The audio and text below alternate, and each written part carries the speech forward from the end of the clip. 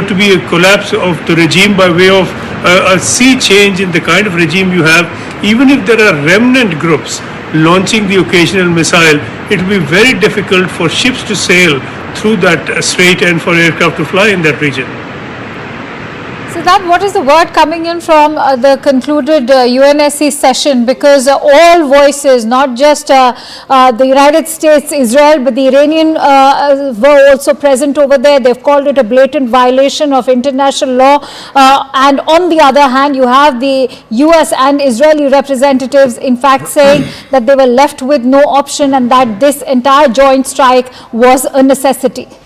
Well, that's right, Akanksha. This is not for the first time that US is walking out of the mediation of taking a diplomatic route. Negotiations were on with Iran. In fact, back then in Trump's first tenure, at that point as well, ahead of Iran and United States could come to conclusion to sign a deal.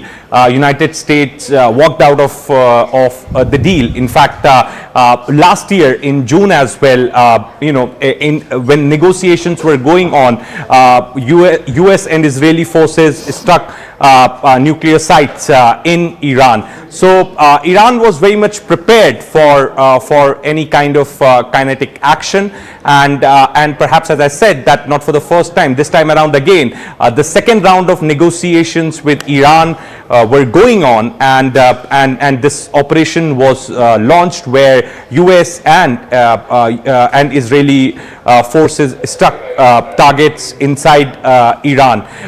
Now, in fact, why this decision was taken suddenly when negotiations were going on? In fact, President Trump deployed Jared Kushner and Steve Witkoff to speak to Iranian Foreign Minister Arakshi.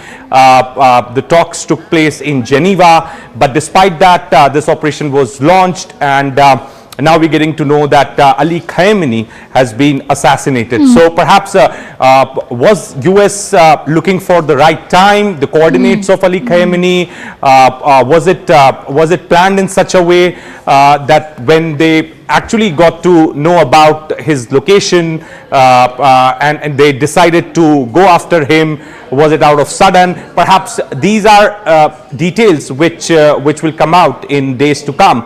But right now we know is that US claims that Ali Khamenei is dead. Israel says that Ali Khamenei has been assassinated, but Iran is silent. Iran is not confirming the death of Ali Khamenei. Perhaps many are saying that they're looking for the succession plan. Once that succession plan will be put in place, maybe after that they could announce or officially declare the death of Ali Khamenei. So, situation is dynamic right now, and it's unfolding, and there are a lot of still there are a lot of developments taking place in the region. Absolutely. We are yet to receive a formal confirmation with regards to Khamenei's elimination. But remember, Iran has now started confirming that indeed the family members, including the daughter and grandchild of the Ayatollah, have been eliminated in this joint strike. The key question being, did diplomacy have any scope, or was this a hogwash, given that the Israelis have confirmed that this joint strike was in the making for quite a few months. Going to slip into a quick break as we bring you all the live and breaking updates on the situation in Iran and Middle East. Stay tuned to CNN News 18.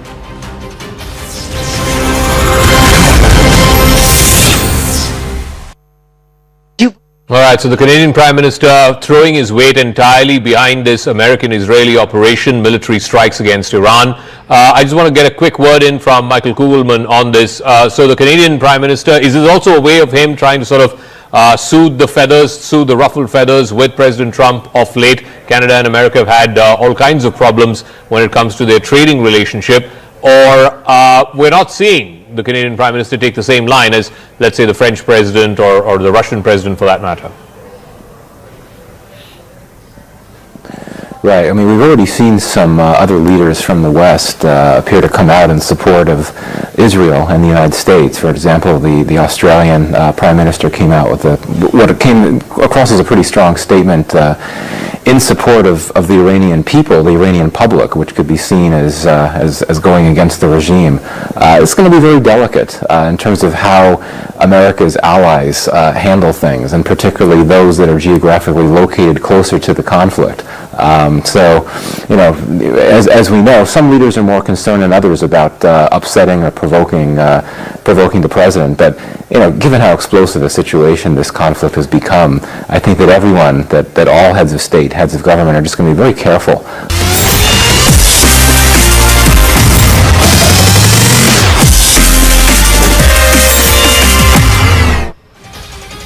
Watching the morning news, I'm Akanksha Swaroop. This is our live and rolling coverage on the situation in Iran and the Middle East. Remember, Israel has begun its renewed wave of strikes on Tehran. This after the US President already announced that the Ayatollah Ali Khamenei has been eliminated in the joint strikes that took place and were conducted under what the US has called Operation Epic Fury.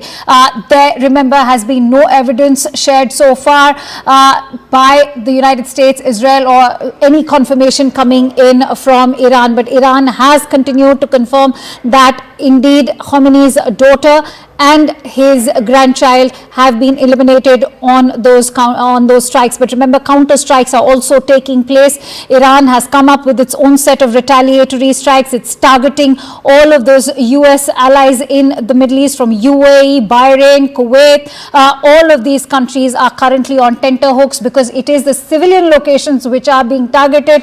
Many of them are in fact airports in Dubai and Bahrain both. On that note, getting in some breaking inputs, reactions pouring in from the international community. And in the latest, the Australian Prime Minister Anthony Albanese has reacted, saying that Ayatollah Ali Khamenei's regime claimed countless lives as he backed US military action in Iran. Tehran is yet to confirm if Khamenei is dead or not. Let me quickly take that forward with Aman Sharma. In fact, Sanjay Suri is currently stationed live in Tel Aviv. He's been reporting since day one, ever since Prime Minister Modi visited Israel. Siddhant also joining me in from the newsroom.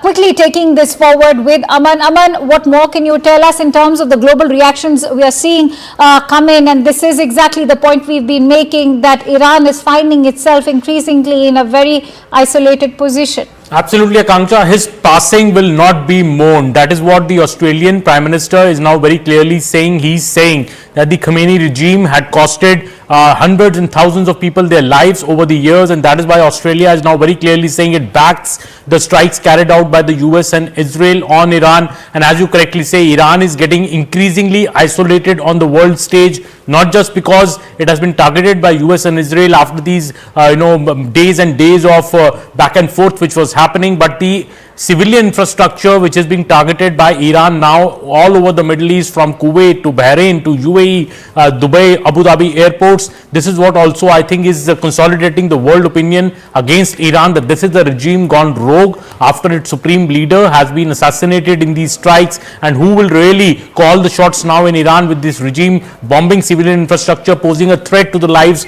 of civilians, shutting down the entire airline infrastructure, airport infrastructure all over the Middle East, the Straits of Hormuz being shut down, which is posing a danger to the oil supplies in the world. The oil prices could rise. So overall, I think the momentum and the sentiment seems to be increasingly against Iran.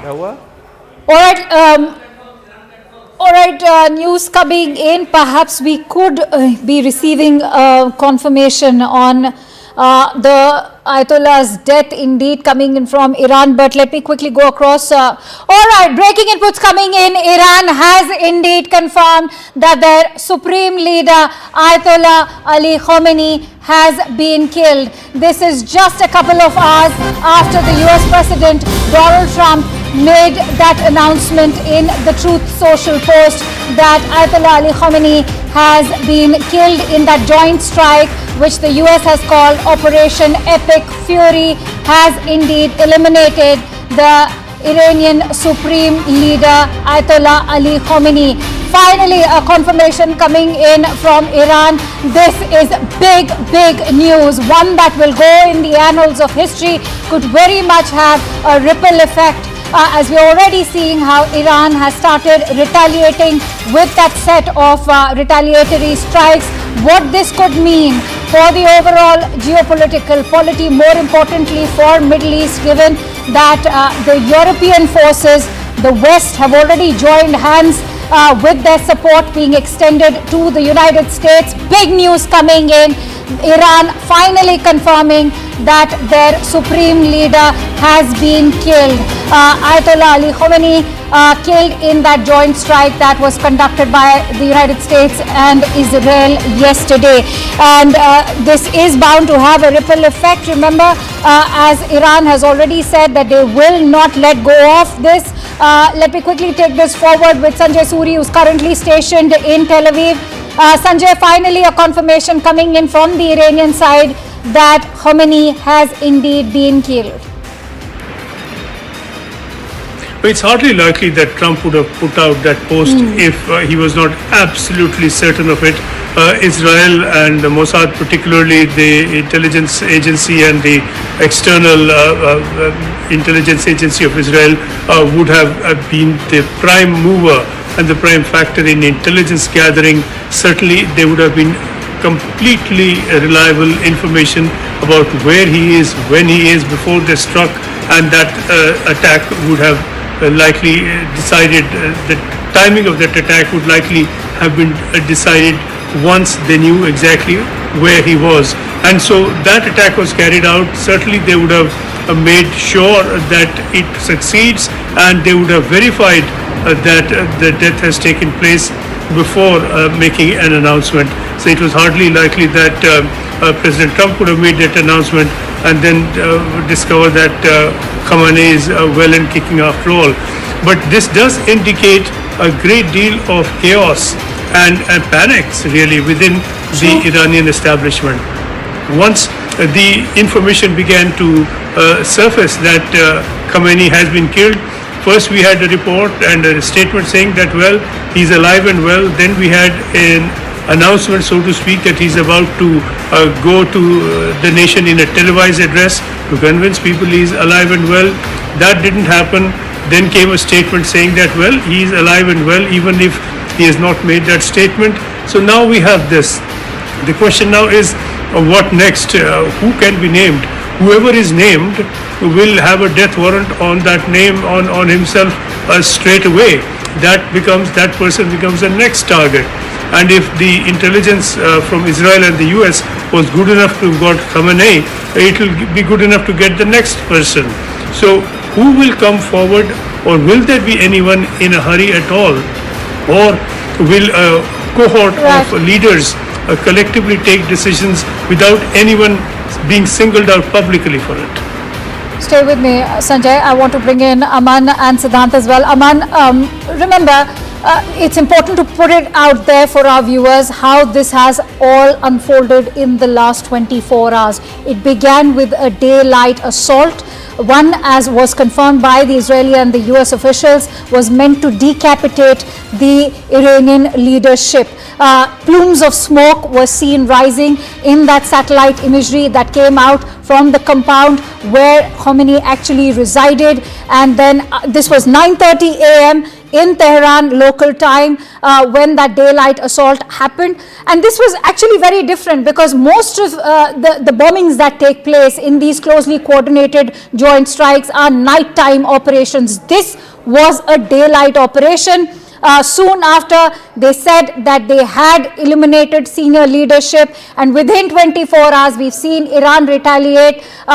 This has been a historic last 24 hours, which of course is going to change the overall historic trajectory of the Middle East. Aman? Well, absolutely, Akanksha. This is big news. So a little over 3 hours after Donald Trump made it public that Khamenei has been killed in the US-Israel joint strike yesterday, now Iran is confirming the same, that their supreme leader Khamenei has been killed in the US-Israel joint strike yesterday on the compound where Mr. Khamenei used to live in Tehran. that was bombed yesterday in a very coordinated and targeted strike, as Donald Trump has described it to be. It is believed that Mr. Khamenei was in talks with his core group at that particular time when this strike has happened. It has not just killed Khamenei, it has also killed the top leadership of Iran, the political leadership, as well as the family of Khamenei. You know, his daughter, his grandchild, other members of his family have also been killed in this big strike. This is the big moment, historic moment, Akanksha, after nearly 4 decades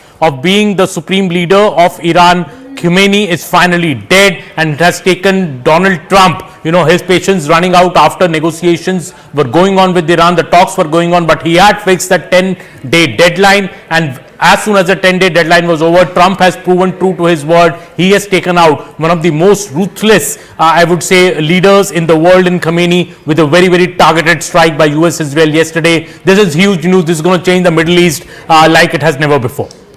Absolutely, and Siddharth, we've been talking about this, how Iran has no option, but it seems like, you know, there is, of course, the IRGC is still very much standing tall. They are digging in their heels, but they are finding themselves extremely isolated because Hamas, Hezbollah, they have been in fact completely or eliminated. They are waning thin in terms of their own force.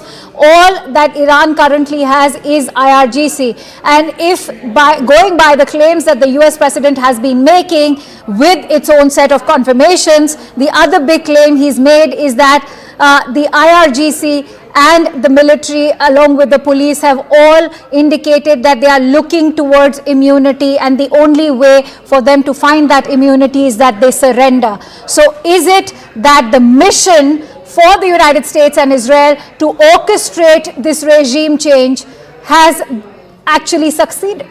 Well, Akanksha, with this acknowledgement, with this confirmation that Supreme Leader Ali Khamenei is dead, perhaps could increase uncertainty not only in Iran but whole of the region, because this could also mean, Akanksha, that hardliners within the IRGC could consolidate power, rival clerics faction could clash, and domestic unrest could intensify. Now, Supreme Leader's secretariat comprises of the top clerics in Iran, perhaps the advisors to the Supreme Leader. Now, there will definitely be a struggle for power. IRGC, as we were discussing before with Aman, that IRGC is the elite commando force of Iran.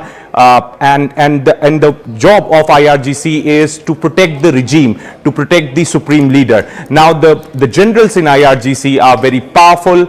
They are in control of sophisticated weapons, missile systems, nuclear sites, etc. Then Basij, again, the paramilitary force of Iran, they control the roads and streets of Iran. They are again very powerful. So this could lead Iran into more uncertainty.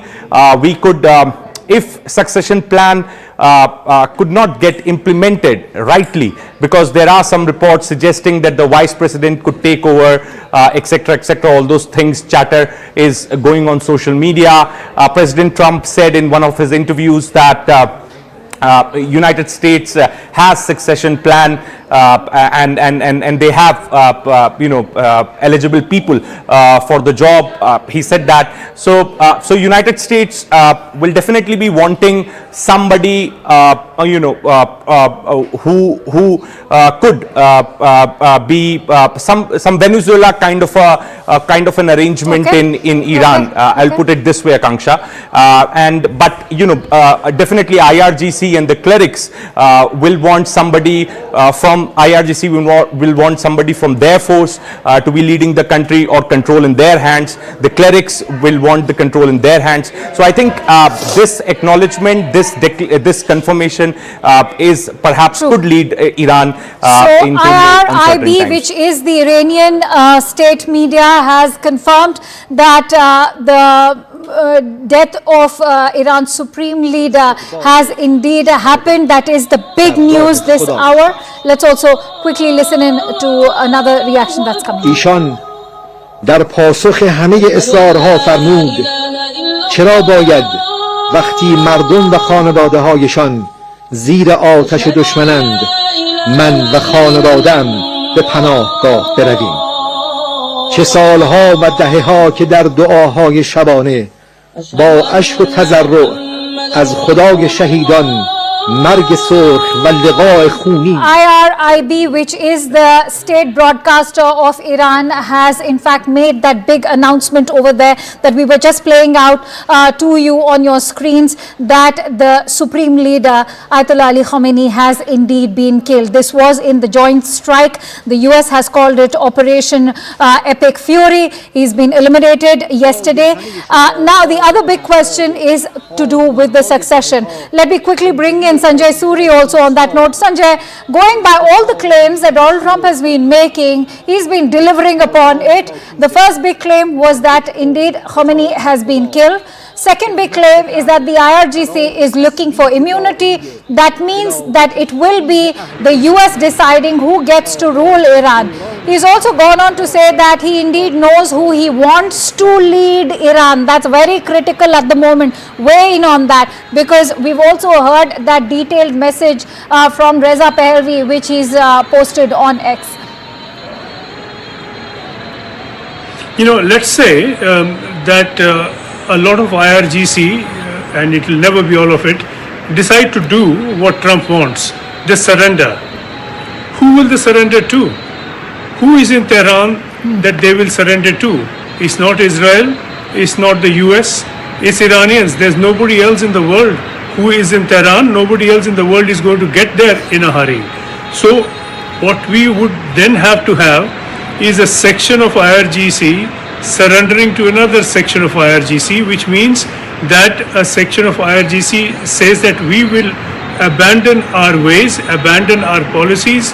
IRGC is IRGC name, but it's a transformed force. It's a secular force. It's a completely different kind of force.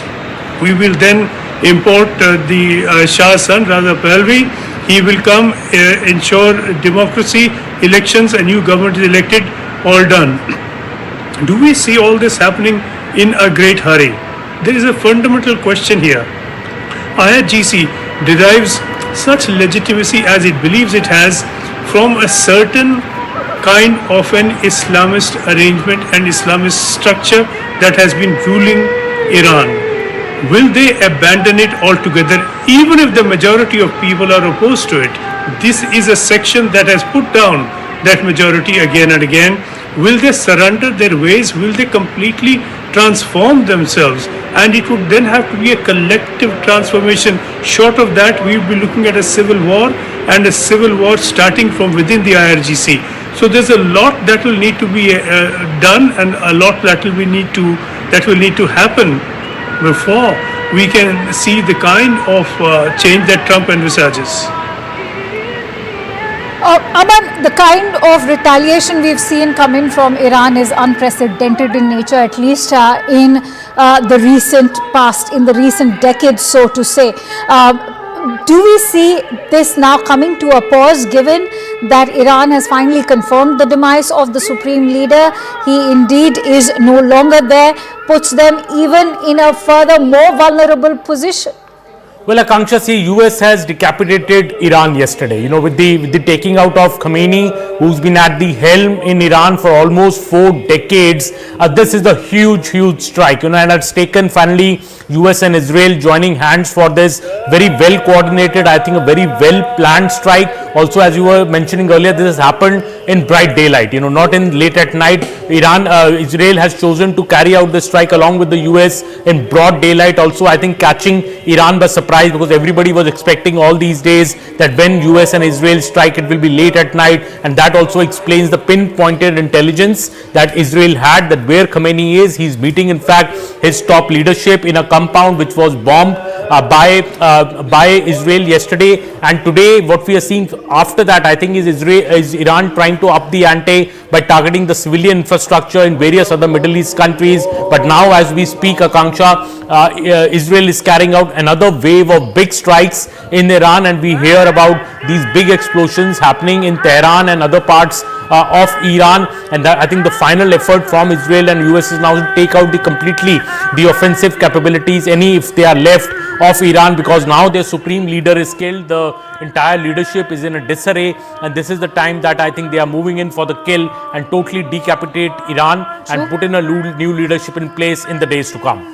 And before leadership is also ensured, Siddhant, maybe you could weigh in on after what we witnessed in the previous June strikes that took place, which were targeting nuclear enrichment sites as well. So whether it's Natanz, Fordo, Isfahan, remember yesterday they were again attacked. Will the United States and Israel ensure that this time around these nuclear sites are completely decimated, because they have ample evidence to already suggest that the nuclear enrichment is still very much going on in Iran? All right, Sanjay, you know, yesterday, remember, we were also talking about how Iran's the scientist, the chief scientist or the leader looking after their nuclear program had also been eliminated in the strikes. That in itself has it's also going to in fact pose a huge hurdle when it comes to taking Iran's nuclear enrichment program any further. Are we now also going to see US strikes targeting these nuclear sites and ensuring that they are completely decimated? Most certainly, that will be a prime aim now of the US and Israeli forces.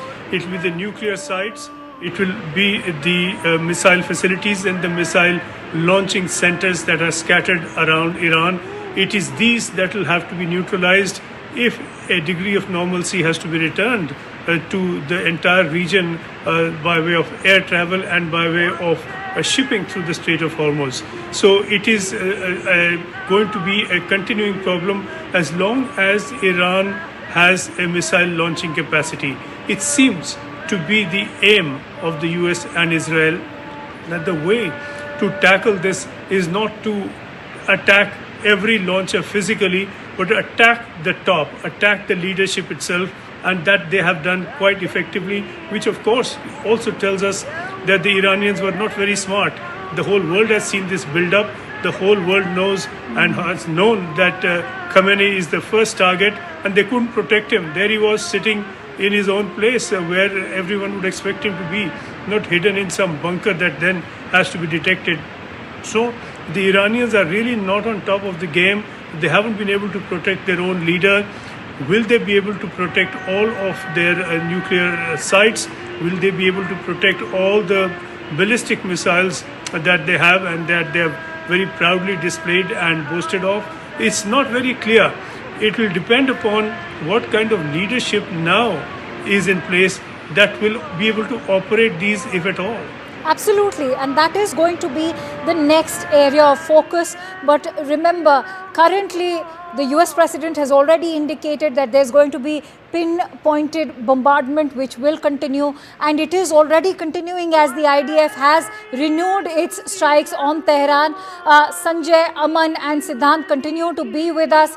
Siddhant, yesterday the leader of the nuclear enrichment program in Iran was eliminated. Now the focus is also going to be on the Iranian nuclear facilities. Remember, there was enough damage done in June, but that still didn't ensure complete elimination of these nuclear sites, whether the ones in Fordo, Isfahan or Natanz. Yesterday, there were more strikes in Isfahan and Natanz as well. Could you also give us a sense of what is the kind of nuclear enrichment program that they are looking at, the details that have been shared by IAEA, sorry. Yes, please go ahead. So, Akanksha, in fact, there are two aspects to look at the negotiations which were going on between United States and Iran. Now, going by the policy of Iran, in fact, they said this many times that there was a fatwa from the Supreme Leader Ali Khamenei that there should not be usage of nuclear weapon by Iran, or Iran should not move in the direction of becoming a nuclear power. And in fact, Iran time and again cited this fatwa by the supreme leader during negotiations at various forums at world stage. Point number one. Point number two, that as far as nuclear sites are concerned, as you rightly said, Fardo, Isfahan and Natanz were hit by the US forces last year in June.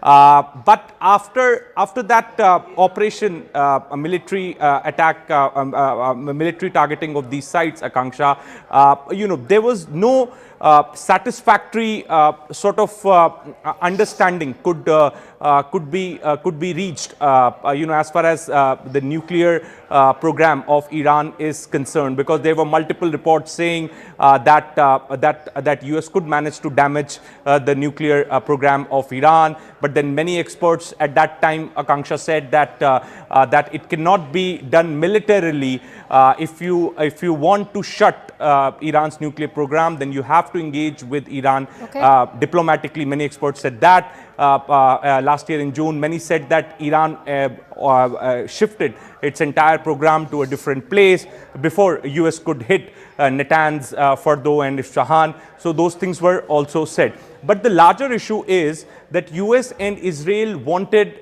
Iran not only to shut its nuclear program, that's one demand, but the other demand was to put end to its missile stockpile, to put end to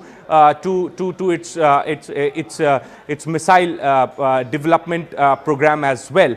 And perhaps each time around, what I could understand after negotiations, after going through various reports on the negotiation talks between United States and Iran, perhaps this has remained this sticking point between the two sides. So, the missile stockpile, missile program of Iran perhaps was a bigger concern for both Israel and the United States. Stay with me. Getting in more breaking inputs. In fact, more confirmations coming in from the Iranian media. What are they sharing? They're sharing the timing of the entire strike, which actually eliminated the Supreme Leader Ayatollah Ali Khamenei. Iranian media sharing this information that Khamenei was indeed killed in the early hours of Saturday. But remember, this was a daytime strike, as has been indicated in the reports by the United States and Israel as well. But this was in the early hours of Saturday. This, in fact, is a breaking away from what we've seen normatively, what strikes look like. These were coordinated daylight strikes on Tehran, and that, of course, sparked Iranian retaliation. But Iranian media confirming that Khamenei was indeed killed in the early hours of Saturday. As we all know, we are sitting on Sunday right now, and so this was roughly 24 hours ago that those strikes killed Ayatollah Ali Khamenei. Aban, as we've been talking about how the US and Israel have gone on to talk about how they were looking at decapitating not just the Iranian leadership, but all of the government machinery, the apparatus of the government. And that is why they made a conscious effort to go ahead with this daylight assault, as they have called it. And that is what it has ensured, a complete decimation of the entire government machinery, because if you go by the satellite imagery that we are bringing to our viewers, it's the entire compound which you can see has this plume of smoke actually rising up, going on to indicate that that's been reduced to now a heap of rubble. Well, clearly, Akanksha, I think the entire idea of this operation, the entire motive behind it is the complete annihilation of the top political leadership of Iran. It's been very clear, and Donald Trump had actually given enough warnings in the days earlier that, if Iran does not listen, does not toe the line, does not sign on the dotted line, there will be very, very grave consequences. And I think Trump has stayed true to his word. This strike was done with pinpointed intelligence, pinpointed accuracy and great force. It's happening in the daylight when Khamenei, along with his top brass, is there having a meeting. What we're being told in his compound, the entire compound is bombed. through a very pinpointed strike which has taken out the entire leadership. In fact, not just the entire leadership, even Khamenei's family has been killed in this particular strike, the details that we are getting. So this is a big strike by Israel and the US together. And right now, after Iran responded to it, and because Khamenei has been killed, also now explains in a way, Akanksha, why Iran has chosen to up the ante further and go and attack the civilian infrastructure in the Middle East. Not just limited its counter-attack to the US bases in the Middle East, but also go after the airport infrastructure in Dubai, Abu Dhabi, in Kuwait, in Bahrain. These repeated strikes which have happened in an attempt to harm civilians. I think this is the regime going rogue in a way, and that is what the US has been saying. And the counter-strikes which are happening right now in Tehran by Israel are aimed at killing all this offensive capability that Iran still holds, and we are then seeing that playing out. So very, I think, a tense situation. In the next few hours, we could have more clarity on what exactly US and Israel have together achieved. But right now, the big story, of course, is that Iran has confirmed that its supreme leader is dead, and after being at the helm for nearly 4 decades. Absolutely, being at the helm for nearly 4 decades, and ironclad rule that he will be remembered for 36 years to be precise. A part of the population, 75% of them, in fact, are the youth. They had lost that connect, and I want to bring in Sanjay on that note. Sanjay, remember earlier also in the wee hours of today, we were discussing the lack of connect with the Ayatollah's regime, even though, of course, the more senior population could relate to him, the ones who actually still had belief in the morality that was brought in by the Ayatollah. But much of the population is now the youth, which were born after 1979, post that revolution. What will this mean for the youth today in Iran? Will US be able to usher in a new era of politics as far as the activists are concerned? They've been calling for democracy to be restored in the Middle Eastern nation. That is a factor, Akanksha, but we do want to remind ourselves that it's not perhaps necessarily an absolute and straight division between youth and age here. There would be people within the establishment who would have been opposed to these ways, recognizing that there is a groundswell of opposition to it. And there is a question that does arise from the manner of this assassination or taking out of Khamenei. He was sitting in his own home together with his family, together with his advisors, and for the Iranian government to have let him be there, for everyone around him to have let him sit in his home at breakfast, it would seem, with his family. I mean, how unbelievably dumb is that? And that does lead to the question that was there a leak within the system immediately around him that could have alerted the Israelis and the Americans that this is where he is and when he is. The intelligence they would have had, certainly satellite intelligence, certainly electronic intelligence, but for them to have struck, they are very likely to have had human intelligence as well. So there will arise a question whether there's a conspiracy here, a conspiracy against Khamenei that led to a tip-off that he would be where he was, and even more perhaps than a tip-off to make sure that he is where he is and then do the tip-off. We are speculating here without doubt, but there is without doubt a question how he could have been placed there as a sitting duck in his own home when there was a build-up of these forces out to target him primarily. That then leads to this question about the groundswell, and that certainly is mostly youth-led, and they are opposed to this kind of Islamism that's being forced down their throat. They don't want it. They're exposed to the world and the ways of the world. They want it done differently.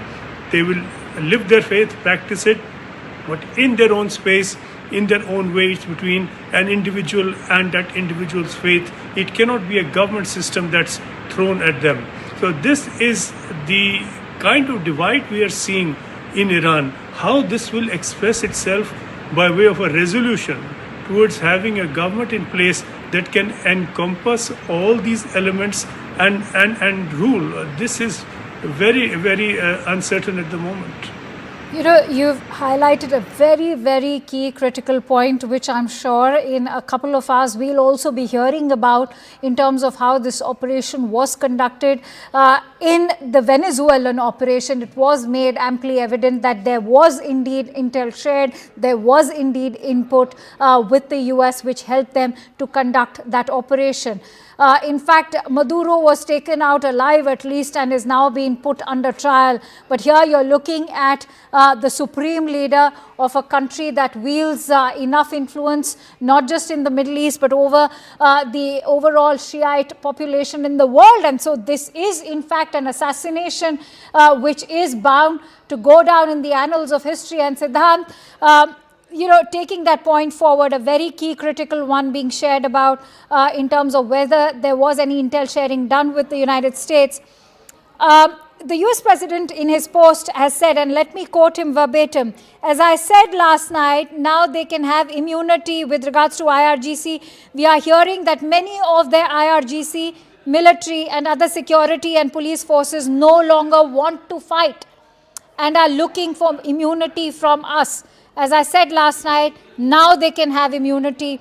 Later, they only get death. Is that an indication in itself that, yes, perhaps the overall power structure has already been undergoing a change while Khamenei was still alive? Well, that's right. So, Akanksha, this has been going on from quite some time. In fact, US and Israeli forces intelligence was preparing to take down Khamenei from a very long time, and they were seriously pursuing this task. So, if you look back how it all started, now Iran's main tool of domination in the region was its proxies, Akanksha, Hamas, Hezbollah and Houthi rebels. Now, it all started by eliminating senior Hamas leadership.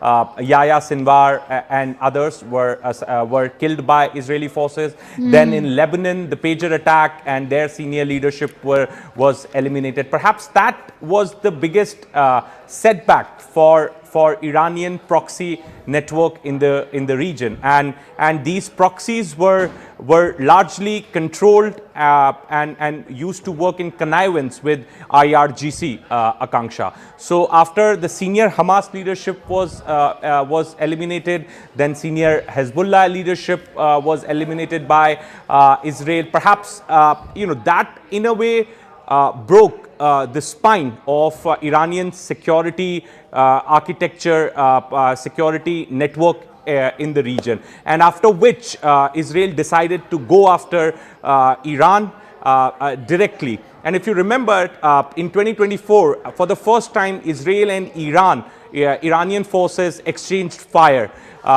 which lasted for a few hours because of the air defense systems put in place by US and allies.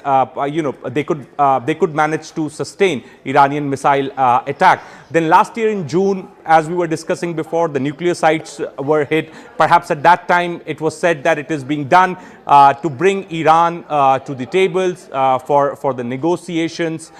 Then the protest broke out in December. Economy is not doing good. University students, traders, etc., hit the streets, and there were repeated calls from US President, Israeli leadership for a regime change. And as you said, now coming to your question, so all these developments made IRGC and those who were loyal to the regime perhaps believe that regime could collapse.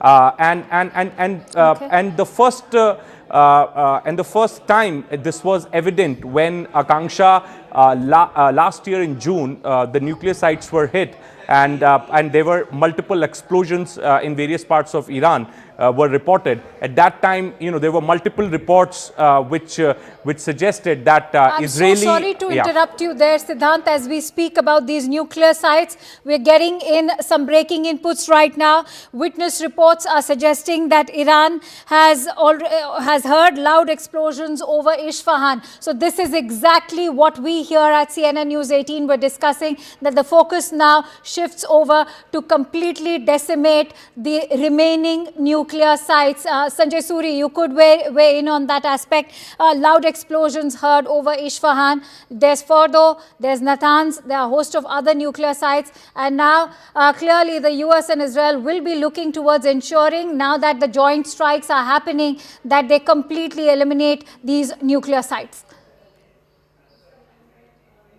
We heard the claim, Akanksha, from Trump earlier that the nuclear capacities of Iran had been obliterated, and that was in the last strikes. Clearly, they were not. And reports have surfaced that a lot of the enriched uranium had been stored particularly at the Isfahan site. And that certainly will be the target, and that is an area that Iran has taken a lot of steps to protect further in recent days and recent weeks. We've seen several indications of that through satellite imagery. A question then is a very critical question, how deep the attack goes now physically into the Isfahan facility. If it were to hit the uranium itself stored there, what that could result in, and that is a question that has worried IAEA, and if it has worried them, it should worry us all. They have said that so far they have no reports of any radiation arising from there, and that there has been no consequence from any damage done so far. But if there were to be damage, and if you are looking at missile attacks, they are not going to be discriminating about where to hit, what to hit, how to contain what. This is going to be a blast. And if that blast is effective, will it hit the uranium itself? What could that lead to? This is not the primary question for Israel and the US. Their mission is to finish the nuclear capability. How it is done and how it can lead to difficulties certainly is a question for Iran. Absolutely, because the IAEA has also reported that there is a lack of access at least to two key critical nuclear facilities, one in Fordo, the other in Natanz. Now remember, there are 6 of them, and right now what we can tell our viewers is that Isfahan has reported loud explosions. So it does seem like in this entire week that the US President has indicated there will be pinpoint bombardment is the term that he's used.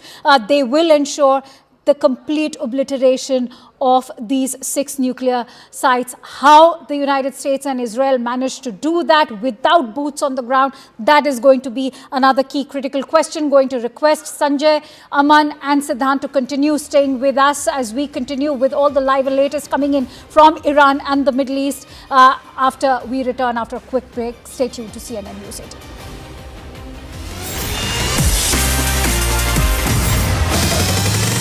Infrastructure and civilian places are targeted. Were also present over there. They've called it a blatant violation of international law. And on the other hand, you have the US and Israeli representatives, in fact, saying that they were left with no coming in with regards to the killing of Ayatollah Ali Khamenei. The biggest information that was actually passed on was by the US President himself as he took to Truth Social to declare that the Ayatollah is dead. Is he using this as a leverage, as is being claimed by the Iranian media? We do not know. No official confirmation coming in from Iran. In fact, the Israeli side also from Israel's foreign ministry, in fact, as far as the Iranian foreign ministry is concerned, that is actually negating the reports. Let me quickly bring in Sanjay Suri from Tel Aviv at the moment. We'll try and reconnect with Sanjay. He's currently stationed in Tel Aviv. Also, Siddhant will be joining us in just a bit.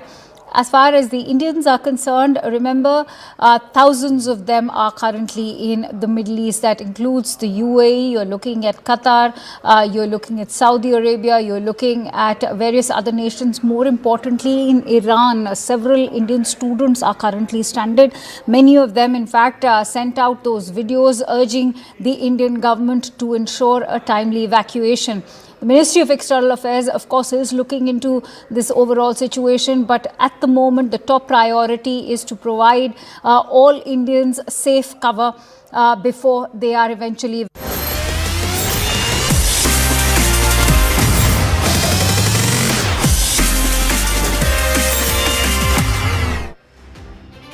All right, this is a watershed moment. As we all know, the Supreme Leader of Iran, Ayatollah Ali Khamenei, has been indeed killed. A confirmation that was first shared by the US President himself on his Truth Social post, and then later on, in a couple of hours from that big announcement, it was the Iranian state broadcaster also coming up with that announcement. This is 24 hours roughly after those joint strikes took place in Tehran that not just eliminated the Supreme Leader, but also his entire family, including his daughter, his grandchild, and the government machinery. More importantly, its Operation Epic Fury, what has been called by the US. But more importantly, now focus also shifts on to what is endgame Iran for the United States and for Israel. Is it the complete decimation of the nuclear sites, 6 of them in Iran, or is this also going to ensure a regime change,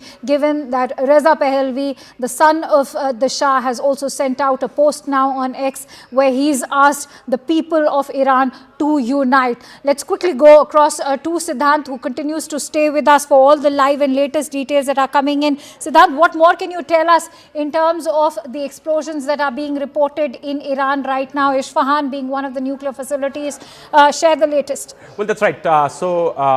Reports are telling us that there was a massive explosion which was heard in Isfahan, the same place which is famous for Iran's nuclear enrichment program. And in fact, last year in June, Akanksha, when US forces struck targets in Iran, one of the sites which was damaged was a site in Isfahan. So again, explosion is heard in this city of Tehran, which is known for its Iran's nuclear enrichment program. Now we are still awaiting more details on this particular development, but all we know is that a loud explosion was heard a short while back in Isfahan.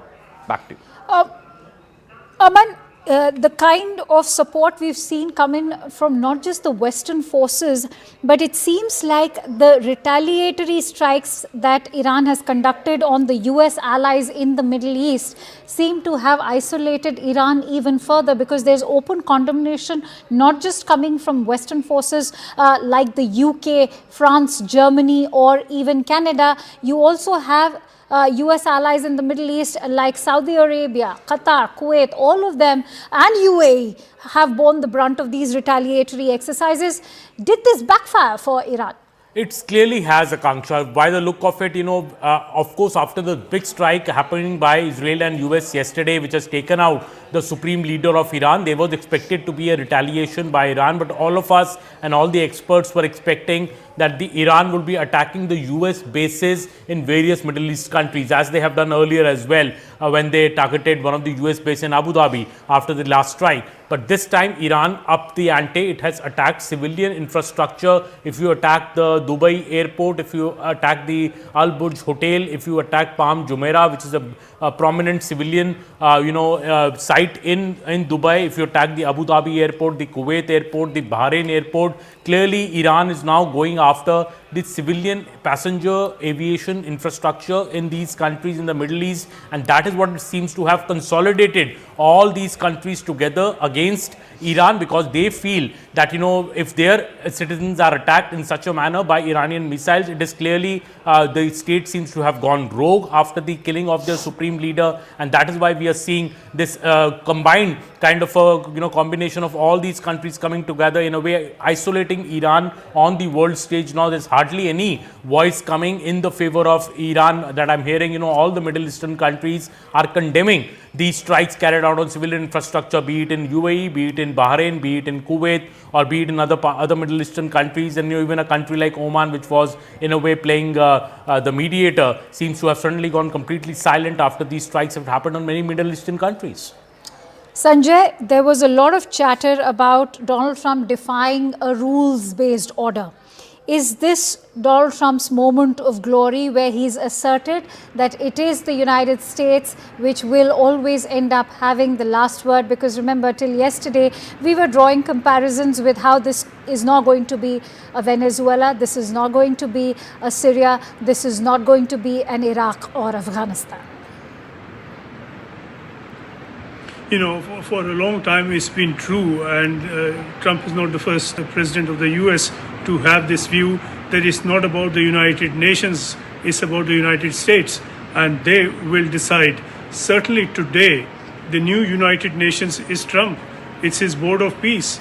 That is the new UN Security Council with him in charge. That is how he will decide, and to the extent that there's a Board of Peace, even within that, it's not certain that all members can have their voices heard and have any action follow. Their line of wish or reasoning is going to be Trump and Trump's wishes all the way. He's formalized it through the Board of Peace. That Board of Peace is not necessarily a Board of Peace. It was intended and set up for peace in the region. What we have now, almost as the first action of the Board of Peace, is this war. Is this assault? So Trump can create a body, he can create it in his way, call it what he wants, and then do what he wants. This is really Trump calling the shots in every way around the world. Certainly within the US, it's a similar disregard for the Congress or even for the rule of law. Even the Supreme Court ruling, he can't constitutionally change its ruling, but he has condemned them. He's almost abused the Supreme Court for its ruling on the tariffs. So in his worldview, it is just him. And whether there can be a check on him, who knows? Can the Congress do it? We'll have to see what happens next week. Stay with me. Getting in more breaking inputs. In fact, the Wall Street Journal is reporting the details of that entire joint strike that took place, being called Operation Epic Fury. Israeli aircraft dropped 30 bombs on Khamenei's headquarters. Remember, this was a daylight assault. Much of it was only to ensure that the entire government machinery is at the desk when they make that strike, which is why they made a conscious effort to keep it as a daylight assault, so that there is a complete wipeout of the Iranian leadership, including the government officials. And Wall Street Journal now sharing the details that Israeli aircraft dropped 30 bombs on Khamenei's headquarters. Let me quickly take that forward with Siddhant. Siddhant, what more can you tell us with regards to the details that have been shared about Operation Epic Fury? No, definitely, Akanksha. This was being planned from a long time. In fact, the US and Israeli forces were looking for the exact coordinates of Ali Khamenei from a very long time, and in fact, the time they saw the opportunity to go after him. In fact, then this operation was launched by US and Israeli forces. Now, Wall Street Journal is reporting that 30 bombs were dropped by Israeli forces on the premises of Ali Khamenei, the compound where he was holding meeting with the other senior officials in his secretariat. All right, Aman, this is in fact, the question that keeps coming back to mind is that, was diplomacy ever a possibility, given that Omanian officials were indicating that they will be taking the talks over to Vienna next week. The talks had reached a level of technical understanding, is what they had said, that they were able to bring the Iranians onto a middle ground. The Iranian Foreign Minister Abbas Araghchi had also indicated that there was sufficient progress. And if all of that was being discussed, then what was the need for these strikes? Then perhaps the elimination of the supreme leader was always the agenda. Aman. It seems that, Akanksha, that, and Donald Trump, I think, had put his mind to this, and though the talks were happening on a parallel channel, I think Donald Trump was on a different channel. Donald Trump was very clear that he had given a 10-day deadline to Iran to toe the line, and he had been issuing repeated warnings that, there'll be very, very grave consequences if Iran does not toe the line. He had even said that aboard, I think, his aircraft to his journalists that, I am only waiting for the deadline to end, and, staying true to his word. What has happened yesterday in Tehran is, I think, Donald Trump walking the talk and clearly taking out the Iran's top leadership. These strikes, as Siddhant was earlier explaining what happened in Venezuela earlier last month, or what has happened in Iran now, these are unprecedented global developments, and this is also portrays that Donald Trump has a mind of his own. What Donald Trump is going to do next, nobody's really going to predict. He really ups the ante, he pushes the bar, and he wants the world to be like Sanjay Suri was earlier saying, he wants the world to be like he wants the world to be. So he will, impose all kind of costs to achieve that. This is a very, very different US regime under Donald Trump. He has really pushed the bar, and with Iran, ending a nearly 4-decade-long reign of Khamenei by eliminating him along with his top political leadership, top defense officials, as well as his family, is something that was not imagined till a few months back. But Donald Trump has managed to do it along with pinpointed intelligence and with the help of Israel. So I think there is a lot of chaos which is right now ensuing in the Middle East because of this big move by Donald Trump, done clearly without any congressional approval as well. And as Sanjay has been reporting from Israel, that Donald Trump is really not known to take any approvals. He does what he wants to do, and we are seeing an impact. This will be go into the annals of history as one of the big steps taken by Donald Trump, and one of his big decisions. Will it be a good decision or a bad decision? Only time will tell. So, Sanjay, the other focus, as Aman highlighted, is of course on how to calm down the tensions now. It's about finding order in chaos, while succession, leadership, the change in regime, all of that is one primary concern. The other is how to stop these retaliatory strikes. And the third is going to be the impact on the global economy. You're looking at how the US conflict could actually drive up the oil and energy prices, could also impact the overall supply chains. How do you speak to those fears at the moment? Those, Akanksha, will be knock-on effects. At the moment, the focus is on knocking down what Iran has, and the knock-on effects will come as they do, when they do, and in the way they do. At the moment, the aim will be to finish the leadership with a view to having some sort of a substitution in place that will perhaps be able to silence and to stop the missile threat from Iran. And as long as that continues, there is going to be a significant problem and a massive problem really in the entire region. And this will be something that will depend upon what kind of substitution now comes in, whether it's a substitution that's Khamenei-like, it is his immediate circle that succeeds and continues with his ways, which is what would appear likely, or whether there is some sort of an insurrection and whether there is a civil war that overthrows the kind of group that has led this. There would have been a caucus in charge and there would be others opposed to it. It is that kind of politics that will decide what happens next. So far, the actions have been from air, but there will be a limit to what can be done by air. By air, you can take out leaders, you can take out targets, you can take out positions. You can't substitute leadership from the air. That will have to come from within Iran.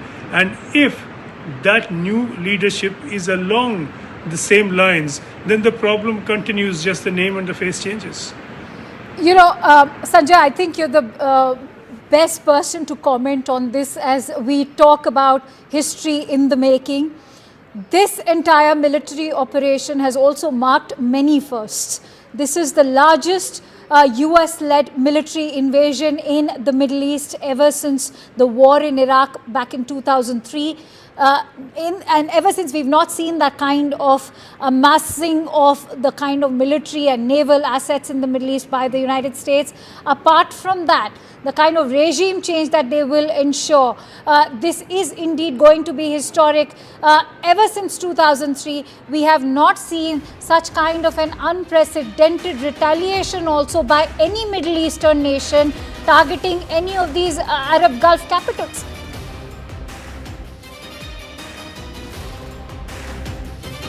All right, we're also getting in breaking inputs coming in that an Iranian anchor actually broke down after Khamenei's death. Maybe we can also play out those visuals in just a bit. Visuals are in fact on air. That Iranian anchor actually making that announcement. Remember, he was the supreme leader of Iran, the Ayatollah Ali Khamenei, and as that anchor actually made that announcement, she actually broke down. It is indeed a very challenging time. Ambassador Deepak Vora is joining me live. Ambassador, this is in fact redefining of history.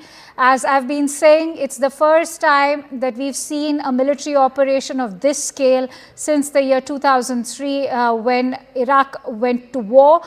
Secondly, also the unprecedented nature of the kind of retaliatory strikes we've seen coming from Iran. And you have the supreme leader being eliminated. What do you make of the situation at the moment? Everyone is on tenterhooks, not just the Middle East. Well, thank you very much. Always a pleasure early morning to be with you. And I was listening to your conversations, which are absolutely outstanding. Your knowledge of the region is excellent, Beta. May I compliment you? Thank you, Ambassador. I've been 20 years there. And there are many who will talk through their hats about what is happening over there. This was a brutal, unelected, undemocratic regime. Who elected this joker? I'd be happy to know. This is an institution. Iran is not a personalized dictatorship like Libya was. It's an institutionalized dictatorship. So the Ayatollah Ruhollah Khamenei named this character. This character is 90. If he is about to die, he would name another Ayatollah. What's going on? What are the people of Iran? What is the possibility they have of choosing their own leader? I believe, and this I'm saying after being in that region for a long time, I believe that the United States has done a favor to democracy in the Middle East. This was the one holdout. The others are hereditary monarchs, fair enough. But they have also, like Saudi Arabia, UAE, started now relaxing their stranglehold on the system. But these guys were not. May I also tell you something, ma'am, about how Islamic they are? You do recall, I'm sure your other guests will recall, 1980 to 1990 when Iran and Iraq fought a war. Forgive me, I'm still sleepy. When the Shah was booted out, I was in that region. And then, of course, these fellows came and then they fought a thing. At that point of time, the Ayatollah Ruhollah Khomeini said, this is not an Iranian revolution, it's a Middle Eastern revolution. Now, let's target all the monarchies and kick them out. Well, that was hardly intended to win friends and influence people. So the monarchies told a fellow called Saddam Hussein, go beat up these guys. They fought. 10 years, the war was inconclusive. Thereafter, the Arab Spring in 2011. Oh, says this same Ayatollah fellow. I'm sure he's with whoever he has to be in heaven. Oh, this is not just an Arab revolution, it's an Islamic revolution. What's going on, I say? Who on earth are you? Are you appointed to spread Islam throughout the world? No, thank you, I don't want it. So, ma'am, I'm sorry if I'm firm about this, but having seen the kind of havoc that this man has played, what is your issue with Israel? Ma'am, if your experts can tell me, why does Iran, which is not even a Middle Eastern country, 2,000 kilometers away from Israel. Why do you hate the Jews? Why does your constitution at one time say Jews have no right to exist? Have the Yehudis, have the Jews, I have a Jewish son-in-law, have they ever said that Iran has no right to exist? Why are you messing around there? Why Hezbollah, Hamas, Houthi? Who are these characters? Your uncles, your sons-in-law? Stay where you are. You were doing extremely well. Okay, the Shah was a stupid fellow, but the people were happy. You had food, you had bijli, you had pani, you had everything. Now you have very little left. 46 years, what do the people of Iran have? So what do I see happening? The institutionalized system of a theocracy is going to collapse. You can abuse and curse all you want. Trump shouldn't do this, Trump is a You scoundrel. know, Trump is... Ambassador, that's a very interesting point that you've raised. But, you know, the examples that we have, as history has seen, whether it is Iraq, whether it is Afghanistan, whether it is Syria, whether it is Libya, and as recently as even Venezuela. The way these countries have in fact operated after the US invasions or the foreign interventionism as it's being labeled, that's not been very heartening, and that's also a fear that's plaguing many. Which way do you see Iran actually headed? Do you think that their economy will be able to resurrect as has been the need? The people over there have already said that enough is enough. Not only are they compromising with human rights, as far as the economy is concerned, there's a perpetual cost of living crisis, one that's not just plaguing the urban centers, say of Tehran Bazaar. You have it reaching now even the hinterlands. You are so right. The Rial has collapsed, you know that, after the Yes. American invasion or the American-Israeli attack. It's gone. Ma'am, I'm an economist. And sir, you're on the panel, I see you. What did the regime do when inflation crossed 300%? Okay, we'll give $7 a month to each Iranian family so they can have rice on the table. Is this an obscene joke? Are you messing around? Are you playing around with the emotions of people when they're hungry stomachs? You say we'll give you $7 a month? No, ma'am, it doesn't make sense to me. The regime had to go. They've offended everybody. What's the point of hitting Saudi Arabia and UAE? That's exactly the point I've been raising, that perhaps backfired for them. Their own Islamic nations are now against Iran. So Iran couldn't be in a more isolated situation. And Thank you. Since you spoke about the Israeli point of view, I want to quickly bring in Sanjay Suri. Remember, he's been stationed in Tel Aviv since day one, since Prime Minister Modi, in fact, made that visit to Israel. Sanjay, please weigh in on the point of view of the Israelis. As I said, everybody's been talking about endgame Iran for the United States. But what is endgame Iran for Israel? Well, the endgame has begun now. And the endgame really was three-fronted. One, regime change. There is a belief in Israel that there can never be a reform or change in Iran, given the kind of Islamist regime that was in place. Second, to finish once and for all the nuclear capacities of Iran. And third, to decimate its missile system. All these three working together have been a threat to the very existence of Israel, to the very survival of Israel. Israel has taken the view that it's been going on too long.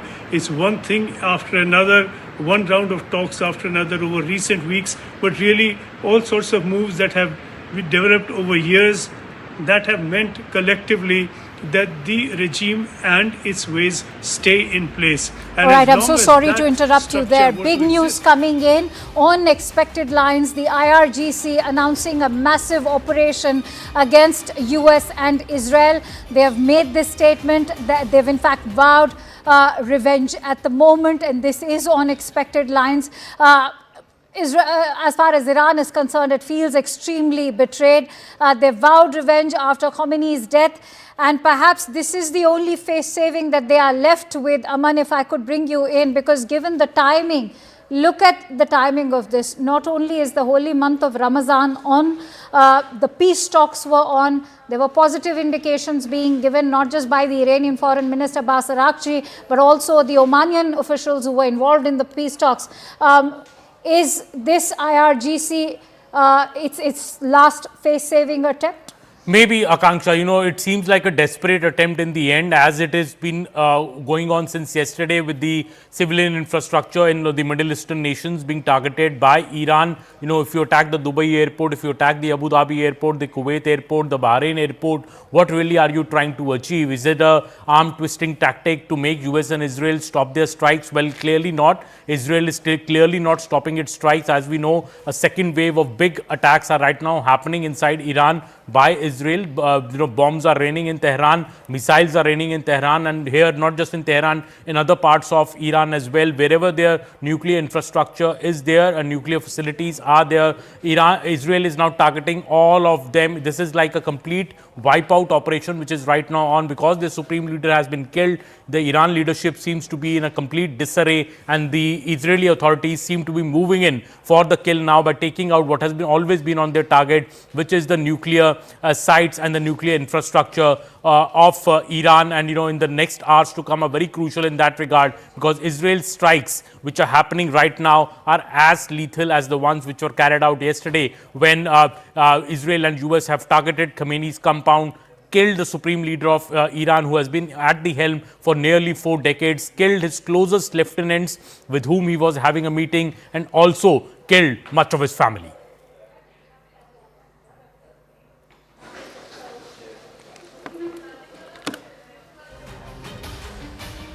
We continue to get you the latest. My colleagues Aman Sharma and Siddharth Pishra continue to be with us. Sanjay Suri is joining us live from Tel Aviv. Welcome to our rolling coverage. I'm Shivani Gupta. Ambassador Deepak Vora is also with us. Ambassador, Donald Trump puts it as the elimination of evil.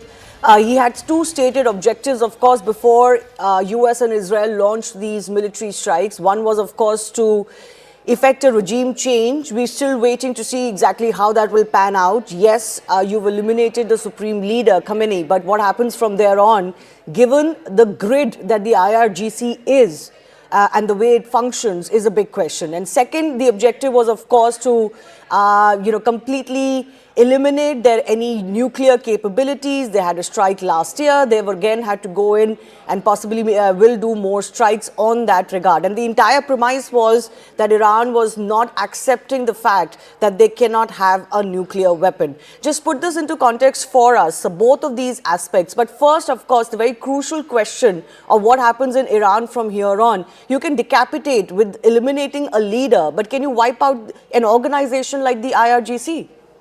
Yeah, that's a very intelligent question. I have a group, my own WhatsApp group, and several retired Israeli officials, military, civil, and from across the world. We talk regularly. I've just got a message about 3 minutes ago from an Israeli general. Now, I don't know if this is true. I'm unable to confirm this. But what he has said is, in their hundreds, I repeat, in their hundreds, IRGC fellows are surrendering to us in Lebanon. I don't know if this is true. This is a claim that has been made. I have no way of independently verifying it. Ma'am, the IRGC will collapse in 48 hours. Because when they realize that death stares them in the face and America is not going to relent, they will, exactly what happened with the Iraqi army. I was there when Saddam Hussein was taken out. They all shed their uniforms, put on civvies and ran home. Mummy, I've come back. The same thing I see happening here. They were personally loyal to the previous Ayatollah and then to this fellow.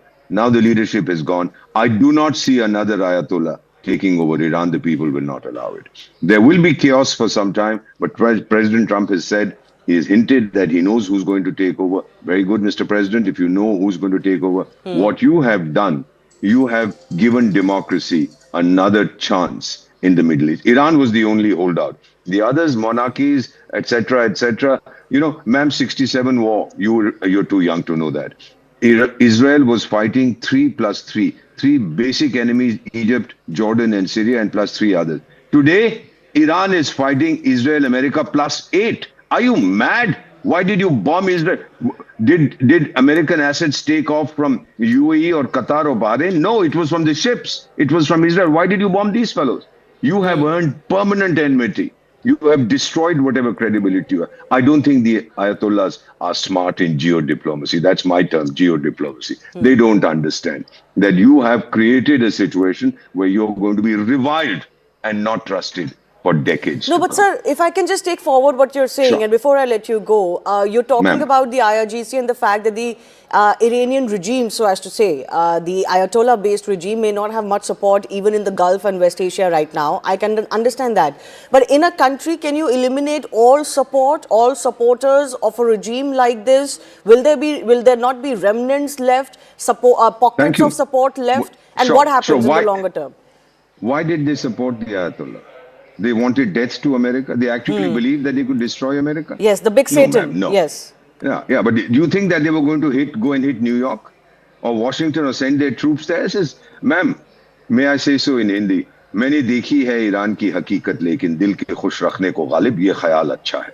What is this death to America? What have you got in 46 years? They've sold you snake oil. Your lifestyles have collapsed. Your women are oppressed. Your people are oppressed. This is Gen Z. They're out on the streets as we speak. Nobody wants the Ayatollah regime except a few diehards who were benefiting, transferring their money to Dubai. What's the point in trying to hit Burj Khalifa? Who are you trying to impress? So what? So, ma'am, my own feeling is within the next 48 hours, you'll see a transitional government. I've seen this. I've been 52 years in diplomacy. A transitional government in Iran is going to come. Now, I see that you have some brilliant people there, so I must take leave. Thank you so much, match sir. their eloquence. Thank you, beta. God bless you. Thank you And so please much carry for forward. making time. And thank you so much Thank for you, your beta. inputs today, this morning. It's been a very eventful morning. Sushant Sareen, geopolitical expert, is also joining us. My colleagues continue to be with us. But Sushant, do you want to take that forward? Exactly how does a transition happen? Will the, that house of 88 clerics appoint somebody quickly enough to suggest that, yes, they're still very much in control, or is that all done and dusted with Khamenei?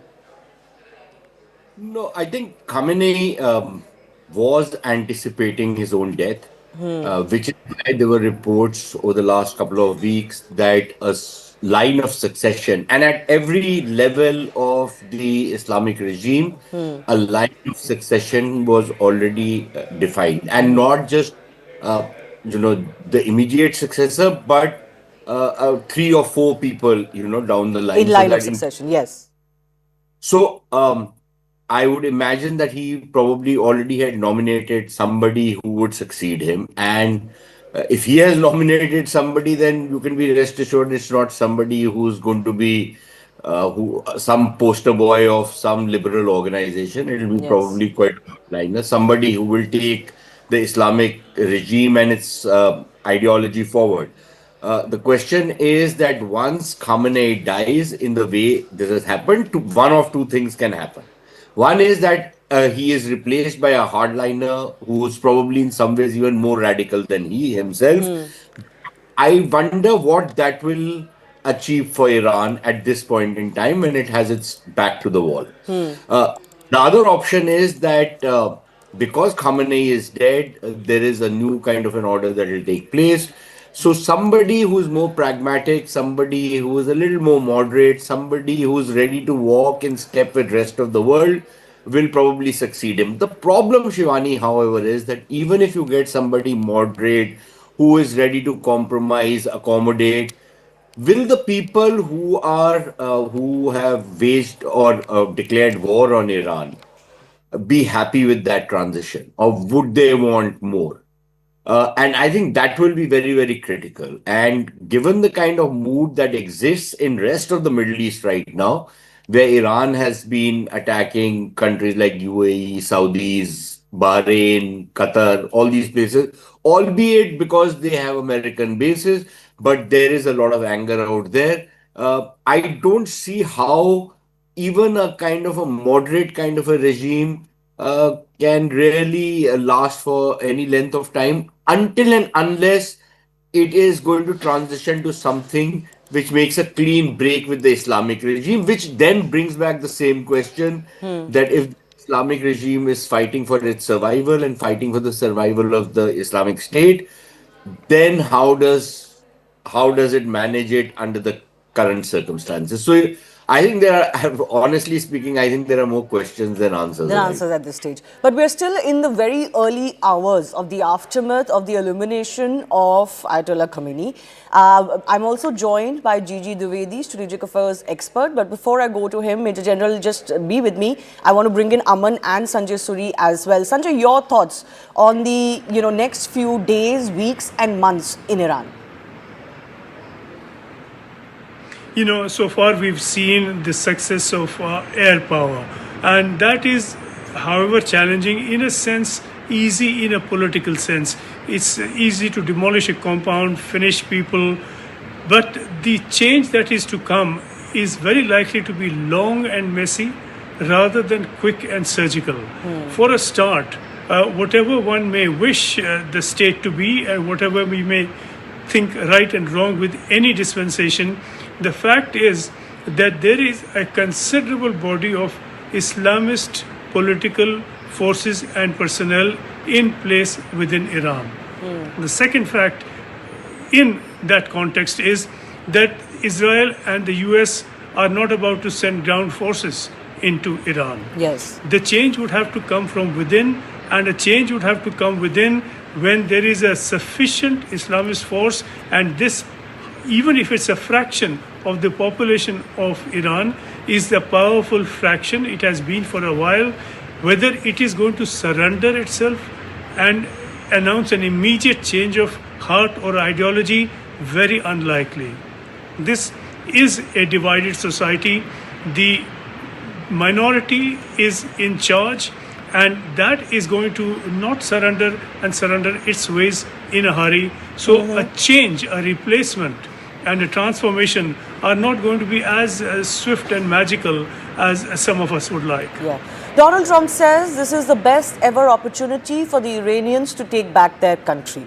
Now, what happens from here, exactly which set of the Iranians are going to, quote unquote, take the country is the big question. There's a certain direction, certainly, Aman, that Donald Trump would like. He's already hinted. He has an idea about who's going to take over. But this has the potential. This action has the potential now to change the entire Middle East region, its politics. Our experts have been pointing out at the fact that Iran, possibly in its desperation to hit back, ended up attacking a lot of civilian areas in a lot of these Gulf countries, and it's not really earned any friends because of that. India is also a very important player in this region. It has a lot of friends. Iran is a long time, almost a civilizational friend of India.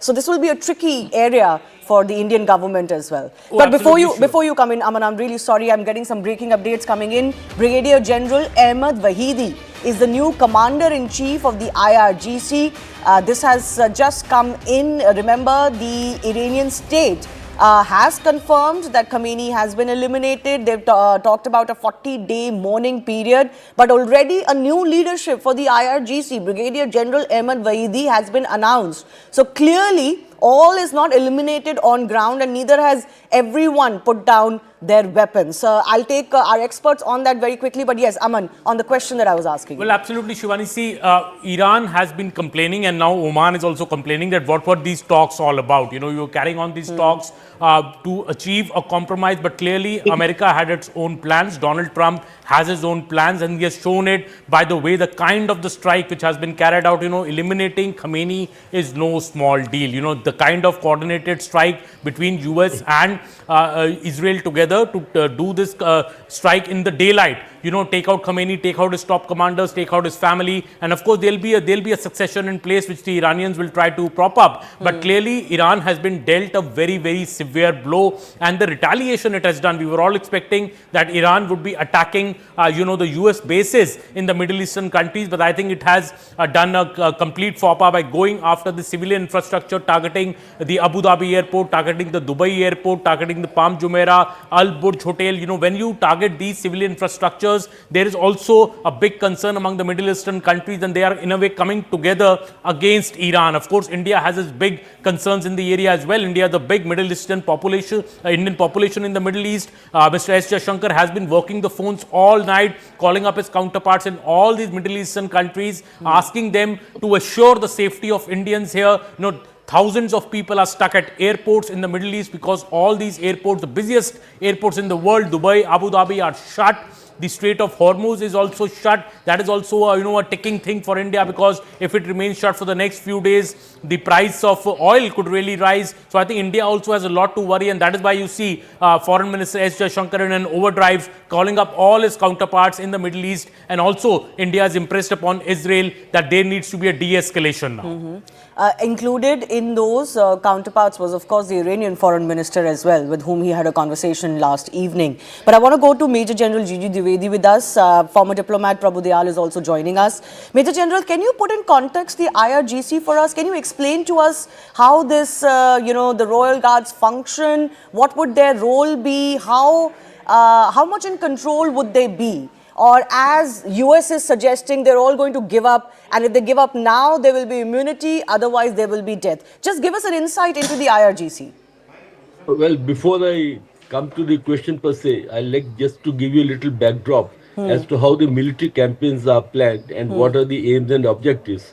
Every military campaign has two dimensions. One is the political dimension, one is the military dimension. Military dimension is easier to execute because these are very straight-cut, objectives and the plans. But the political objectives are always very complicated. Yes. Like right now, we are seeing the military dimension as a military.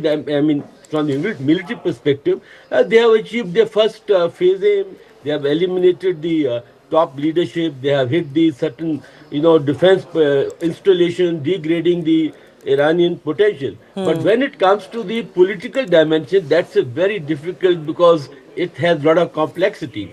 Now, there are two issues to it. You see, in Iran, both political and the military, they share power. After all, IGC is I would say, the military wing of the clerics of the military wing of the dispensation. So therefore, they are quite deeply linked, and they are part of the running the country, part of the process, and executing the political aims and objectives. You see, in every military hierarchy, there's a very clear-cut, line of succession. Even in the lowest of units, you will have the people, one after another who will take over. So IRGC succession is easier because it is well defined, and they have already, as you mentioned, that they have Brigadier General Ahmed Wahidi has been appointed. Now that is one part of it. But how the political succession is going to take place, that's very complex because there are two issues to it. One is internally driven. If they have the internally already chalked out who will be next or next, that is one.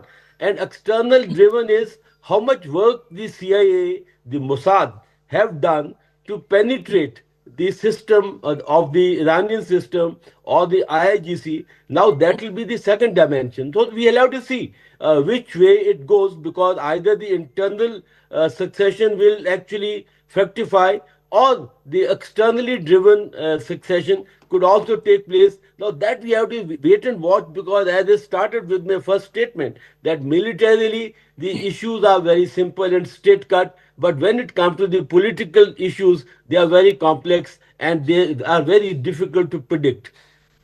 Yeah. Prabhu Dayal, take forward from there, please. We do know that regime change was a stated objective, but I'm sure even the Israelis and the Americans know that just decapitating a regime like this is never going to be enough. So yes, Trump has asked for surrender of all supporters of Khamenei. Either you get immunity now or death later. But how do you see this panning out? I see an escalation of the conflict. Of course, the talks which were being held were just a show. They were a facade. Because there was such a huge difference between the respective positions of the Americans on one side and the Iranians on the other, that the talks were never expected to yield any good result. Now, just 2 days ago, the Omani foreign minister had said that no, there is good progress and the Iranians are willing to accept that they will not do any nuclear material stockpiling. But Trump had said, I'm not thrilled by the outcome, I'm from, on regime change, etc. So it was very clear that the Americans wanted a regime change because their close ally, the Israelis, wanted that. This war is being fought because the Iranian establishment continued to be a huge threat to Israel. And Israel wanted the Islamic regime in Iran to be eliminated and a new system to be put in place there. America is Israel's closest ally. Of course, America and Israel don't have any good relations. When I was posted there, America used to be called the big Satan and Israel the small Satan. Now, because of the fact that there is such hostility, and which has continued over the decades and was only accentuating because both sides are better equipped, both the Israelis and the Iranians. So the conflict was bound to take place. It will escalate. I think the American might, together with the Israeli might, is much bigger. and the Iranians will have to capitulate. Well, I don't think there is any dispute the manner in which, and Sushant Sareen here with us, as well as our other experts. Very good morning to all of you viewers. This is an epic day, and I'm now paraphrasing the words that were used by Trump to define the operation that they have conducted to decapitate the Iranian regime. And after years and decades of being in power, of suppressing his people, one of the longest standing dictators, not serving viewers, standing dictators, Ayatollah Khamenei, is no more. His death is being celebrated, ironically, by the Iranian diaspora. We don't quite know the mood in Iran because we don't have access to much coming out of Iran, given the fact that it is completely blanketed by censorship. But from the little images that we are getting from streets and also, of course, globally, Iranians are celebrating because this man was seen as an oppressor of 50% of Iran's population. We have seen, viewers, over the last few years, specifically after fresh attention emerged because of relentless protests by some members of civil society, that the Iranian state had turned into a brutal engine of a paternalism that was completely out of sync with the mores of the time. And now you are seeing, viewers, the death throes of this regime. I know that there are going to be others who are going to take their place or take the place of Ayatollah Khamenei and some of his compatriots who have been leading this regime. But what we're seeing over the next few months will be the demise of the old order. What this new order emerges, is it more pragmatic? Will it be more open to Western intervention? Will it be guided more by alacrity, so to speak, self-interest, or will it be still stuck in a time warp? One doesn't know. But viewers, this is an epochal passing in the history of infrastructure and civilian places are targeted. There could be heavy casualties, and that is what India is the most concerned about. But were also present over there. They've called it a blatant violation of international law. And on the other hand, you have the US and Israeli representatives, in fact, saying that they were left with no option and that this entire joint strike was a necessity. Well, that's right, Akanksha. This is not for the first time that US is walking out of the mediation of taking a diplomatic route. Negotiations were on with Iran. In fact, back then in Trump's first tenure, at that point as well, ahead of Iran and United States could come to conclusion to sign a deal. United States walked out of the deal. In fact, last year in June as well, when negotiations were going on, US and Israeli forces struck nuclear sites in Iran. So Iran was very much prepared for any kind of kinetic action, and perhaps, as I said, that not for the first time, this time around again, the second round of negotiations with Iran were going on, and this operation was launched where US and Israeli forces struck targets inside Iran. Now, in fact, why this decision was taken suddenly when negotiations were going on? In fact, President Trump deployed Jared Kushner and Steve Witkoff to speak to Iranian Foreign Minister Arakshi. The talks took place in Geneva, but despite that, this operation was launched, and now we're getting to know that Ali Khamenei has been assassinated. So perhaps was US looking for the right time, the coordinates of Ali Khamenei? Was it planned in such a way that when they actually got to know about his location and they decided to go after him, was it out of sudden? Perhaps these are details which will come out in days to come.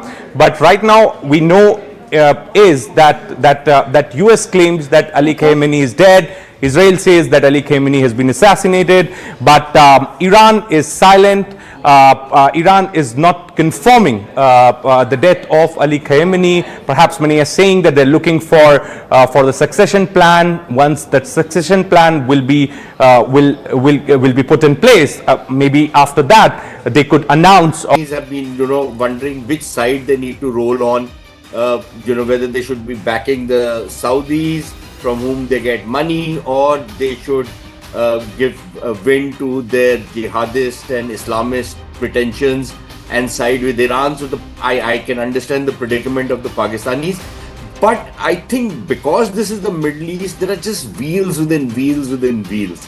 And how the Iranian system now evolves, how it kind of adjusts to this new reality, whether they will decide that it is better to be somewhat more pragmatic, or they will take to that old Shiite martyrdom concept that we will sacrifice our whole self. It's like Imam Hassan and Hussein, the entire Karbala episode, where a small group of people decided to stand up against a much bigger force, and the legend that follows, that's all in the Shiite tradition. Are they going to take to that course, or will they take to infrastructure and civilian places are targeted? Massive operation against US and Israel. They have made this statement that they've in fact vowed revenge at the moment, and this is on expected lines. Israel, as far as Iran is concerned, it feels extremely betrayed.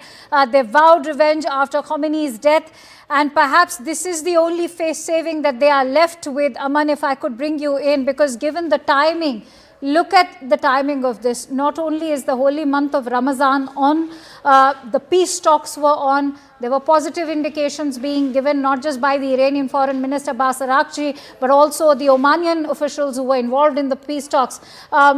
Is this IRGC its last face-saving attempt?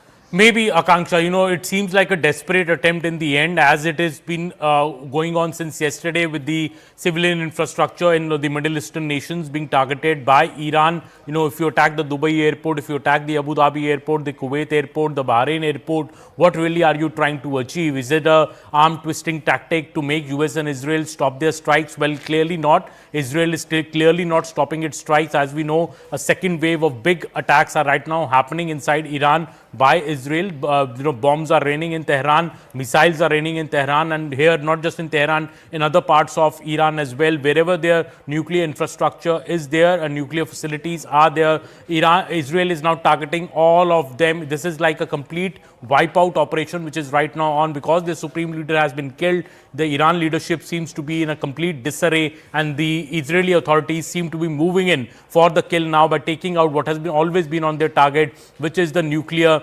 sites and the nuclear infrastructure of Iran. And in the next hours to come are very crucial in that regard, because Israel's strikes which are happening right now are as lethal as the ones which were carried out yesterday, when Israel and US have targeted Khamenei's compound, killed the supreme leader of Iran, who has been at the helm for nearly 4 decades, killed his closest lieutenants with whom he was having a meeting, and also killed much of his family.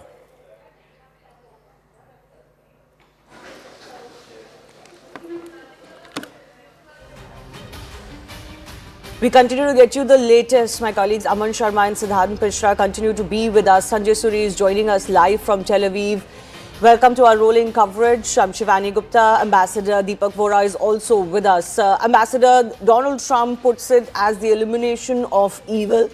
He had 2 stated objectives, of course, before US and Israel launched these military strikes. One was, of course, to effect a regime change. We're still waiting to see exactly how that will pan out. Yes, you've eliminated the supreme leader, Khamenei, but what happens from there on, given the grid that the IRGC is, and the way it functions, is a big question. And second, the objective was, of course, to completely eliminate their any nuclear capabilities. They had a strike last year. They've again had to go in and possibly will do more strikes on that regard. And the entire premise was that Iran was not accepting the fact that they cannot have a nuclear weapon. Just put this into context for us, so both of these aspects. But first, of course, the very crucial question of what happens in Iran from here on. You can decapitate with eliminating a leader, but can you wipe out an organization like the IRGC?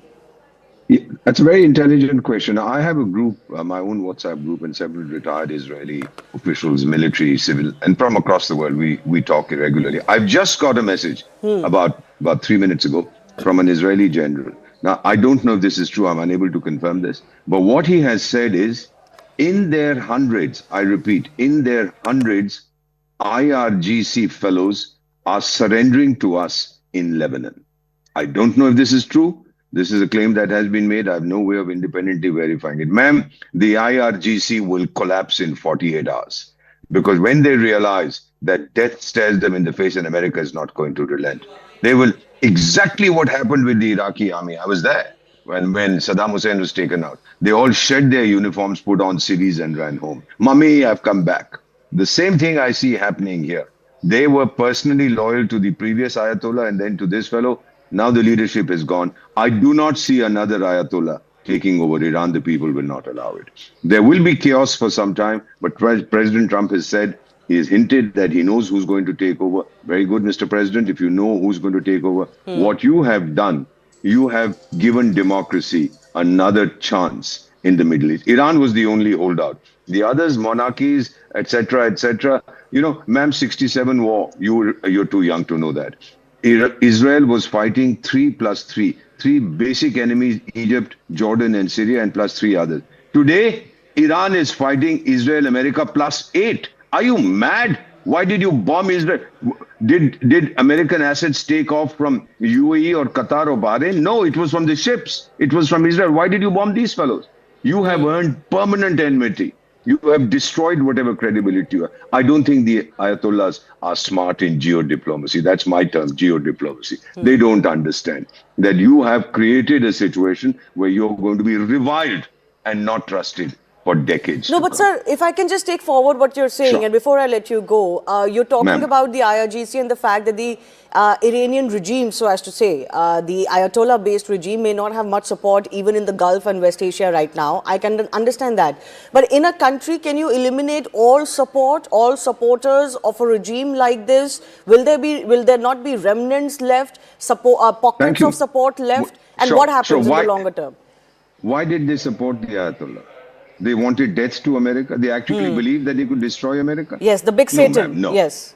Yeah. But do you think that they were going to go and hit New York or Washington or send their troops there? Says, ma'am, may I say so in Hindi? मैंने देखी है Iran की हकीकत लेकिन दिल के खुश रखने को गालिब ये ख्याल अच्छा है. What is this death to America? What have you got in 46 years? They've sold you snake oil. Your lifestyles have collapsed. Your women are oppressed. Your people are oppressed. This is Gen Z. They're out on the streets as we speak.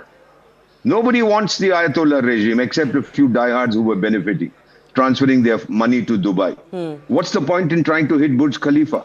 Who are you trying to impress? So what? So, ma'am, my own feeling is within the next 48 hours, you'll see a transitional government. I've seen this. I've been 52 years in diplomacy. A transitional government in Iran is going to come. Now, I see that you have some brilliant people there, so I must take leave. Thank you so much, I can't match sir. their eloquence. Thank you, Beta. God bless you. Thank you so much for making time. And thank you so much for your inputs today, this morning. It's been a very eventful morning. Sushant Sareen, geopolitical expert, is also joining us. My colleagues continue to be with us. But Sushant, do you want to take that forward? Exactly how does a transition happen?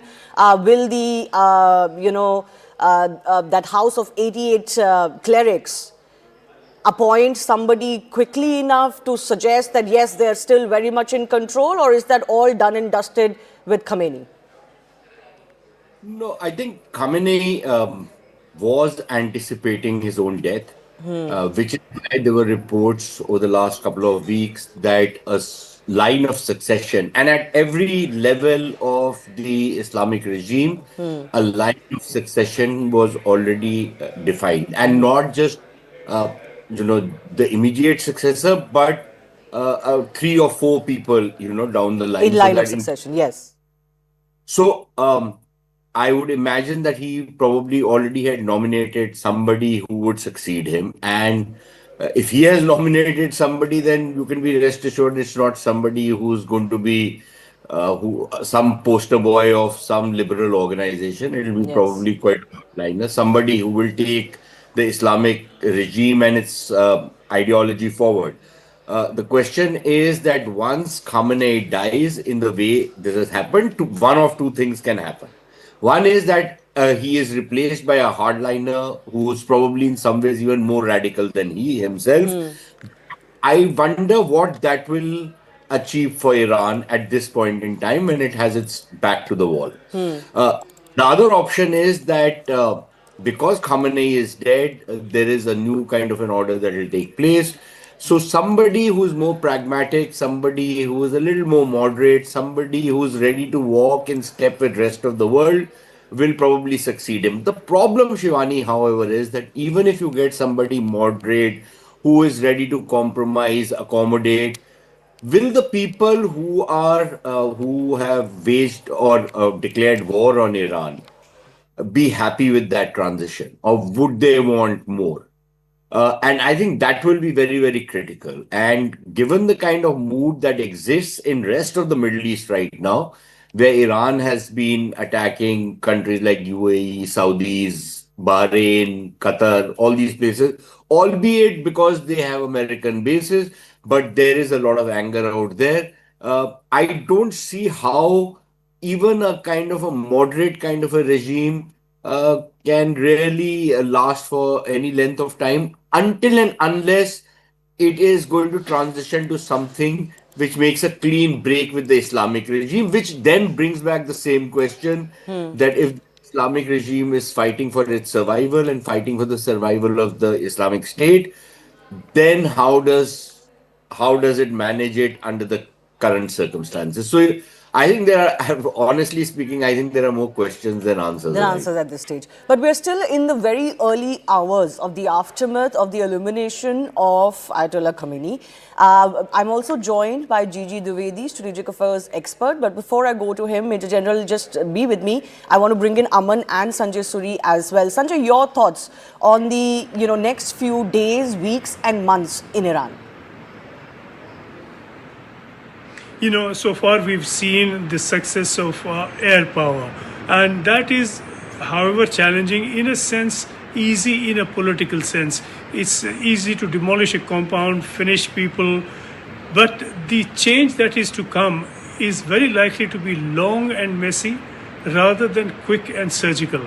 For a start, whatever one may wish the state to be and whatever we may think right and wrong with any dispensation, the fact is that there is a considerable body of Islamist political forces and personnel in place within Iran. The second fact in that context is that Israel and the US are not about to send ground forces into Iran. Yes. The change would have to come from within, and a change would have to come within when there is a sufficient Islamist force, and this, even if it's a fraction of the population of Iran, is the powerful fraction. It has been for a while. Whether it is going to surrender itself and announce an immediate change of heart or ideology, very unlikely. This is a divided society.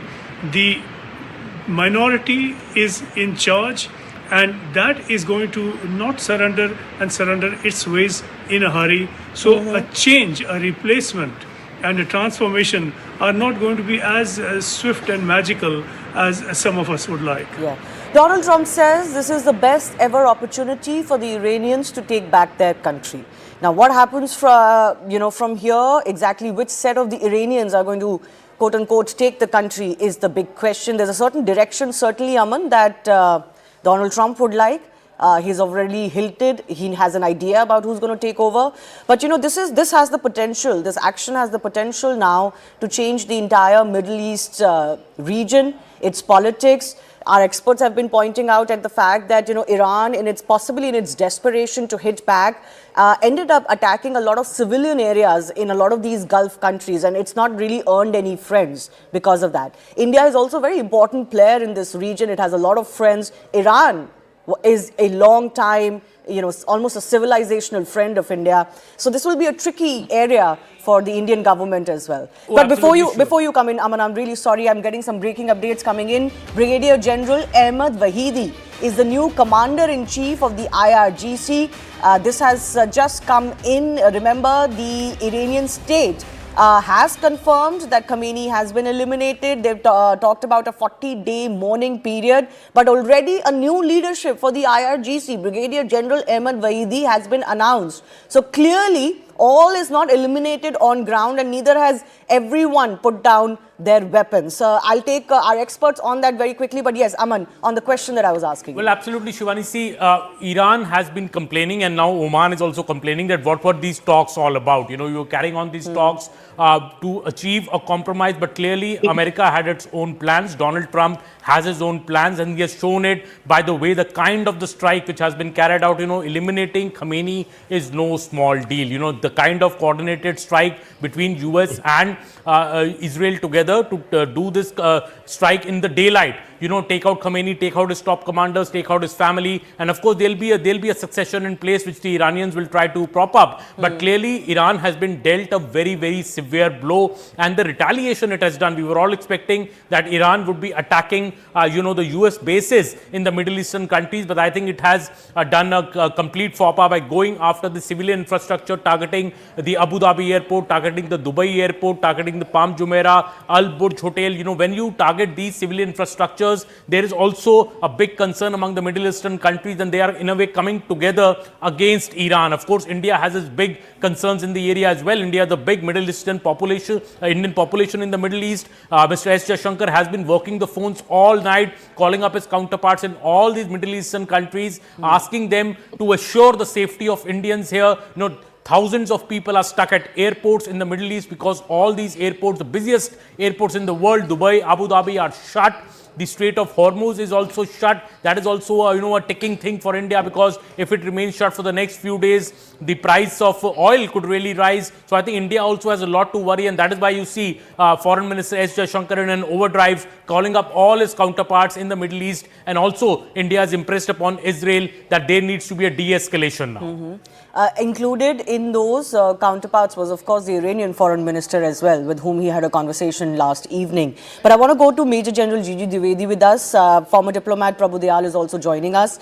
Major General, can you put in context the IRGC for us? Can you explain to us how this, the Royal Guards function? What would their role be? How much in control would they be? Or as US is suggesting, they're all going to give up, and if they give up now, there will be immunity, otherwise there will be death. Just give us an insight into the IRGC.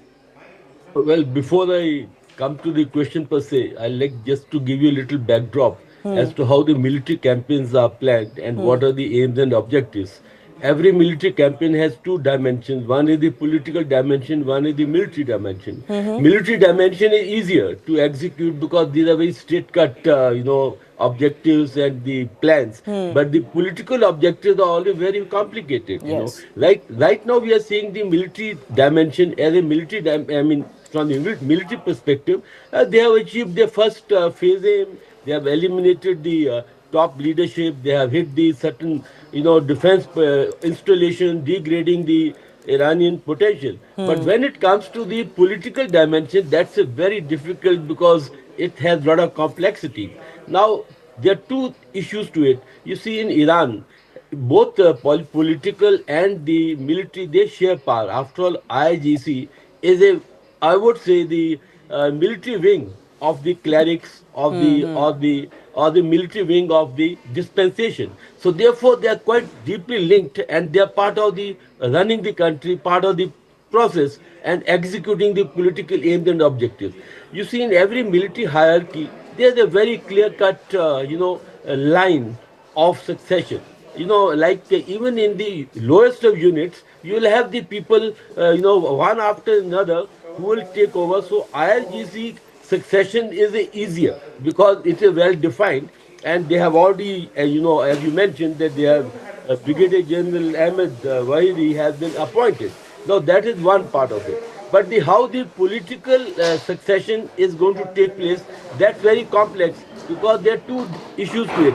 One is internally driven. If they have the internally already chalked out who will be next or next, that is one. And external driven is how much work the CIA, the Mossad have done to penetrate the system of the Iranian system or the IIGC. Now that will be the second dimension. So we will have to see which way it goes, because either the internal succession will actually fructify, or the externally driven succession could also take place. Now that we have to wait and watch, because as I started with my first statement, that militarily the issues are very simple and straight cut, but when it comes to the political issues, they are very complex and they are very difficult to predict. Yeah. Prabhu Dayal, take forward from there, please. We do know that regime change was a stated objective, but I'm sure even the Israelis and the Americans know that just decapitating a regime like this is never going to be enough. So yes, Trump has asked for surrender of all supporters of Khamenei. Either you get immunity now or death later. But how do you see this panning out? I see an escalation of the conflict. Of course, the talks which were being held were just a show. They were a facade. Because there was such a huge difference between the respective positions of the Americans on one side and the Iranians on the other, that the talks were never expected to yield any good result. Now, just 2 days ago, the Omani foreign minister had said that no, there is good progress and the Iranians are willing to accept that they will not do any nuclear material stockpiling.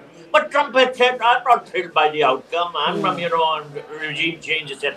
So it was very clear that the Americans wanted a regime change because their close ally, the Israelis, wanted that. This war is being fought because the Iranian establishment continued to be a huge threat to Israel. And Israel wanted the Islamic regime in Iran to be eliminated and a new system to be put in place there. America is Israel's closest ally. Of course, America and Israel don't have any good relations. When I was posted there, America used to be called the big Satan and Israel the small Satan. Now, because of the fact that there is such hostility, and which has continued over the decades and was only accentuating because both sides are better equipped, both the Israelis and the Iranians. So the conflict was bound to take place. It will escalate. I think the American might, together with the Israeli might, is much bigger, and the Iranians will have to capitulate. Well, I don't think there is any dispute the manner in which, and Sushant Sareen here with us, as well as our other experts. Very good morning to all of you viewers. This is a epic day, and I'm now paraphrasing the words that were used by Trump to define the operation.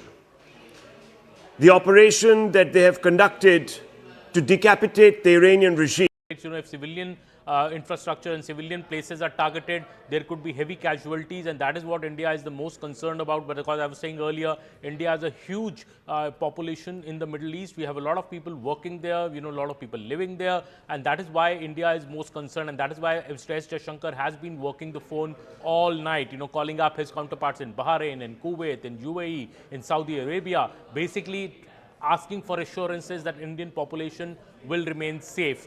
That said, India has also impressed upon Israel in this call that Mr. Jaishankar had with his Israeli counterpart last night, saying that party should de-escalate. India is appealing to Israel to de-escalate. This is very important because Prime Minister Narendra Modi was just in Israel earlier this week, and shortly after his return from Israel, we have seen this conflict assuming this massive proportion. So in a way, India has a very close relationship with Israel. Both the leaders, Netanyahu and Modi, have a personal good relationship equation. Will India be able to press upon Israel? We don't know. Right now, I think Israel is determined to eliminate the I would say the entire threat from Iran. The US has said it very clearly. They want to annihilate the Iranian Navy. They want to completely destroy any offensive capabilities that Iran has. They are looking for a new Iran, but can you build a new Iran after demolishing and wrecking the country the way the US is bombing almost the entire nation of Iran remains to be seen. But if you see Trump's post on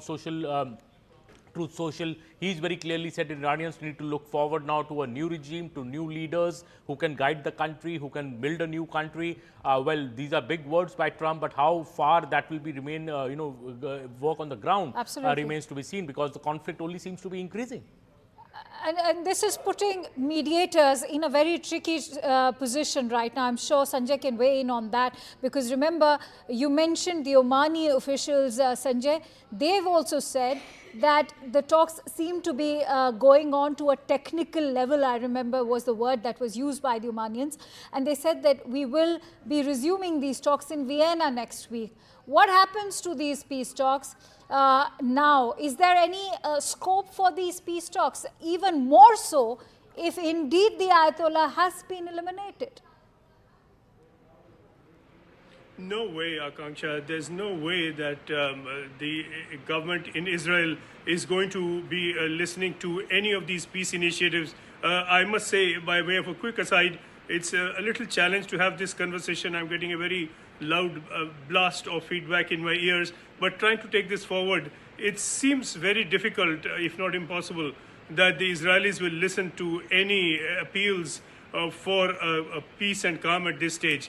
They've launched something, they're on to success, they've managed to hit Khamenei. They're not going to let go now. They're not going to now listen to any intervention from Mr. Jaishankar or anybody else, or the Omanian foreign minister or anyone else, to now pull back. There's no way that will happen. India and Israel certainly have very close relations, but which is not to say that Israel is going to listen to the Indian government and retreat or from this position. Sanjay, there's always a lot of chatter about what is end game Iran for the United States. But today I want to hear it from you. What is end game Iran for Israel? Well, for Israel, it's a question of survival now. This is not primarily the US fight. Again, a very quick aside, Akanksha, if you can please stop this feedback through this conversation, we could then take it forward. I think you should just take cover right now. Normally. You should just take cover right now, given that the situation remains extremely fragile over there. Sanjay is in fact encountering some audio issues over there. Remember, there are emergency sirens being let off every hour. Explosions continue to take place. And so he is reporting in a very, very fragile, highly volatile atmosphere. But Aman continues to stay with us. Aman, as we've been now also contemplating and observing, I want to also bring our viewers up to speed with the kind of global support that the US president is receiving. Just for the benefit of our viewers, Sir Keir Starmer has already talked about how the UK and its own military forces are now involved in this entire military operation against Iran. In fact, in that joint letter that's been issued not just by the United Kingdom, but also along with France and Germany, these three countries have united. They have sent out an appeal to Iran to give up its nuclear program and to stop targeting civilians. If European voices are now joining in the US military operation, the Israeli military operation, Aman, this certainly could mean a very, very tedious, tumultuous scenario, not at the risk of, warmongering. This could very well be the worst nightmare coming true, that is of a World War III situation.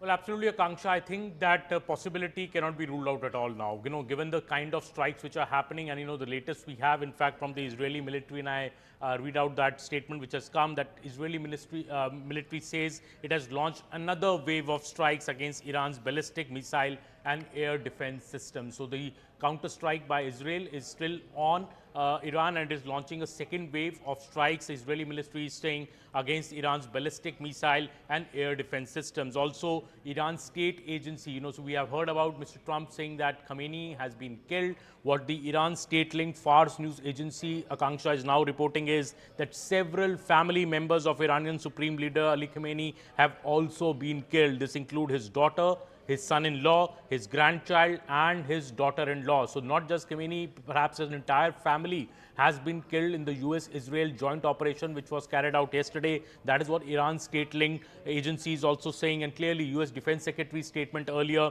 saying that a massive US-Israeli strike on Iran, Washington says it killed the country's supreme leader, and it shows that those who harm Americans must pay a price. So these are the big updates which are coming, that Israel is now launching another wave of strikes on Iran's ballistic systems and its air defense systems to neutralize whatever is left of Iran's offensive capabilities. And also this news coming in that not just Khamenei, maybe his entire family, much of his entire family has been wiped out in this massive attack that has been carried out on his residential compound yesterday by the US and Israel together. So these are the big updates which are coming. Of course, a concerning situation, and what you are saying, Akanksha, about this quickly snowballing into a World War III, Right. well, looks much more possibility by the time, with the minutes going by, than the developments which are happening. In fact, as we speak, we all know that the Canadian Prime Minister, along with the Canadian delegation, are very much in India. And we are getting in a statement from Canada's Foreign Minister, Anita Anand, who sent out an open letter of condemnation on these strikes against Iran. She's saying that Canada stands with the Iranian people. We strongly condemn the attacks of the Iranian regime against our partners in the Middle East, is also what she's gone on to say. These attacks must stop. We will continue to provide all possible support to Canadians throughout the region. Over the course of the past 18 hours while in India, I have spoken with my G7 counterparts regarding the evolving Iran-related hostilities in the Middle East. I have also been in touch with foreign ministers of several countries, including Israel, Qatar, UAE, Jordan, Saudi Arabia, Kuwait, Armenia, and Azerbaijan. Quickly over to Sanjay, as he's also back on the broadcast. Sanjay, you were covering the G7, and if Canada is also now reaching out to the G7 nations, do you think the global community will be able to usher in diplomacy and urge for peace at the moment, given that a very whimsical president like Donald Trump already has declared that there will be... was somebody who was a terrorist, but the US deemed him fit. He is now the president of Syria. Look at the case in Venezuela. You have Delcy Rodriguez. Again, she's trying to keep the US administration happy. So the US also trying to find a middle ground over here, because they know the kind of power that the Islamic clergy also is wielding. So even as far as Mustafa Khamenei is concerned, this is going to be somebody who will be able to sort of do that balancing act between the IRGC, between the Islamic Council in Iran, and perhaps also be able to ensure the return of democracy. Maybe if the US wants it, the youth would want that as far as the cost of living crisis is concerned, that is addressed. But it is the Transition Council that is going to now play a very important role. Where is it going to be based, viewers? Of course, that remains to be seen, but there are really two power centers. There is the one where obviously administrative power lies, which is Tehran, and then there is Qom, which is the spiritual center, and this is where those protests that we just showed you are taking place. This is where the pro-regime protesters are out in those mosques chanting deaths to America, deaths to Satan, deaths to Zion, deaths to Israel. So that's where that is happening, and that's, if you were to draw a line between Qom and Tehran, they're roughly on the same latitude, just that Qom is more west than Tehran, but it's in that northwest part where, of course, some of the attacks have been concentrated over the last few days. And you can see some of these attacks on Urmia and Kermanshah. Isfahan here is where one of the prime nuclear research facilities, this is right in the center really of Iran, is located. So this is really the geography, if you can see. This is Qom here, this is Tehran, and this is Isfahan. This triangle really at one level is where things are or manifest themselves in a way that keeps this regime in power. This is the grid. This is the grid. And let me just go straight across to George Birnbaum, who joins us. Good morning from India, Mr. Birnbaum. Thank you for joining us here. We're talking of now potential regime change. When does America and Israel decide this operation is over, that the objectives have been met? There's been a decapitation strike. It's been confirmed now by Iran. What do you think is that point? So there are two objectives, as one of your guests previously mentioned. There are military targets, missile launchers, warehouses of drones, those kinds of things. And then there are political targets. And regime change is not as simple as just cutting off the head of the snake. As your colleague said regarding Venezuela, we got rid of Maduro and Delcy Rodriguez is there, and you still have the head of the army. And in a country like Iran, you have the Republican Guard, you have the internal security forces, you have the military, the police forces, many of which at the higher levels of leadership have been a big part of the crackdown on the civilian population. So regime change is not just about removing the Ayatollah. It's also about removing enough of that next tier of leadership in such a way that when the people do try to take back the country, they have the ability to do so without the threat of violence and the crackdown. So it's a process, and that process is not as easy as dropping a bomb on a bunker of a leader. That requires a little more, let's call it human boots on the ground, if you will, and other means by which to decapitate that level of leadership such that you can have regime change. That's not a quick process. That takes time. Is that weeks? Is that months? Time will tell. But I am sure we'll see an effort over the coming days and weeks to remove that next level of leadership in Iran in order to allow for the regime change to take place. George Birnbaum is former chief of staff of Prime Minister Netanyahu. And I do want to ask you, we've already seen some quick announcements from the Iranian regime. A new commander who was the deputy commander so far to be the new commander of the IRGC. A leadership council announced with the President Pezeshkian part of it. Till last evening, there were doubts about his safety and well-being as well. We don't really know. But the Iranian regime has announced he's part of this council. So they're suggesting he's well and alive and can take this forward. And now Mojtaba Khamenei to be taking over as the new supreme leader. He's the second eldest son of Ali Khamenei, the supreme leader of Iran. I want your thoughts on this because they're already announcing a lot of their leadership, the transitional leadership. Yeah, well, your viewers might recall after October 7th happened, every time a leader of Hamas was removed and they announced a new leader within a day or two or three, that leader was also eliminated. I'm not suggesting necessarily there's going to be a series of ayatollahs, of spiritual leaders day after day, but I am suggesting that, as I think your colleague mentioned, depending on the tone and depending on the approach that the new spiritual leader takes towards the United States and Israel, we'll see whether or not they become targets or they become partners in moving Iran forward towards a more democratic process. So you're suggesting that the US and Israel will kind of adopt a wait and watch approach to see where the leadership, what tone and tenor they're adopting. But George, the US has already announced that this entire operation would be at least a week-long operation. So I want to understand this timeline that they have set already. What all is still in store according to you? Their primary, secondary, tertiary military targets, as I mentioned, they go a little deeper than just actual missile launchers or factories. I think that goes to command and control centers around the country. As your host had shown, you know, there is home. There are other cities in which we have to focus attention where the Iranians have hid weapons, hidden capabilities. So the primary targets were really what you take out in the first 24 or 48 hours. And then you get to your secondary and tertiary list of targets. Once you have air superiority, which has been established in the past 24 hours, the Americans, the Israelis can fly over the skies freely without the threat of surface-to-air missiles, without the threat of any other air-to-air combat. So now you can really focus on those harder-to-get targets and use your military might in ways that you couldn't in the first 24 to 48 hours. So let's just very quickly open this up because there's a lot of news coming in. And Mr. Birnbaum, I have to ask you, and we also joined this morning by Bishambar Dayal. Thank you, sir, for making time on a Sunday morning. Look at what's happened. The world is changing very quickly as far as the Gulf is concerned. New equations coming into play. But George Bernbaum, look, I agree that the Ayatollah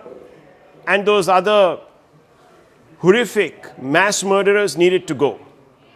There's no doubt that they're a scourge on humanity, that they had committed untold crimes against their own people. Having said that, do you believe we've crossed a Rubicon now where we have set a precedent for countries to step in and carry out blatant regime change in this manner? There were covert operations all through the Cold War. They have lasted over the last 2 decades, but they were more or less covert, unless, of course, there was a clear and absolute threat emerging from a regime to a particular country, and that was really called war. Now, here we have a preemptive strike. This is clearly not a preemptive strike. If this was a preemptive strike, this would not have led to a decapitation. So, under the guise of a preemptive strike, now we have full-blown war. We can't control the escalation ladder because we don't know this unpredictable regime there with its back to the wall, what it's going to resort to. It's targeting other Islamic countries in the Gulf. This war is spreading. Have we unleashed something that we can't control? And where does this end? That's the question I was asking. No, it's a fair question. However, Iran, I think, is unique in the sense that this is a country that clearly stated it wanted to use every and all of its capabilities to rain terror of not just on Israel, but around the world. They have been at the nexus of funding terror around the world, along with Venezuela, through gold and drug money. And they were developing nuclear capability to put on ballistic missiles. I mean, I don't know that any of your viewers, if they had the chance to go back in time and ensure that Pakistan would not be able to develop 170 nuclear warheads, that the Indian military would have done what it needed to do to prevent that from happening. So this was an opportunity in time that was necessary, not just for Israel, not just for the United States, but for the stability of the world, because this does decapitate a network of funding of terror that has been going on for decades. So there was no choice. This wasn't a strike on a country that was keeping to itself. Look at what is happening even as we speak. There is talk now, and these are media reports, that the Iraqi resistance is attacking US bases. And this is happening in what is known as Kurdistan, I think. There you go, which is, of course, still something that has not found independence in that sense. So there are going to be unintended or even intended consequences, and this is going to become bigger and bigger. Can there be an off-ramp? Bishambar Dayal, I want to bring you in on this. This conflagration could actually spread out, could radiate, there could be no end, and it could lead to large-scale instability. Sushant Sareen was referring to that. What's your take on this? See, all this has been, before taking this operation, I'm sure America must have wargamed this number of times. All contingencies must have been thought through. There's no doubt, because the system of governance in Iran is very, very complex. And to expect a complete change of the entire system, it is time consuming, because there are 3-4 power centers, whatever we may say. It may not be. That means there may not be a complete change of leadership also, but there may be a compromised leadership.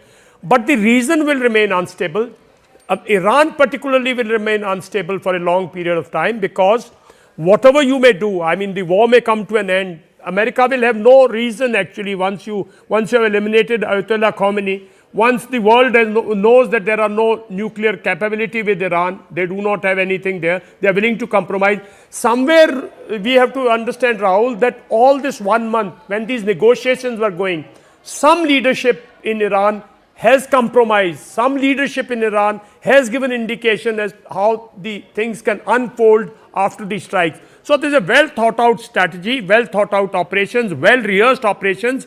Whether all contingencies in a war, everything does not come through. No, are you saying this was wrong, that there were indications that the Iranians were moving to the center, they were ready to moderate, they were ready to accept There would be elements in Iran. Otherwise, in the first strike, you just see in the first strike, the defense minister is gone, Ayatollah Khamenei is gone, their chief of their armed forces is gone. So if the first strike is so successful, that means things have been rehearsed.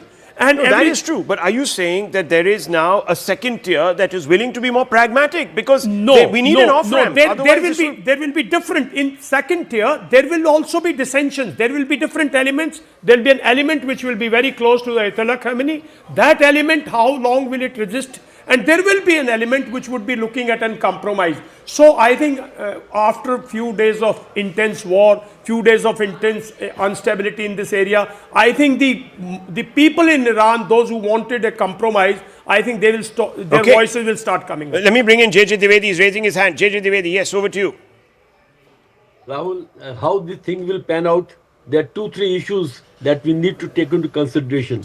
First and foremost, the conventional war actually will slowly taper down, but low intensity conflict means these Houthis and Hezbollah and Hamas, these people will be creating some situation. And secondly, within the Gulf region or within the Middle East, there are power centers which are very well inclined to the theology or theocratic states. So these elements will also come into play and making the whole region quite unstable. So point I'm trying to make is, while the conventional campaign will possibly end up in a week or 10 days, but the low intensity conflict is going to spread in the region. And 2 issues are very important. One is, again, I'm coming to the groundswell, how the locals are actually going to influence the whole situation. And secondly, the new leadership that comes, are they more going to soften up the whole way of governance, or they are going to stick to the old system? That is very, very important. So 2 points that are made. One is the low intensity conflict could quite spread in the region. And secondly, how the new dispensation comes about, that will dictate the overall geopolitics of Iran as also the whole region per se. Rahul. Now stay with me, sir, because I'm going to show you some maps, and this is how it's going to work, viewers. We're going to project the map here, and both Shivani and I are going to sort of talk you through this map. So this, really, viewers, is Iran. And you can see this is the Strait of Hormuz here at the bottom. If you can just lift that so I can show our viewers what we're talking about. This is the Strait of Hormuz. This is where the Gulf nations are. That is where Dubai would be. That's the narrowest part, about 20 miles. Is the difference there at the Strait of Hormuz. Can we use the jib cam perhaps to get a view of the bottom of this map? Because I just want to give our viewers an idea really of the geography we are talking about. So let's cut to that and let's lift that and pull it out. Here we are looking at this small area.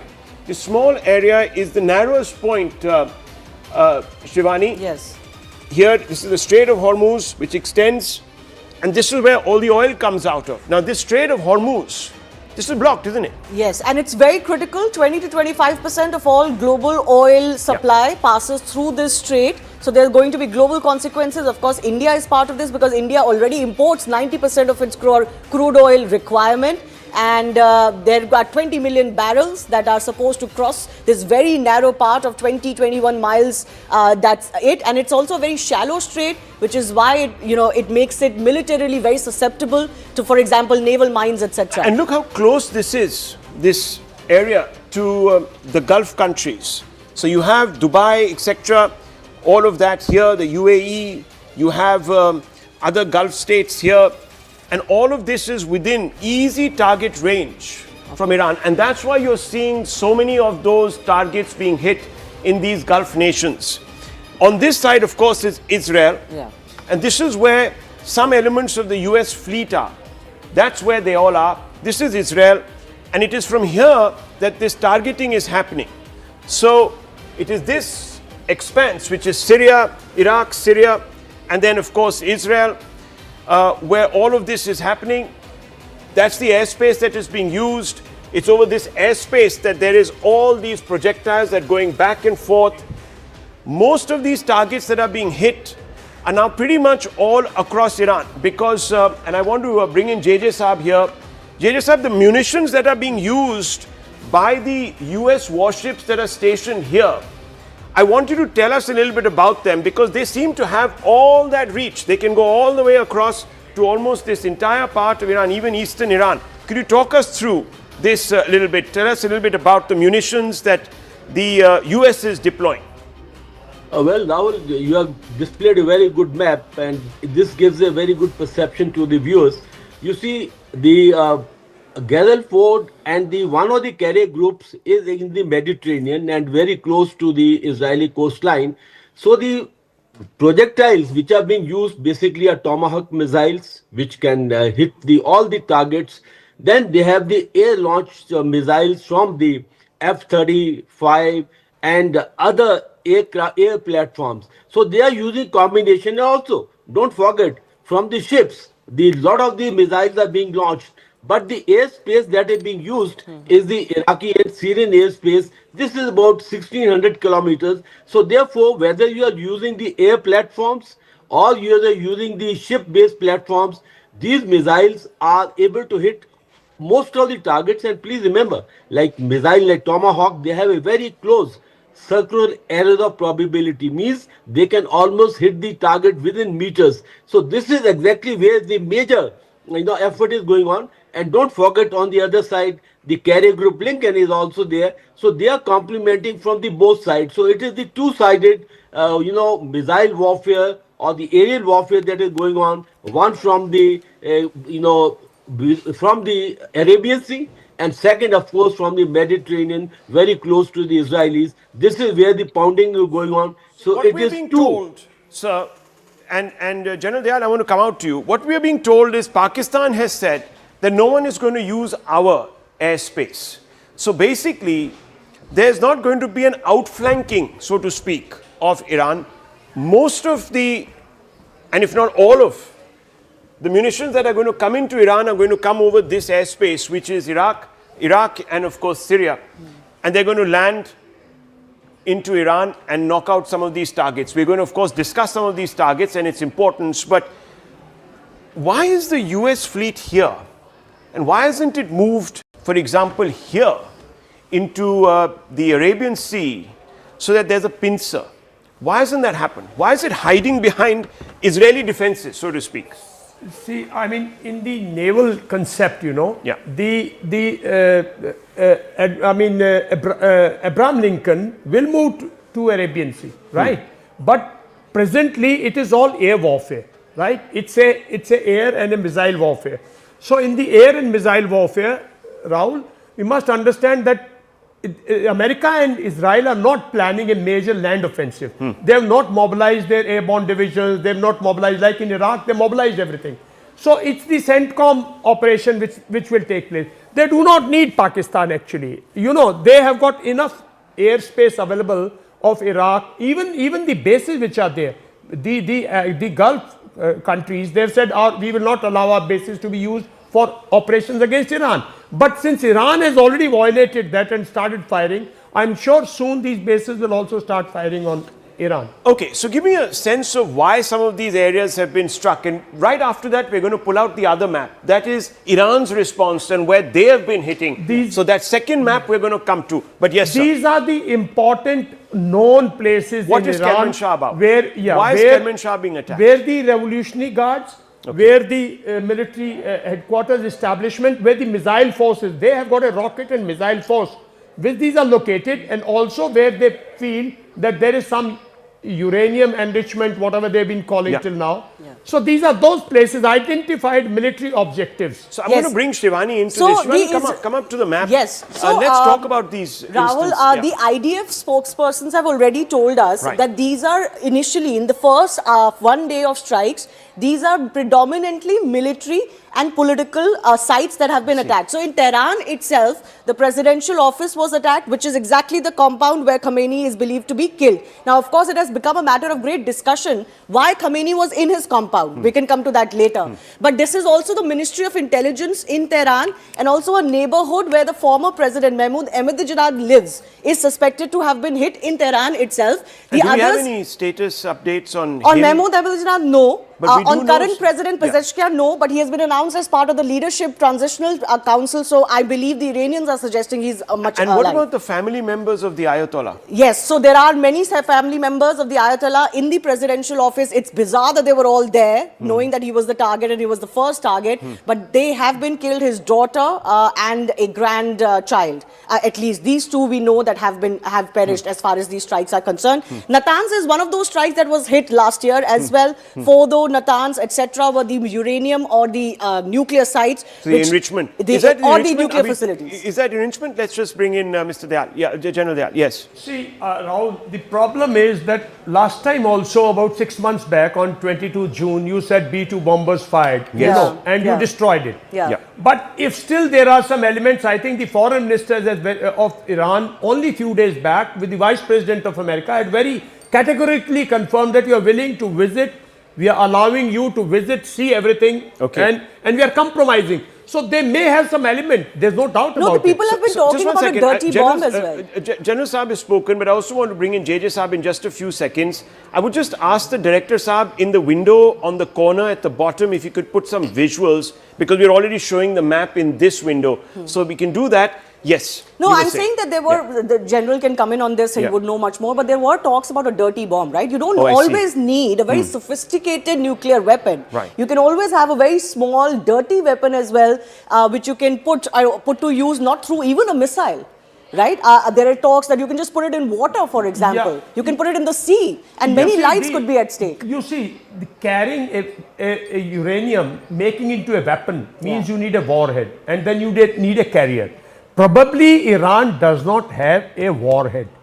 It has carrier means it has got supersonic missiles.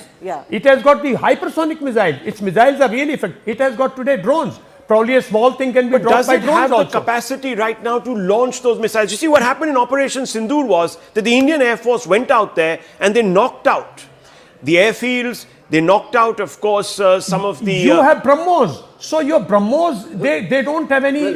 they can't decipher the seekers of your BrahMos. They don't General have Saab is coming in. They don't have anything... JJ Saab is also coming in on this point. Yes, JJ Saab. Now, the point is, at this time... I can't hear him what he's talking.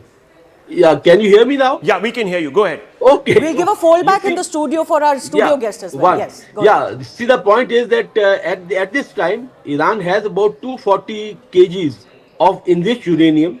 That is about 60 to 70%. They have to enrich it to 90% to get into the warhead capability. Second point is that they don't have a warhead as yet assembled. They have the uranium. So warhead means you have to have a trigger mechanism and you have to have a warhead. And then of course a delivery, because delivery they have.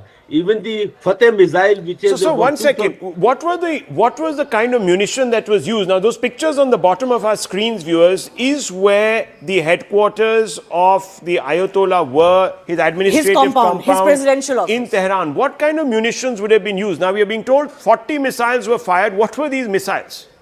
Well, these missiles actually, they have a combination, what is known as the deep, bunker busting bombs, which can almost hit about 80 meters deep. Now, these bombs are actually in 3 stages. They do the initial penetration, then there's another trigger which goes another deeper. So these bombs are the one which can go about 60 to 80 meters deep, and these are the ones which are used, and also the combination, because missiles, one are the ones which take on the infrastructure on the surface, and second are the bombs which go deeper inside. And Rahul, one important point, such pinpoint strike means that Mossad and CIA had done full homework and someone has compromised the locations of these leaders real time, because they keep changing the location. So that means that it was a compromise of the intelligence. Compromise, someone leaked it from inside. That's the answer. Yes. Shivani Gupta, they thought they were buried in some bunker somewhere and no one would know, but they Rahul, were... the biggest thing is, why was he still in this compound? Wouldn't this be the first target? I don't understand where the military intelligence It's simple. Yes. During the negotiations, there has been a compromise. There's no doubt. I say there has been a compromise. And secondly, he has been lured that attack is not coming. It's a total surprise. Yes. No, Thirdly, sir, it you is were hardly asking a about surprise. missiles. No, Everybody knew that it's what going he's to saying happen. is, what General is saying is that there was the hope that the war clouds would perhaps But part. this is poor military Maybe even- preparation and Absolutely, intelligence absolutely. to But suggest let me that they tell will you- fall for this. But you know, let me tell you what the issue is here. The issue in strong authoritarian states is that they don't get information from varied sources. They Yes. get it from one or two of their So if your very chamchas. close They don't person get- compromise is They compromised, don't That's you're get right. gone. filtered. Absolutely. Your key elements, one of your key elements get compromised, Yeah. and you get a filtered information. Secondly, you see, we used in Balakot spike, no? That's come from Israel. You see how deep it went. Yes. The Mirage 2000 was upgraded 2007, 8, 9. I mean, you know, and Spike went deep inside. So the Israelis have got two types of missiles: surface to surface and air to surface. In this case, I think the Israelis have used air to surface, because surface to surface there is still scope of interpretation by the S-300.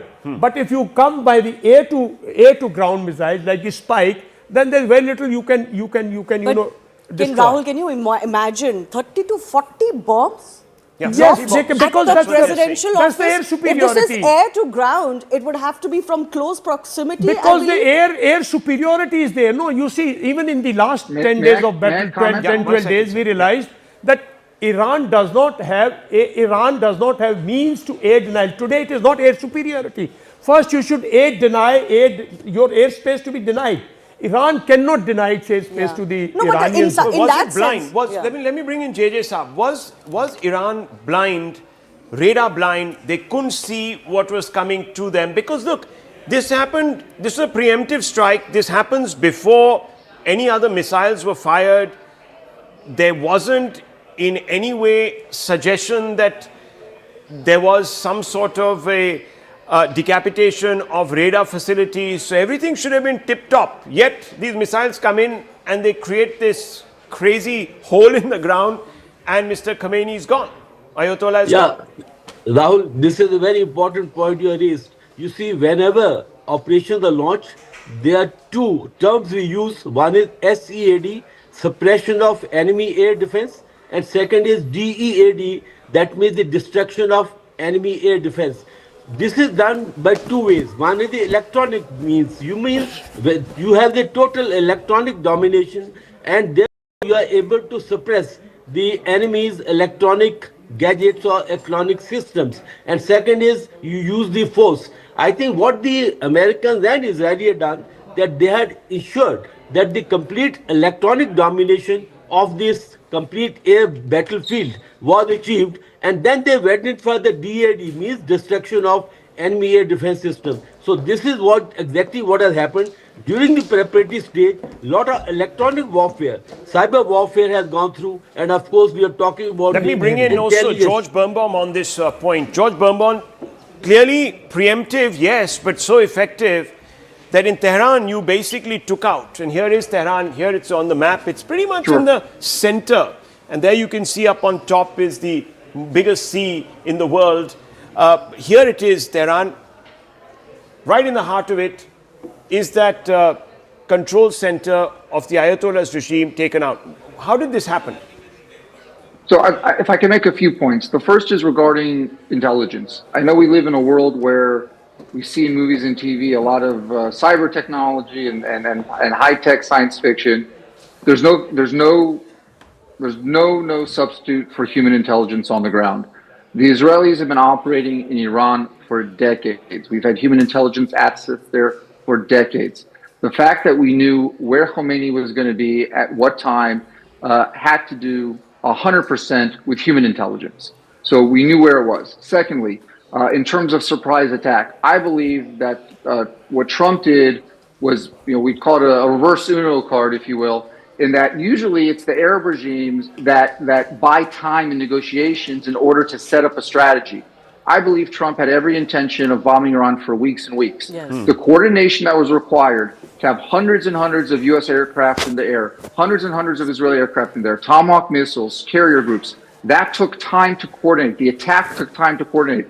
I believe that the negotiations that were taking place, while albeit making the Iranians feel like there may have been a path and making them feel calm, I think it was all a ploy in order to buy time for the Americans to deploy and coordinate with the Israelis. And finally, with regard to the attack on the compound, and your guest is right, approximately 200 Israeli jets cleared the air corridor from Israel over Syrian and Iraqi airspace into Tehran.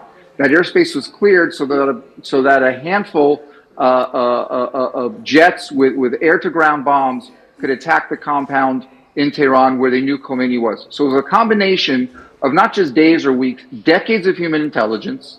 I think it was brilliant diplomatic maneuvering to buy time to coordinate this attack with the Israelis. Right. And then it was the matter of air superiority that allowed them to go in and take out the target.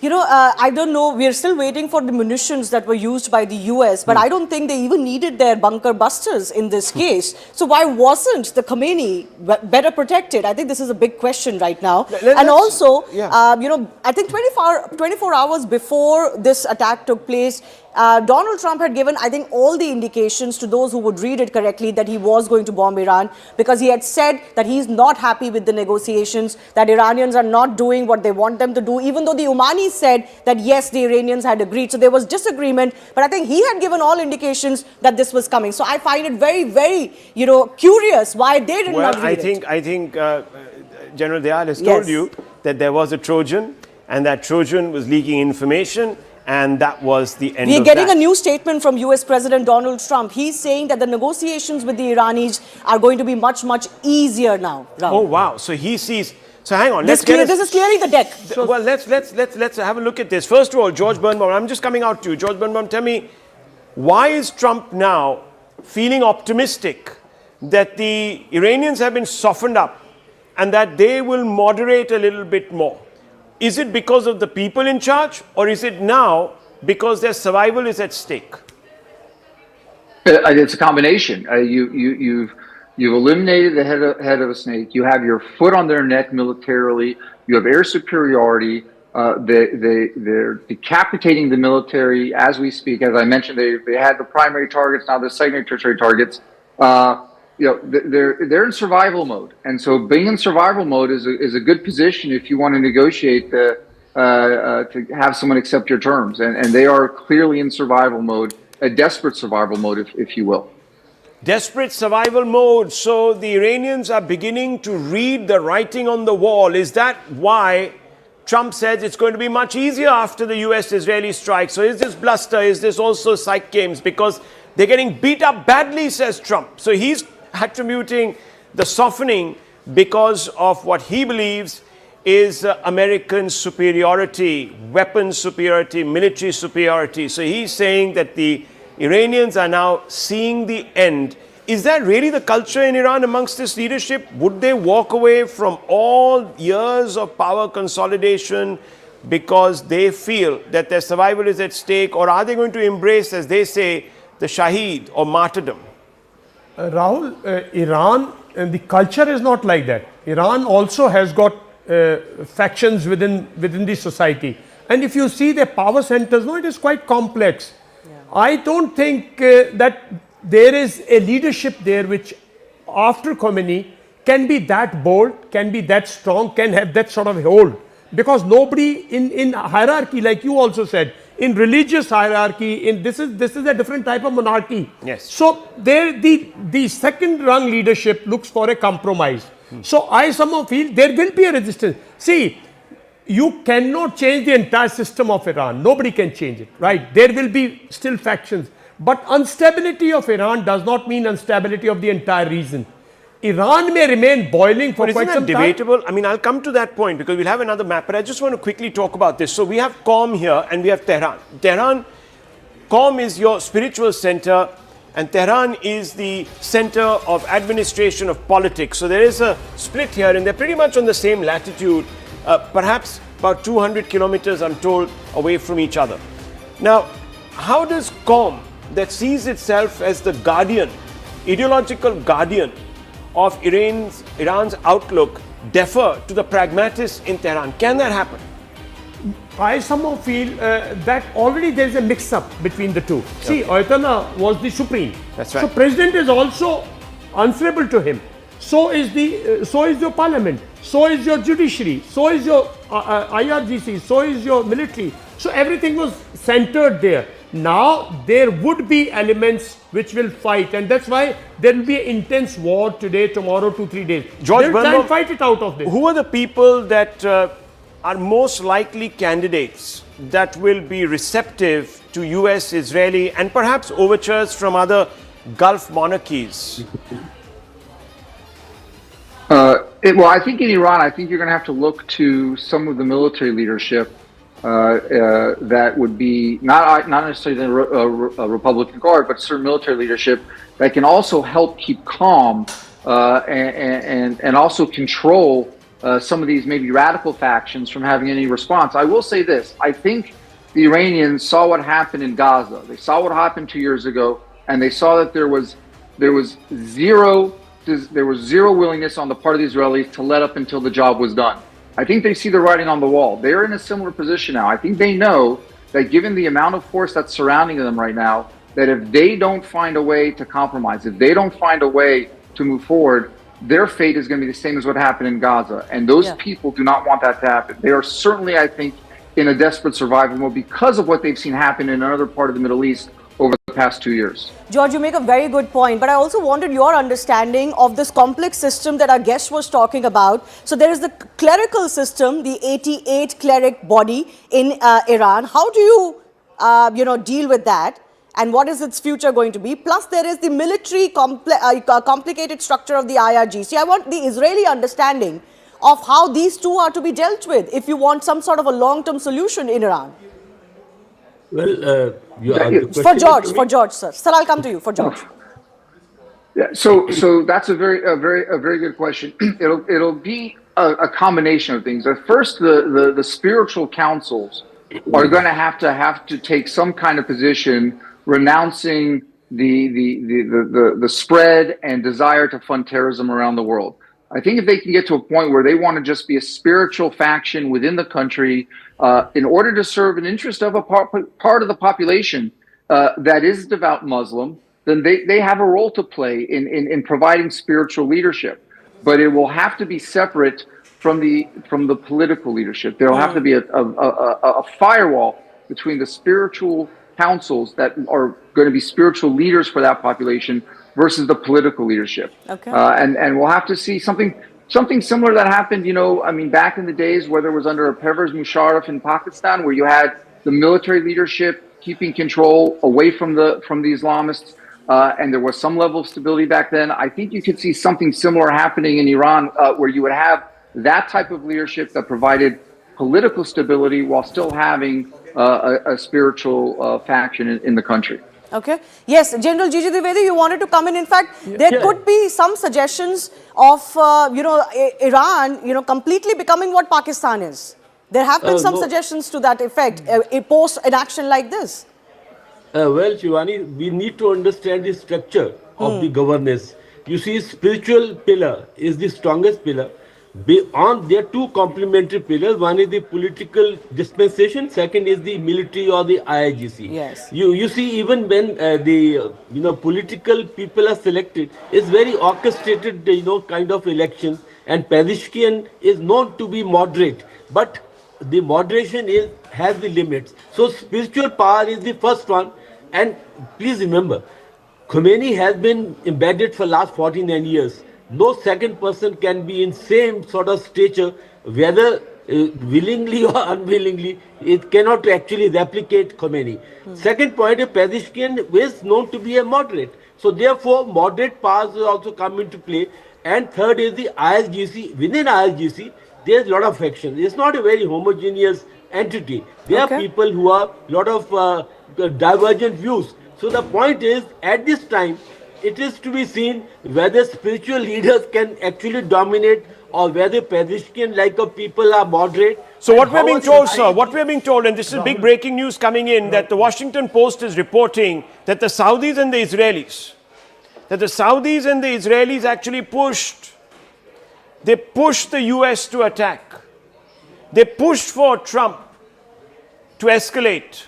They pushed And this is coming from the Saudis itself. So it tells you how Iran is isolated even in the Arab world, which is obvious because there's always been a tension between Iran that sees itself as non-Arab, as a civilizational state, and the Arab countries. But in the Muslim world, there is a fault line. Call it the Shia Sunni fault line or what have you. But these are pictures also coming in from Tel Aviv. It's not as if, and it's not as if, yes, it's not as if, you know, the Israelis have got away unscathed. There have been, and let's just show those visuals again.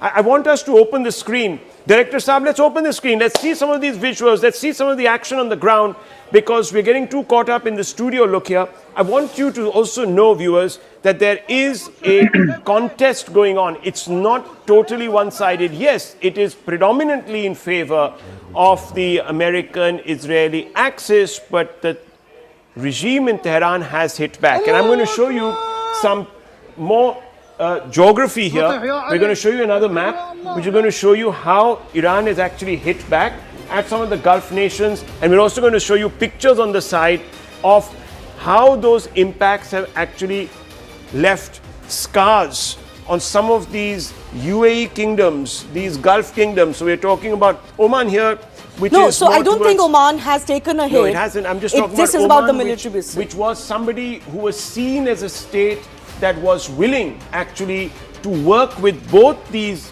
countries, Israel, Americans, and of course the Iranians, to bridge differences so that we could perhaps have some sort of a off-ramp and avoid all of this mayhem that we're seeing. But Oman there, sitting right there, out of the game right now, it's hoping still that the administration, the new regime, the new players who've come in will still heed and see reason and logic. But it's the UAE, and in that Dubai and Abu Dhabi that have taken some collateral hits. And we've seen the Burj being attacked, and I'll pull out those visuals of the Burj being attacked. Those visuals came in overnight. There was a Burj that was attacked, and then you had Qatar. So you have bases in Qatar, Bahrain, and also Kuwait. All these three. Now, Kuwait is an interesting state because it said it was completely neutral. It didn't want to be in this game at all. And Kuwait gets whacked because Iran believes that Kuwait is providing military ground, really the staging ground to the United States, and it was really upset and it took it out. And Kuwait's airport, we're also going to show you pictures of Kuwait's airport. So, Director Saab, we need to keep up with me here. We need to be talking about certain places, and you're going to have to show those visuals to the viewers because this is how it's going to work, okay? So when I'm talking about Kuwait, let's pull out the shots of the Kuwait airport. The Kuwait airport was hit, Shivani. Yes. And there were people inside it who got injured. In fact, we're told that there were a large number of Indians also there who were sending videos out from there. From Bahrain, from Kuwait, from Dubai. There is a large population of Indians or Indian origin people. That's Dubai airport. Yes, Dubai airport has had a strike it's just in this horn area where the strait begins to narrow to the point where there's hardly a difference between Iran's territory and the UAE's territory. Or Qatar, yes. So there you see it very close here. This is Dubai. And in Dubai, viewers, I believe that our former badminton champion. Yes, our current badminton champion still playing. Our contingent was on its way to London for the All England. Okay. But apparently these strikes happened, the airspaces have closed. So I think they've made some sort of a landing in Dubai, or maybe they had a connecting flight. Pictures. Let's blow and those they've pictures been up. stuck Kuwait in the and Dubai Let's airport. open those pictures up. Let's make them full screen. Split the screen in half so you have Dubai on one side and Kuwait on the other, and we can show you more of the Dubai skyline. This is what was coming out around 9 o'clock yesterday. Yes. I don't know if there's been fresh wave of some of attacks. these visuals, some of these are from last evening, but I think the Dubai airport visual that we are running, that is, I think, as fresh as it can get. From the account of PV Sindhu also, we have got to know that there were some recent strikes that did land near or around the Dubai airport. So those are some of the visuals that we're also running. There are civilian properties, properties like the Burj Khalifa. There's all of this, even residential areas, as you can see in those pictures from Dubai that have been hit. And this is not going to go down very well. This is the Palms area, right? Yes. The one that was developed, and you could see it from satellite pictures. That would have been here somewhere, wasn't it? It's just here. It extends into this bay. And this bay, viewers, in the shape of a palm in the sea. In the shape of the palm, So this is what we're talking about. This area of Dubai was hit, struck. And you can see it You see, on Google Maps, viewers, if you were to look at Google Maps, you'd see the frond of the palm coming out, and a lot of Bollywood stars have properties there. Yes, there are many Indians, prominent Indians, Dubai being in some ways a tax haven as well. But there are many Indians, business people, others, film stars, sports stars have properties in Dubai. And Dubai is the symbol of a modern world and for modern Islamic identity. And I think for Dubai to feel so unsafe, it's especially for us Indians, because so many Indians live or work there, I think that was a rude awakening last evening. But I think things will settle down as all of these countries in the Middle East feel. Unpredictability has been injected, because see, viewers, we don't know how this is going to unfold over the next few years also. I mean, we're talking about today. You might have residual elements, General Dayal, in Iran that might say that, look, our appetite for getting back at these people who betrayed us is not going to be whetted because of some deal. Maybe through other malcontents, proxies, these areas now become, I'm sorry to say, but hotbeds of... Iraq also continued. Yes. You changed the government, you brought your new president, but the element there, so I feel in Iran also there will be over 50 years, 40 years, the hardliners have been working since 70s. So there would be element which will continue this resistance in different forms. My God, so that means that all these areas which had become the new, see, most of these UAE nations had begun, and that's why they've also been dealing with India across the Arabian Sea. Why are they dealing with India? Why are they looking towards India? Because India is the muscle. It is the foundry of the world, and they want to diversify away from the oil economy. They want to move away from the oil economy, and they want to get into financial services. They want to get into computing. They want to get into developing the next innovations in AI, and you will go there and you will see, and you've been there most probably, you will go there and see massive educational campuses coming up. Now that is all going to be in jeopardy. And a large foreign population in places like Dubai expat and population. Abu Dhabi. Yes, because people are coming businesses. in. Dubai airport is a hub today, what London used to be possibly. Dubai has obviously aimed to be that as the center, the true center of the world, the map as we see it. So, these are going to be long-term questions. And the question you ask about, the resistance in Iran that will continue, those are civilizational questions about the Western world versus the Islamic world, right? Will that question go away just because the Ayatollah is not around? I don't think so. So are we going to look at a situation, and I'm going to also bring in George here, are we looking at a situation, General Dayal, where perhaps instability is now going to become over the next few years endemic to this region, where people will be constantly looking over their shoulders to see when the next proxy is going to strike? Because if Iran is degraded militarily to that point where it can't use overt offensive capability, it's going to resort to what Pakistan, for example, does. Rahul, Iran will remain unstable, let's be very clear. But I think the Gulf countries will find a stability, because unless the regime overall takes an attitude like that, if the regime softens up, then hardliners will first sort out within Iran. So they'll be too involved in their domestic this thing. See, yesterday's action of Iranians is by those hardliners who wanted to transfer this panic and fear and this confusion to the Gulf states, including Saudi Arabia, because see, the intimidation by the Americans was over. Yesterday was a panic, fear and confusion in Iran. So out of that, they worked out another situation where they wanted to transfer this to the Gulf states. But I'm sure the period will start where capitulation will seep into Iranian authorities. And I think the Iraqi president, Iraqi foreign ministers, I think somewhere they will emerge as moderate. Well, hopefully the people who will go into, it may not be a complete change of regime. It may be a compromise regime, same regime, agreeing to the Western philosophy, not philosophy, I would say, accepting the Western principles of governance here for some time. So let me bring in George on this point. The oil is the game. Energy is the game. Look, how long is the oil game going to last? They will corner, this is how you can corner China actually. See, this will emerge into China and Russia now coming together more, because China will become more and more dependent on the Russian energy. So it gives a breather to Russia also, but ultimately it will end up at the Russian door.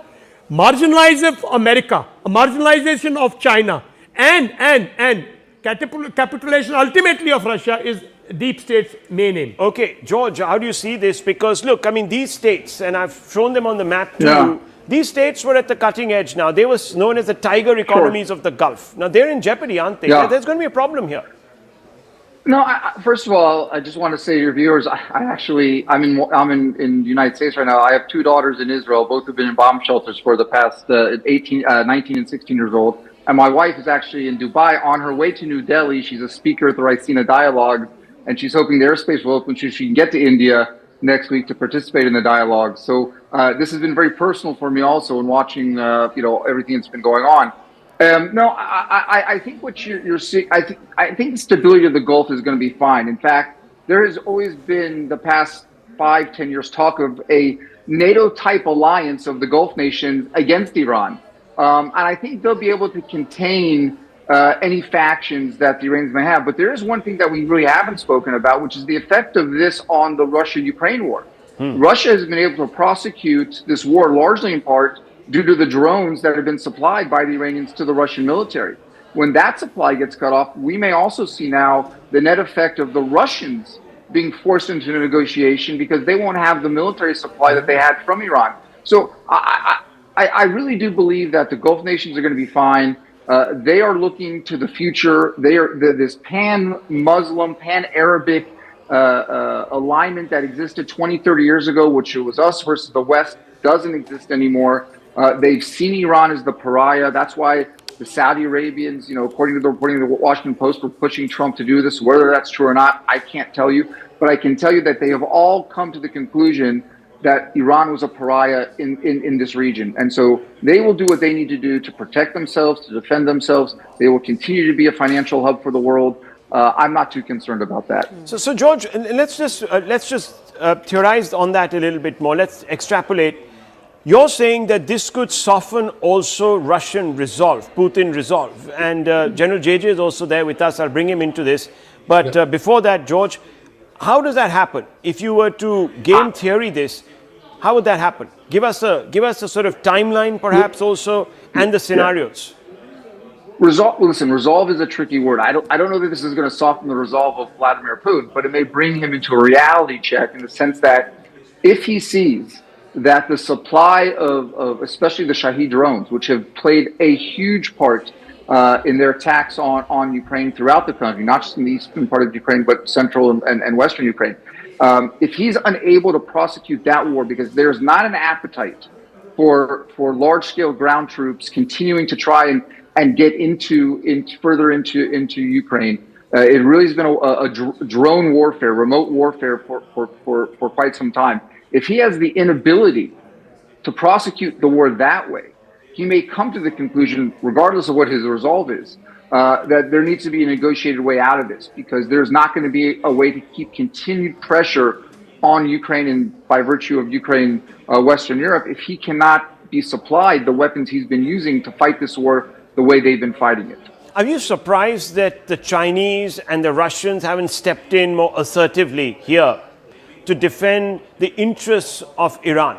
This had become a sort of a test case, and this goes back, of course, to the 1800s, the early 1900s, when the Ottoman Empire was collapsing and the great game was unfolding over the Persian Empire, over Persia, which is now, of course, called Iran in the modern day. So all of that sort of feeds in. That continues in another way, and one would have expected perhaps the Russians and the Chinese to have maybe threatened a little bit more.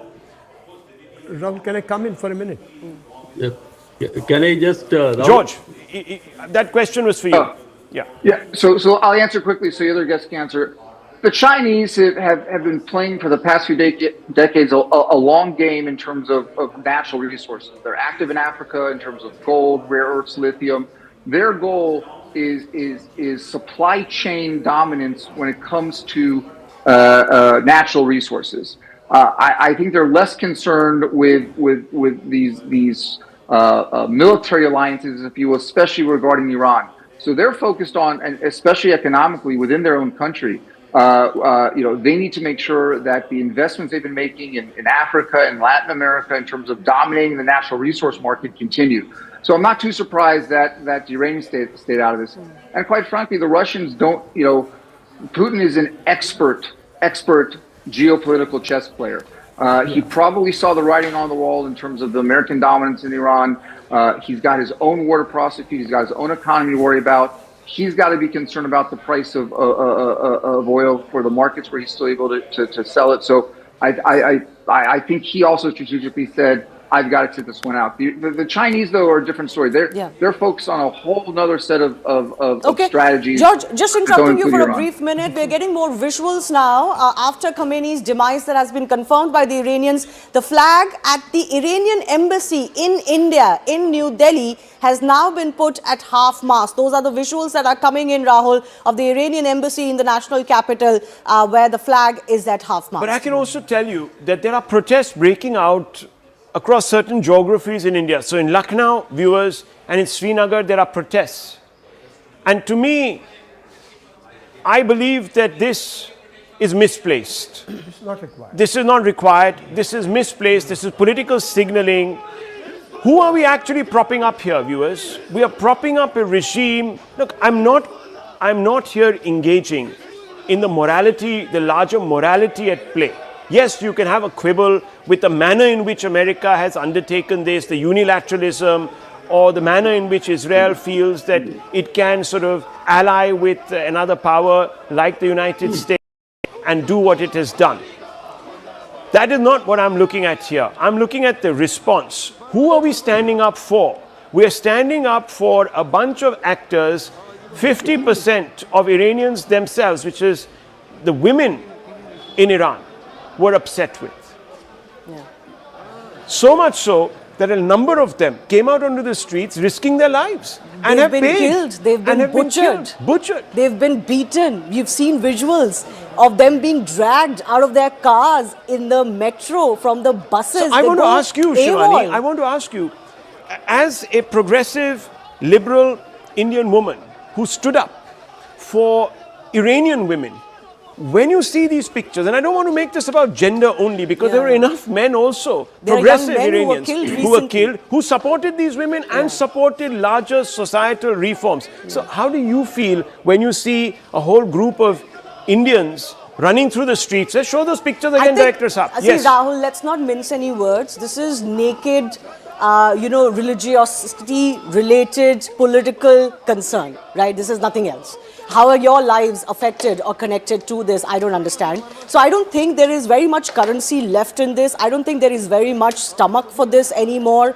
Not many Indians are going to be swayed by this. And, we've seen this, for example, for Gaza. Yes, a tragedy unfolded in Gaza. But again, there was a war that was initiated against Israel by Hamas in Gaza.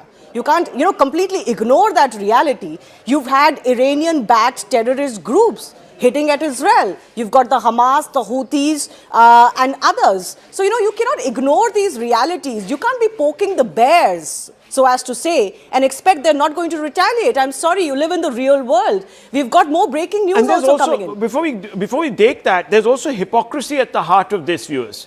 There's hypocrisy because when, for example, the ISIS was attacking other non-belligerents, fellow Muslims, none of these individuals took to the streets. None of them came out and said that the ISIS, in fact, in Kashmir, the political leadership there at one time was saying, oh, ISIS flags are being raised because misguided youth have misplaced sympathies. They don't understand. They don't talk about Sudan. They don't talk about other African countries where there are real genocides going on. Boko Haram, Nigeria. I mean, the hypocrisy is writ large. So like I'm saying, there's very little appetite for this. I think there's just a small little political constituency that it serves. I don't think even in Jammu and Kashmir there's very large appetite for this. But unfortunately it feeds back into a political loop because there will be political parties who see some of these individuals as their vote bank. And we are probably going to see some political leaders now emerge. You're also going to see certain Muslim groups here in this country. And I remember when that horrific,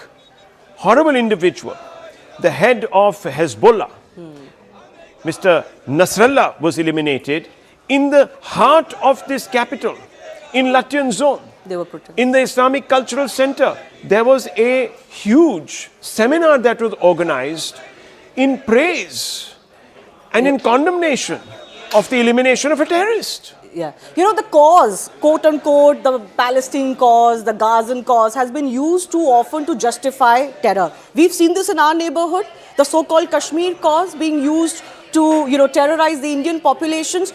That has already died, more or less a natural death and a political death, 90% of it, I think. And I think these are remnants of those who want to hark back to that world where the Islamic identity is above and center, everything else and the geopolitical realities, or even terror, for example.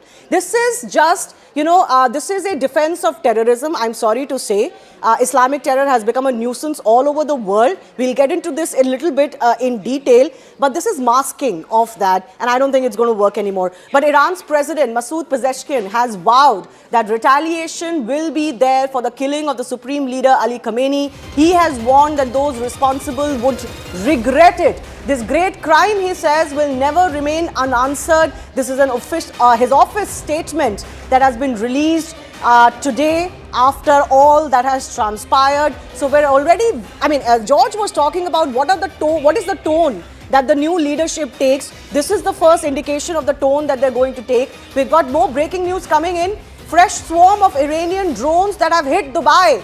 Now, we were talking about Dubai just now. These are visuals. Like I mentioned, there has been a fresh wave. So what happened last evening is last evening, but there's been a fresh wave of drone attacks that we've seen in Dubai. It is bearing some of the, possibly the largest brunt of the Iranian onslaught. This could be so because of those location. latest pictures there on your screen? Yes, these are all day. These are all day visuals. Put them at the back of me so that we can blow these up, and we're going to show you, viewers, these pictures that we're beginning to see. Let's put them out here.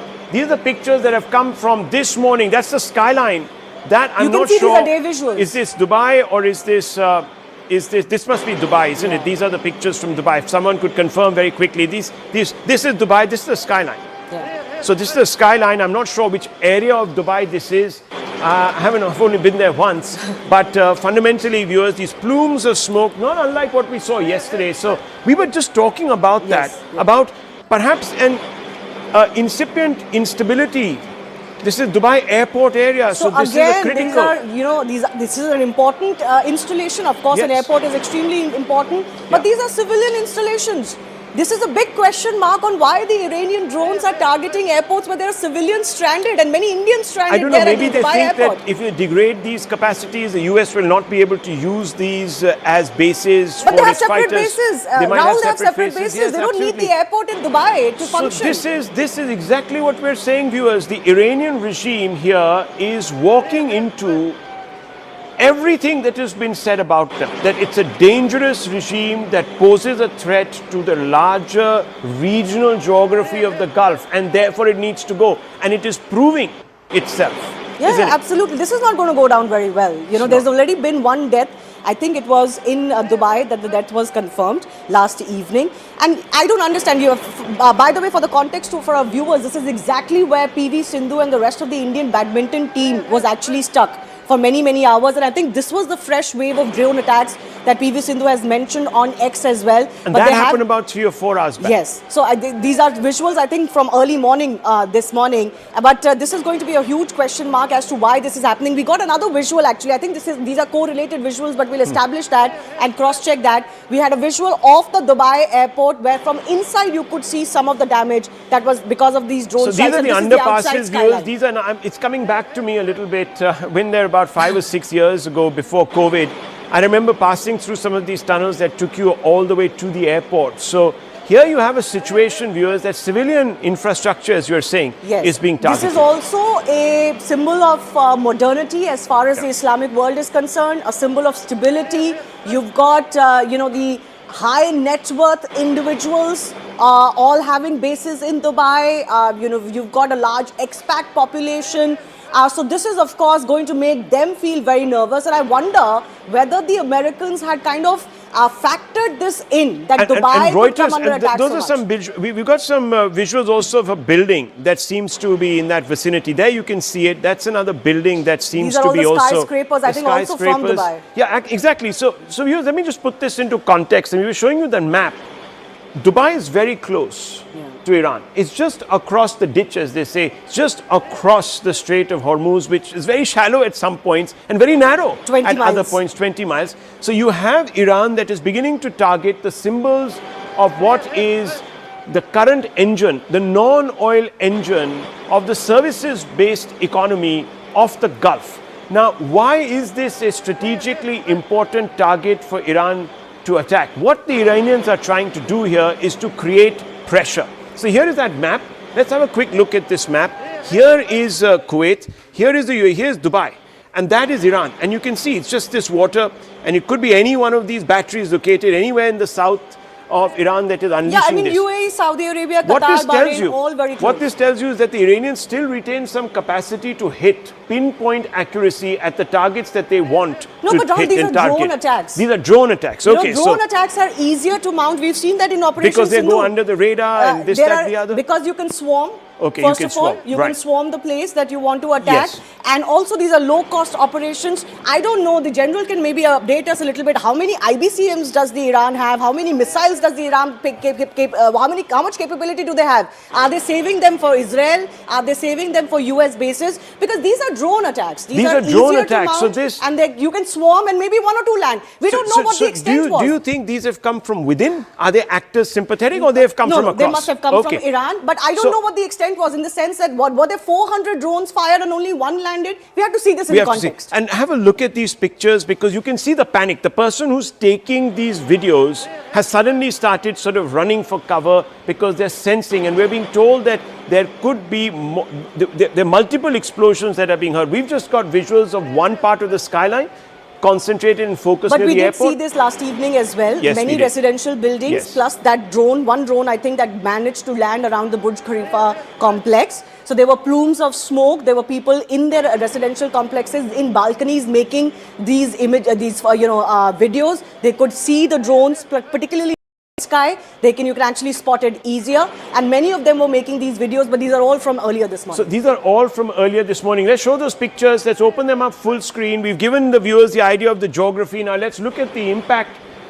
What exactly is happening on the ground? And we can also bring out visuals from yesterday. The Burj overnight was targeted by another drone attack, as you're rightly saying. So these are more drone attacks, a swarm of drones coming through. Where they're coming from, we don't have an idea, but clearly there are some capacities that that's the Burj Khalifa. And then you can see there's the drone coming in. You can see it'll come in. It's a swarm It's of a swarm, drones. yes. 1, 2, It's 3, 5 4, drones. 5. It's coming in, and then one of them will manage to strike the Khalifa. I don't know what the capabilities. We'll get our military expert on this. What the capability that Dubai or UAE has in terms of intercepting. Let's as get far in General as these Pandey. drones are Just get in concerned. General Pandey is now because walking General into our Pandey- studio. General, you can come with us here. Come to us. Come Are to you us. Are mic'd you up? mic'd up, sir? Are you mic'd up? I think General Pandey might be mic'd up. Manoj, let's get General Pandey mic'd up. Are you mic'd up, sir? Wonderful, sir. How lovely to have you. Good morning. Good morning, sir. General Pandey, what are we seeing here? Why What's are going these on? drones managing to land in Dubai especially? Please understand that even during Operation Sindoor, a lot of perception was there that air defense with the layered air defense is perfect, that will not allow anything to come through. There are two challenges. When you swarm an air defense system, the control which are required to be done and carry out strikes and number of missiles which are required to take these systems out in the air, that becomes difficult. So that is one part. The second is there are systems of ballistic missiles which are hypersonic in nature, which are pretty fast moving. They've got the capacity to overwhelm even the Americans. Why do you think the Americans have tried to go in for this thing? The most important reason which they are fighting against, contesting against Iran was the ballistic missile system, which had the capacity not only of reaching America in terms of distance, but moving with very, very high speed. While Americans could have protected this thing, they would have time to actually intercept over the American continent. But the Saudis and the other Gulf countries are not very comfortable with this idea. Even Israel. So can I ask you, sir, you're a military expert, you know the insides and the outsides. How do these operations, how are they mounted? How is Iran being able to, and we're showing you the map there, how are they being able to cross the Strait of Hormuz when supposedly the capacities are quite degraded? And How does US that bases happen? are there. Are they going to be intercepting these or not? I mean, how does this happen? in just about not even 24 hours have happened. In the Syria strike, you can't just degrade a military power of a country. They are not Pakistan, and they are surely, they have got a significant capability, and which has been actually, which was degraded in about 8 months back to some degree of extent. But eventually, after the 12 days of Lion Rise operation, they were not degraded sufficiently. But in this 8 months, the Iranians knew what is going to happen. They have actually surged the capacity in terms of making of drones. If you recall, the Shahid drones which you are talking of, which has got a range of about 1,000 to 2,000 kilometers to strike with a pretty high speed, and they carry about 100 and 200 kgs of explosives on them. They can actually take out a floor of a building, of a larger building. That's the capacity. So these are the pictures that were coming from yesterday also. They were Shahid, they were Shahid actually. Shahid the ones with a wing which you can see. That's right. They look like mini aircraft. Yeah, they look like mini aircraft. They look like mini stealth bombers actually. So they are very difficult to capture and catch. Also please understand that there is an evolution of technology which is taking place. So while in the race, the air defense systems which have 8 months back, they were relevant. The technology has changed to beat back the air defense systems. Can I ask you something? The US bases in these countries, and this is a map of the US bases in the Gulf, they are not being used to mount any attack on Iran. But would they be allowed to retaliate to Iranian drones? Yeah, so what has happened is that two things have happened. Actually, the biggest tragic mistake Iranians have done is to have actually involved the Gulf nations. Because they were the ones who were telling the Americans that don't get into it, right? And they had very clearly articulated that we will not allow our airspace, our ground space to mount any attack against the Iranians. In fact, a month back, the Crown Prince of Saudi Arabia had called up the President of Iran and said, we will not allow. But once they have struck, they have involved and enforced an unwilling coalition, which was not willing earlier, and they have found a coalition now with Americans. Why would they do this? Some people are saying that, and I want to bring in George also. Give me a second, George. I want to bring you in because you were mentioning how your daughters are in Israel, they're in bunkers. An update from them, and I just hope that everything is okay with them. I also have a daughter about that age, and I know how the heart palpitates. And I have a son who's also overseas, so we all know how that goes as a parent. And secondly, your wife is still in Dubai. Is she in this airport or is she in a hotel? What exactly are you hearing from her? Has she told you about the situation there right now? You can see these streaks in the air. Obviously, these are drones that have been intercepted, and you can see the flak, I suppose, call it what you want, and the streak in the sky. So that's evidence there. Yeah. So thank you for asking about my daughters. They're fine. They're with their friends. They're in the bomb shelters. They're ordering food for delivery services to the bomb shelters, which are delivering food, believe it or not.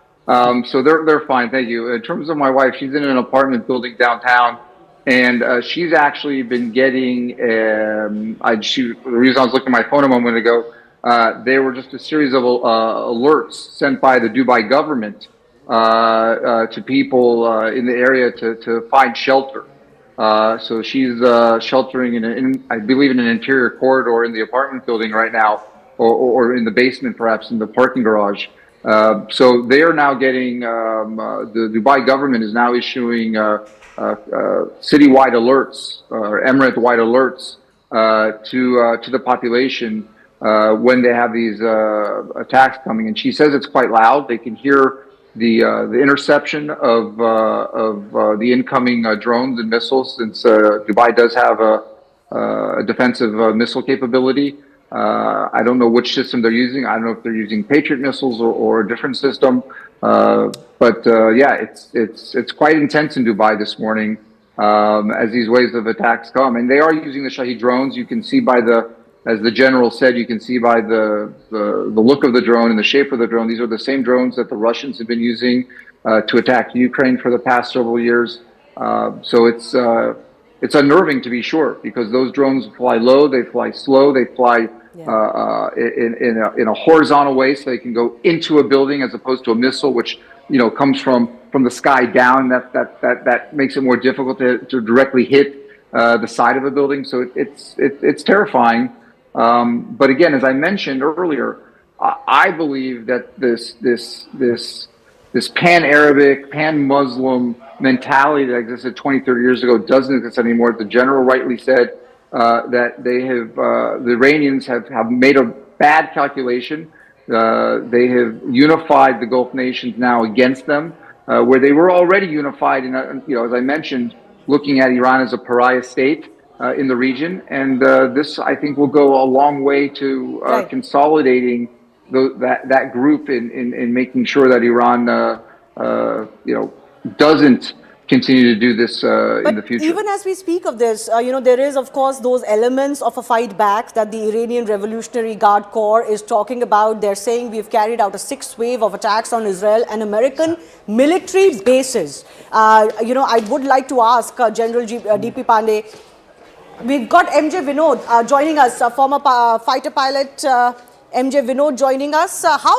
How long do you think, or how much capability do you think Iran has to continue to mount these counterattacks, particularly on Israel and US bases? I'm not talking about the drone attacks that we've been talking, but what are their real air capabilities, their jets, their missiles? How long are they going to last? Good question. In fact, I've traveled to Dubai very often. Just a couple of days ago, I was there. And these are places very, very familiar to me, where the attacks are happening. And as we speak, a lot of my friends are currently stuck there. In fact, one of them, just before this news, I talked to him very close to Burj Khalifa. He lives. And they all, like you said, are in their car park basements. And some of them have taken refuge, believe you me, in the metro stations, where the metro station is under the ground.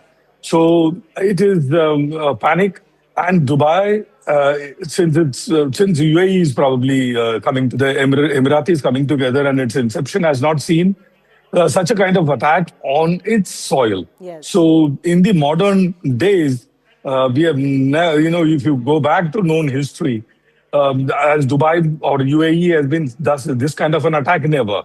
So this is something new for Dubai. That said, just taking on your question as to how, I had the opportunity of looking at the low-cost drones of Iranians given to Pakistan, which was launched against us, many of which did not reach the target and landed. So I have the opportunity of looking at it up and close, intact.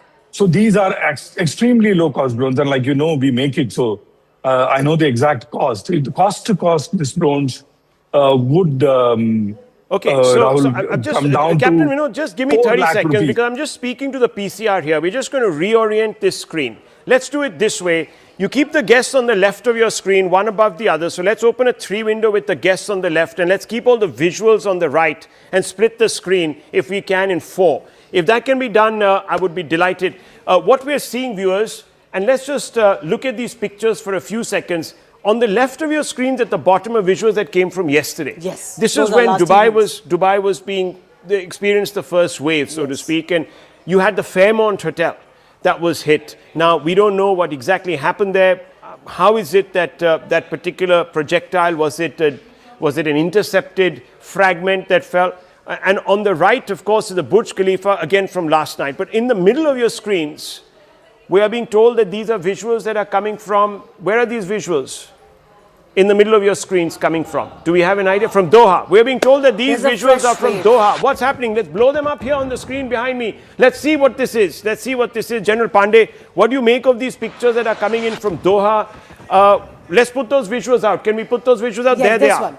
Look at the swarms. What are these projectiles that are coming through? There are all sorts of birds flying around. There is also, we can see some activity on the ground. There is the minaret of a mosque, and behind that there is a plume of smoke. So clearly some building, it appears, could have been targeted. I'm not quite sure. The pictures are very grainy. Clearly, but what are we seeing? One drone, I think these are also drone attacks in Doha. Right. The one, we've not captured the drone in this one, but there is a plume of smoke. So something has landed, and there is a siren that can also be heard in one section of that So video. why Doha? Yeah, so that is where I think the Iranians have gone wrong. I think they've ensured their isolation, and not only their isolation, in fact the isolation of the entire Shia community for some time to come in the future by carrying out strikes. While they are saying that they are carrying out strikes on the military objectives, but actually if you've seen in last couple of hours, all the strikes are at civilian infrastructure. But why Doha? Airports. Why would you suddenly choose Doha, which is pretty much at the bottom, a little out of the way? No, it's Qatar. not. They need to. They made a commitment when they started. The whole thing started. Rather not. Whole thing started anywhere where the US bases are. We are going to carry out strikes. That was the commitment they made. Yes, sir. You know, the point is, what does Iran want? Iran wants it to become a regional war because it wants that America and Israel should feel a pressure. Because they cannot fight for too long. Iran has a problem. It has a stockpile of missile almost about 2,500. It won't last more than 5 to 6 days if they have to fight with the same intensity. The same Middle East countries which were by and large with Iran to some extent, Saudi, UAE, they declared they will not give their airspace. But what has happened? The Iran, while it was hitting toward basically military bases, in addition to the military bases, it has also hit the civilian targets. Now the complete Middle East countries. So General Sivac, what we're hearing is there's an activation of air raid sirens in Kuwait and Bahrain. So these are now widespread. This is yesterday. Yesterday's entire modus operandi playing out again. So this we began to see towards about 4 or 5 in the evening India time, which was perhaps more in the afternoon. So General Sivac, why are they choosing first of all the day to do this? You had the entire night. Is there a difference between day and night anymore? So I want to ask both the general first you. See, the point is, as far as the drones are concerned, the drone technology of Iran is one of the best. The Shahid drones which were used by Russia in Ukraine, they could penetrate or they could go deep inside Ukraine and did a lot of damage. So the Shahid drones of Iran is known. Now initially Iran has only hit the military bases which are there in Middle East. But then they changed their strategy. They said that in addition to military strategy, they start hitting the civilian target. And that is the time when in Doha also it has taken place. And then you find the complete scenario changing. All, the governments in Middle East, whether it is Saudi, UAE, you can say Bahrain, Qatar, they have become negative toward Iran. So Iran, as it is, doesn't have too many friends. So you know what we're going to do? What we're going to do is that we're going to look at some of the missile technologies. We've got graphics on that of Iran and also of Israel. So we'll pull those graphics out in just a few moments. But General Pandey, there is finite and limited stockpiles. How is Iran going to augment? Because we saw also, this also applies to Israel, by the way. The Iron Dome was also overwhelmed last time, and we saw some important targets in Tel Aviv being struck by hypersonic missiles that came out of Iran. So both countries have that problem. How do you replenish stockpiles quickly? How does Iran do it, for instance? Rahul, it is incorrect comparison between Israel's industry and Iran industry. What has happened is that a very significant portion of ballistic missiles under storage conditions were taken out at 8 months back, right, during the land rise. So you're talking about Iran right now? Iran. Okay. The second is Israel and US are not targeting only Tehran or certain military bases. Their targets are entirely onto the defense infrastructure where ballistic missiles are being made. If you recall, in the last night, a couple of hours back, there were ordnance bases which have been struck in this thing, which are far away. They are towards the eastern side of Iran, which is at a great distance, and they have been struck and destroyed. So a very calibrated strikes were being done, which is very intelligent from US and Israel, onto the places where the manufacturing of military equipment is going to take place. In case of Israel, while Israel is a smaller nation, it has got a very close coordinated air defense system, and the Air Force of Iran doesn't have a capacity today even to fly out of his own country. So they have to rely only on ballistic systems. Now you're saying about why is it during daytime? In technology today, day or night doesn't matter. Second is they need to carry out not sneak attacks. They will have to carry out attacks in waves. So when you look at that IRGC saying this is the 6th wave of attack, that means a large number of missiles or drones are launched, something which let's have a look at the comparison between Israel and Iran's projectiles, their missile systems, and so on and so forth. Let's project this onto the screen. I think a comparison of their military capacity. So the overall manpower, Israel is active personnel, much lesser than what on paper would be from Iran. I think 1/5 of it, 170,000 active personnel on Israeli side, 610,000. So there's not much in it. There's not much in it. I don't think how much it matters whether Israel has that much active, serving personnel. Given the fact that it's not a ground operation, and this is not a man-to-man fight in any case. These are all in military fights. So you wanted to make a point? Ground attacks. Yeah. Ground attacks. The point is that... No, but this is the total aircraft number. 597 on the side of the Israelis, 551. Now, this is an interesting number. There's not much so to let's choose talk a here. little bit about see the air power which is there with Iran is all obsolete. Obsolete. The biggest problem is that what the aircraft, air power is what aircraft is... they have an old origin of a Chinese and Russian version. They are not even the fourth generation aircraft. The problem with the Iran is their air defense and air power is far inferior compared to Israel and America. Effectively, they don't have an air force. So they depended on what? They depended on ballistic missile and the cruise missile. So that is what they did it. Countries invest, based on their strength. The strength of Iranians was ballistic missile systems, right? So they have invested. They don't have the sanctions of last about 40 years has ensured that they have not been able to actually build up the technology to take on a good modern air force. The second is when you're looking at the numbers, you're comparing numbers of 14th military power with 15th or 16th military power. They are neck to neck in terms of numbers and whole numbers. But when you add the two carrier strike forces, but look at the artillery and you add about 150 modern aircrafts which are there in the region. Why is there such a big differential where rocket projectors as well as artillery pieces? There's a big difference, and it's sort of... Why does Iran have much more than Israel? Okay, in this rocket projectile systems, again, I just said that a country decides on a strategy. The country's strategy was not on air force because that was a major challenge to build up equipment, train, fly, and so the air defense. By the way, air defense is extremely costly. Firing of missile systems are much more cheaper. So they have invested in ballistic missile systems. They have invested in rockets. In this rockets, you're not counting of the Hezbollah rockets. You're not counting what is with Hamas. That's a very important point. And then you have the naval power, 107, 62. So where is the Navy? Why aren't they using offshore? They will use the Navy, and I think they have already started using the Navy. How? I believe In what that yesterday capacity? night. No, the Navy is very potent of Iranians. That's the most dangerous element. They got unmanned systems, which can they can have a system which can lay mines, which will block Strait of Hormuz for at least couple of months, if not 2 years, which has been anticipated. More importantly, they got... And submarines also, they have. The point is, this is, you see, remember that as far as Iran is concerned, the number may be there, but they are not state of art. And second thing is that what is Iran capability?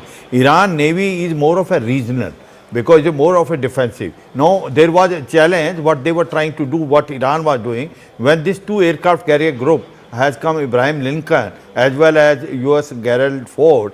Now, they were trying to hit one of these ships. And how do they do that? They have a very good water drones. They have got speed boats. That was the challenge which was there with the American, but they have taken care of it. So the point is that as far as Iran is concerned, their Navy is not state of art. Okay, so is that the reason why, sir, the US fleet is sitting in the Eastern Mediterranean and not in the Arabian Sea? Absolutely. So the distance, the range of Iranian Navy to strike, right? If you look at only through the rockets and through the missile system which are on these fast boats, they got a range of moving about 150 kilometers deep and then firing rocket systems or missile systems which are actually flat trajectory, which are much more dangerous because it takes time to pick them up and thereafter neutralize, and they're pretty fast. The ranges are about 300 kilometers. So they need to, American carrier group has to ensure that they got a distance of at least standoff distance about 300 to 400 kilometers. While they have the ranges of aircrafts to fly in and carry out the strikes, but they don't have the ranges. They need to protect themselves, and that is why the distances are there. Well, that's roughly how this equation works out on the ground. But let's go back to those pictures, because what we are now hearing, viewers, is that there's a fresh wave of attacks. So at mid-morning point here in New Delhi, we're getting news that we were getting yesterday mid-evening or late evening, weren't we? Sixth wave is what the IRGC is calling it. Doha. a few are landing. These are also activation of sirens that have happened. Now, the only real damage, which I believe has happened via missiles, Rahul, not via drones, is actually in Tel Aviv. There was already a report of some that had landed till last evening, and I think there are more explosions being heard in Tel Aviv. If we have Captain Vinod with us and if we have George with us, I want to go back to both of them. Let's go back to the visuals, Director Saab. Let's go back to the big visuals. And we'll come back, of course, to all these other graphics in just a few moments because we can discuss the various combat capabilities. But here are the visuals. Captain Vinod, a couple of questions to you. How do these operations take place? Are they difficult to intercept? Why are we seeing so much terror across significant geographies? We are not talking about just one area like Dubai. Now, this is an extended sweep of the coastline of the UAE states of the Gulf. I'll just take the lead from what the general was saying. And like I was saying earlier, the missile technology of Iran is no less. It's very potent. In fact, I feel Russians have helped them a lot. Those, mushroom kind of a missile that you see is very similar to the oceanic missile that Russia has in its kitty. Oceanic is impossible to intercept for simple reason. Oceanic comes at hypersonic speeds. Your interceptor missile is on maximum trisonic. It's only 3 Mach. So how can you catch up with something which is flying at 5 to 7 times the speed of sound with something which is only flying at 3 times the speed of sound? Impossible. So they are those missiles in numbers is less in Iran. Those are the ones which are making it to Tel Aviv unimpeded. Let's get that part aside. You were talking about the drones, whether it is Shahid drones or Yaya drones or all kinds of drones that Iran has. They are extremely low-cost drones. Like I was telling you, I have seen one physically up and close. In less than Indian rupees, 4 to 5 lakh rupees, you can muster these drones. A point about overlooking the Strait of Hormuz, which both of you were talking about. Iran has a stranglehold from Hormuz down to where Kuwait is, the entire Gulf, because Iran is sitting on a higher mountain. So the north of this particular Gulf, if you look at this terrain in 3 dimensions, it's hills. And from there, more pictures. Have a look at these pictures, Captain Vinod. Look at these pictures. These are now fresh pictures that are coming out of Dubai, I think. And that's the airport. That's that plume. Now we've gone in. We've zoomed in really from a different direction. So we're beginning to see the impact point. This is Bahrain. I'm being told this is Bahrain. Yes. So this is not Dubai. This is Bahrain. And what area in Bahrain is this? Can someone give us a bit of an update maybe from the news pit? We can have Kanksha come in or someone come in and tell us a little bit more about these pictures. What we do know is that the UAE now is telling us that they've intercepted as many as 136 missiles and over 200 drones. So now that gives you an idea of the scale of the counter-attack that Israel is mounting in UAE or Dubai alone. But this is, of course, a visual that is coming in from Bahrain. You could estimate possibly, General DP Pandey can come in here, 200 drones intercepted in UAE, 136 missiles. This would be the same number that possibly targeted, Bahrain, Kuwait, etc. as well. Yeah, so numbers like Bahrain would have a lesser number of strikes going on, probably because it's a smaller country, smaller location. The hit has taken place on the 5th Naval Fleet Headquarters of US. It was I think they were able to intercept, but the certain elements of the explosives landed near the building, and I those were the visuals we saw yesterday. Yeah, correct. So I think virtually what they are trying to do is to hit wherever possible with numbers and overwhelm the air defense which is there. No, so they're saying they've hit 27 US sites in the Gulf. Now, I believe there are a dozen bases in the Gulf that the US has. What are these 27 sites? What are we supposed to read into this? No, when... You mean, this would mean that 27 hits have taken place? Yeah, correct.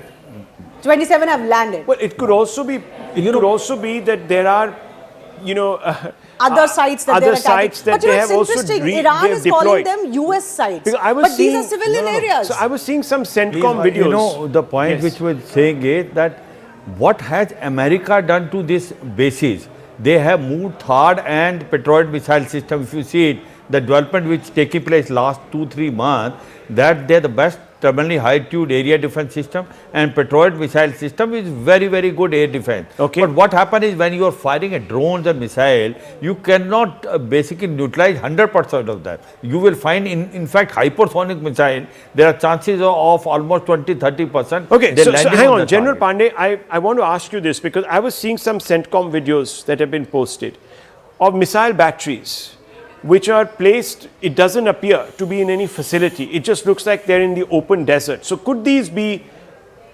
deployments that have taken place beyond the bases? Obviously, because when you're saying about sites, it doesn't mean headquarters or place. They are not centrally located.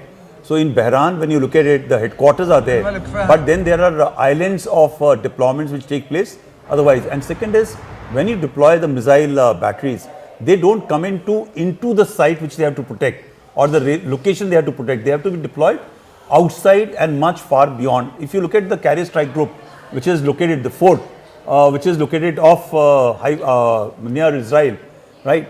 It is not anchored there. It is off, but it is providing a larger umbrella. So very, very important. Now, can Director Saab, we put this 4 window on the screen behind me so we get a sense really of this in larger than life terms. Let's put this 4 window that you have in the screen behind me so we can talk through each one of these visual elements. So what you're seeing is Doha that has been struck. This is Bahrain. This is Bahrain. This is visuals that have just come in. Shivani, these are pictures of a strike that has taken place in this current sixth wave. Yeah, I can't say exactly what this location is, but it doesn't quite look like this is some sort of a military installation or a American base. This is Haifa, Israel. This is a port city. Yeah, there of course is the damage. This is quite close to where the US fleet is. Also where some of the batteries must be, the intercepting batteries, so that the US fleet also stays safe. General. State one thing simple. Yeah. That these high expensive, high value air defense systems are not meant for Shahed strikes. Right. Shahed carries about 100. It's something like, you know, for a needle kind of a thing, you don't require a hammer to manage.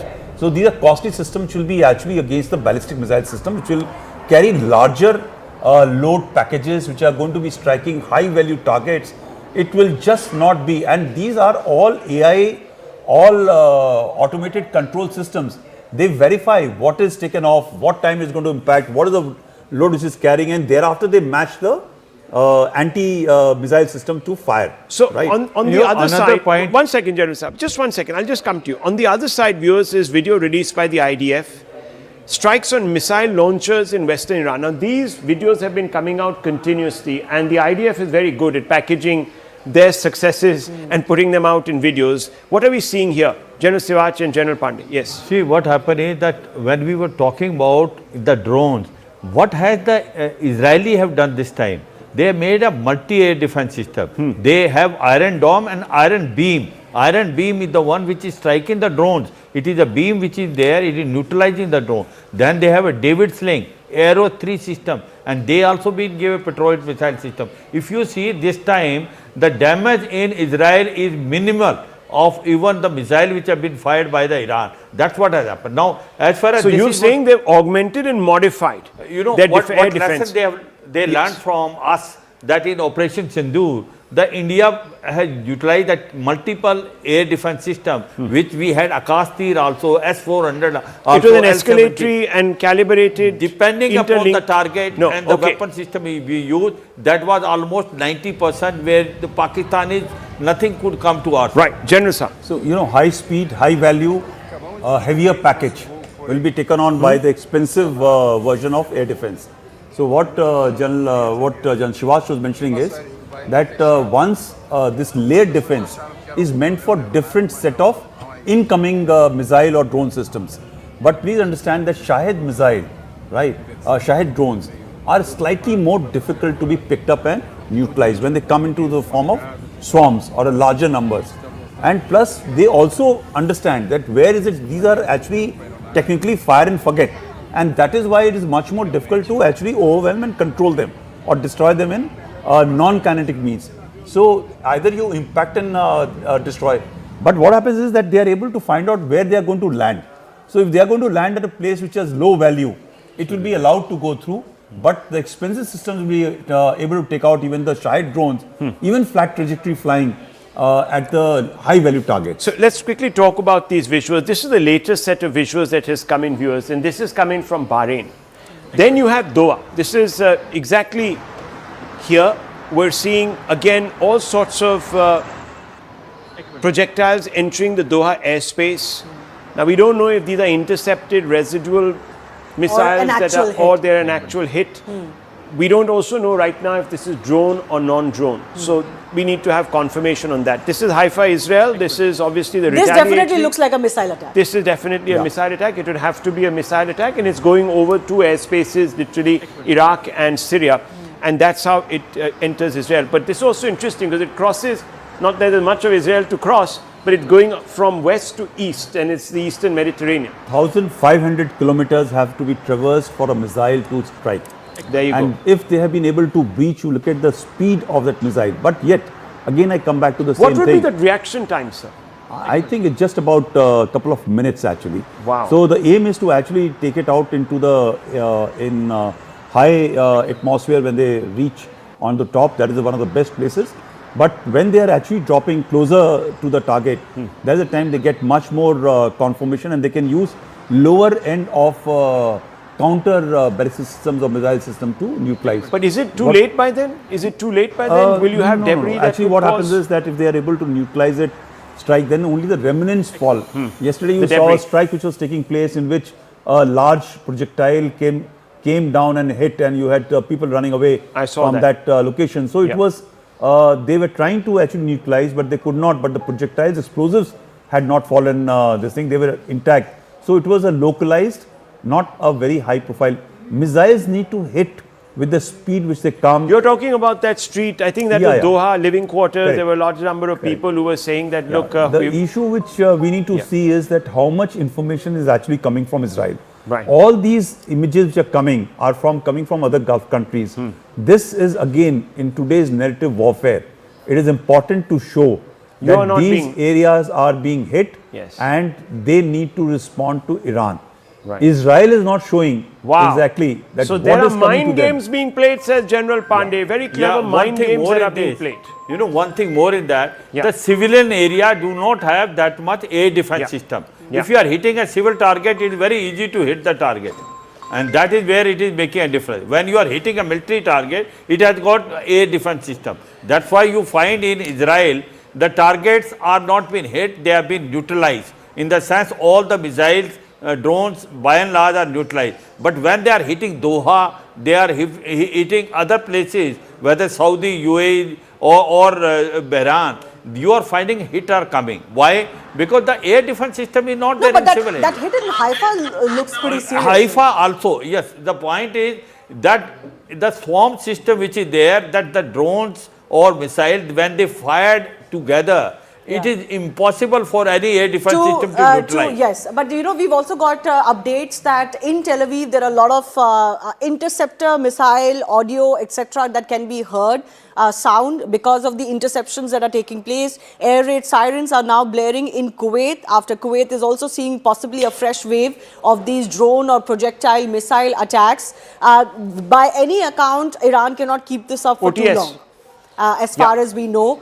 So this is going to be possibly a last-ditch effort, and I think by what our experts have pointed out, the harakiri that they've committed by attacking all of these Gulf countries. I'm going to show you what is being targeted now. We're going to get the over the shoulder camera very soon onto this map, and if you just have a look, Shivani, these are some of the areas, and we're just going to get the OTS here.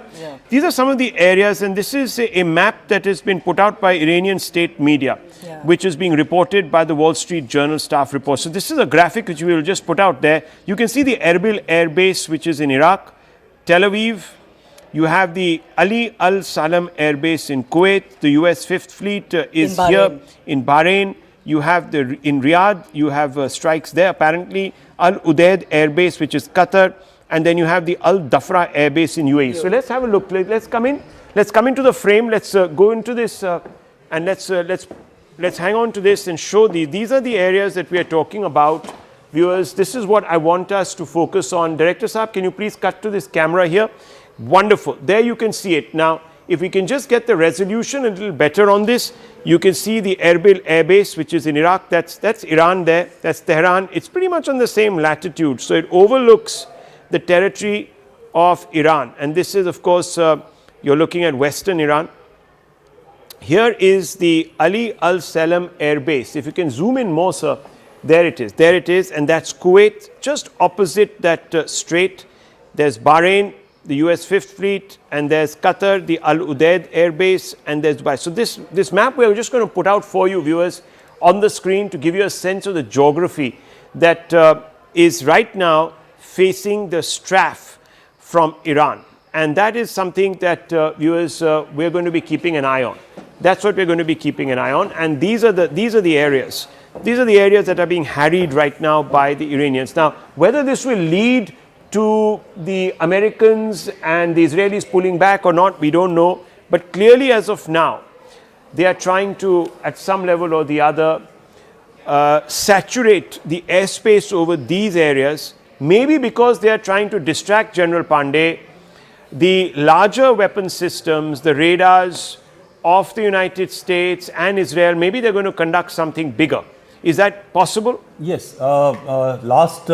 During Lion Rise, one very major lesson which Israel drew, and possibly that led to a certain degree of de-escalation, was Israel's entire air defense systems where actually they fired the best systems quite early on. And that is why, if you recall, in the later stages, the Iranians were able to breach the air defense systems of Israelis and land quite fatal strikes. And this time, I think that is why they have gone for one simple calculation, that they will firstly surge the production and ensure their missiles are this thing, and now they will be only targeting the ones which are relevant, which are going to strike high value targets. So this is a change in possibly a strategy which Israel has taken. They need to conserve, because in last about 7-8 months, Iranians knew that they are going to face this war, come what may, because talks or no talks, they were quite fully prepared. They didn't want to change their strategic orientation, and Americans were going to come after them. And therefore, they have done well enough for themselves. Actually, just because they have taken out Khamenei and the top leadership of this thing, the regime has not changed. The response are going to continue, and this is not going to end very well for either of them as of now. Well, let me also tell you that there are some releases that are now being put out by the MEA. So we're going to try and go out to those. We're trying to get connectivity here in the studio so I can open that link up. But I'm just trying to go straight in, because there are updates coming in, advisories mostly, Shivani, that are being put out there by the Indian government, telling various people that part of the diaspora, huge diaspora, isn't there, in the Gulf? Yes. Huge diaspora, millions and millions of Indians, especially lakhs. In these geographies that we are looking at right now. Are there. 90 lakhs, which means 9 million. 9 million is there, and they are all across. And the All point across is, these countries, all from across. Kuwait to And also Saudi remember Arabia, another UAE. thing, the oil which is coming from this area is about 40%. Now, if Strait of Hormuz is blocked, the India is also going to be hit very hard. Not only that, the rates of oil will also go more than $100 per barrel. So there are challenges as far as we are also concerned. What happened to Chabar port? You know, the one which we are operating, that will also be now a question mark. So there are a number of issues which will happen due to if this war Actually, the issue of prolongs. oil is very interesting, because what happens to everything that has been going on in context of the tariffs and the Russian oil, given what has now transpired and what with the Strait of Hormuz. So I have to ask this question now. It was passed off as a preemptive strike, General Saab. This is not a preemptive strike. This is some sort of an offensive strike. This was a strike that left no options open for diplomacy, General Pandey, because I don't see, even after the transition that we've been talking about, this 3-member council that has been set up, led by the grandson of the Grand Ayatollah, the founder of this Islamic regime, and so on and so forth, Muhammad Mojtaba Khamenei. there seems to be no lifting of the foot off the gas. These Iranians are pretty set on continuing.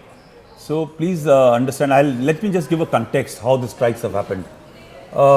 And if I understand, and I have read enough about the Israelis and Americans, and that is how a powerful or intelligent nation should operate.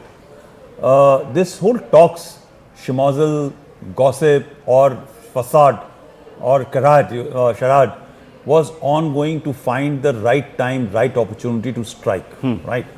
So while the 10 days talk were ongoing, they struck on the 9th day where some degree of, everybody was saying that possibly, and a lot of people are commenting adversely. But I look at it, it was an entire charade in which they wanted to get, when they get an opportunity, when entire leadership is together.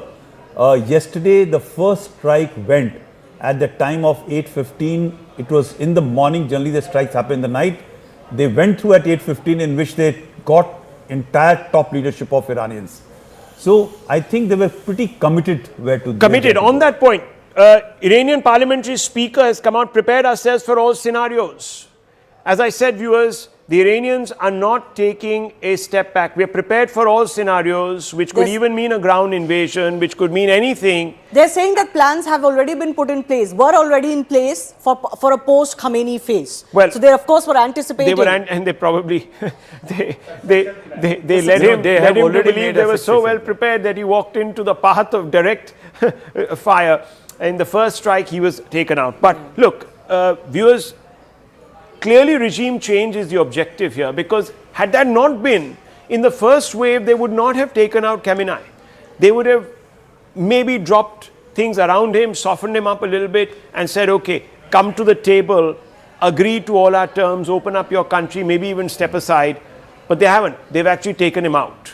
You know, the problem is that when US is talking about regime change, there is not possibility of regime change until there are ground troops which go there. Yeah. Boots on ground is very important. Now when you have such a head, there can be regime collapse. Someone else will take on. There is a succession plan. So thinking that the government which will come. You might carry out a decapitation strike in the hope that others who are more amenable to you. I'm not saying in the classical sense that you are there to guide a process like you were in Iraq. But General Pandey, this is a political choice. I'm just talking about not a military choice. This is a political choice. This is a political attack which has been given the gleam of something bigger. You know, a preventive strike, that is. So as Jan Schwartz said, that regime change doesn't change with change of a spiritual leader or the top leader being taken out. There is a whole structure, there is a whole system which is in place. But what has also happened is, what we are not recognizing is, there is a certain degree of corruption, there is a certain degree of divide which is there already in the country. The people who were supporting the religion, the people with money, the businessmen, business community is not with the regime. While the force power of IRGC continues to remain in the hands of the regime, but yet there is a significant population which is today not with the regime, because after all, they are seeing all this progress and process all across the world, and they were quite unhappy with the falling economy, falling prices of real and stuff like that. So I think please understand, the Americans have gone inside. They will have a plan. If the plan was to leave the region into chaos, there has to be a strategic outcome out of it, which we can debate and talk about later. Yeah. But today I think the regime still continues to be in place, but I think there's a fracture inside which will ensure. But can I just say that there are two moral standpoints from which Donald Trump has justified these strikes, quote-unquote preemptive strikes that Rahul was talking about.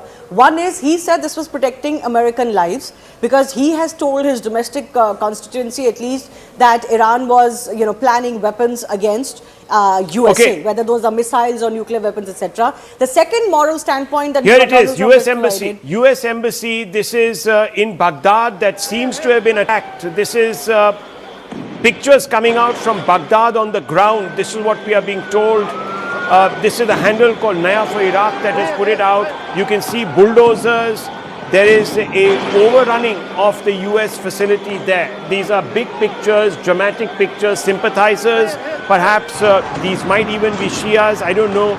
But there is clearly an attempt to overrun the US embassy. Now, I do believe that some of the US personnel had been evacuated from Iraq a few days ago, but I'm not sure if that was possible. What is going on here? Clearly US assets here in the Middle East under attack. And is it possible, General Pandey, that we might see this being replicated in other parts of the Gulf? At least in 2 or 3, it may not. Maybe not in Saudi Arabia, may not be in Dubai, but other areas. No, it will happen in Dubai, it will happen everywhere, right? We have not even seen 24 hours have not passed. Actually, barely 24 hours have been passed. You will start seeing proxy elements coming out in support who are hardline. You have taken out the most important person of the Shia community, and that is the Ayatollah, right? Everybody prays to him, everybody looks at him.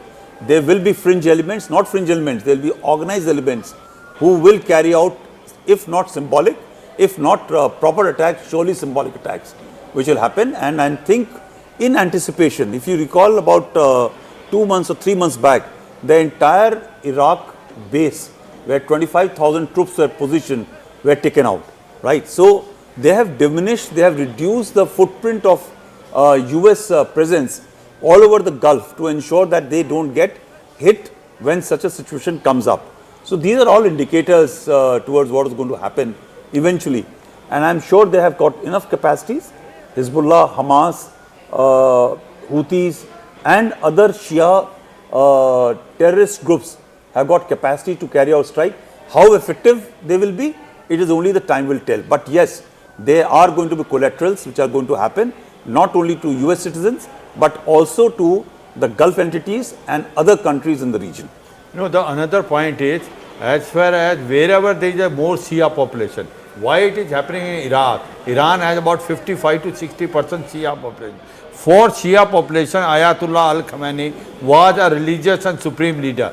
So wherever it is a Shia population, you will find such sort of action taking place by these certain proxy groups. And how much they will be affected, time will only tell. It can start in Syria also. It has started now in Iraq. But I think in Sunni dominated countries like Saudi, UAE, Oman, Bahrain, there the chances of such thing happening are very, very less compared to where there is a more population of Shia.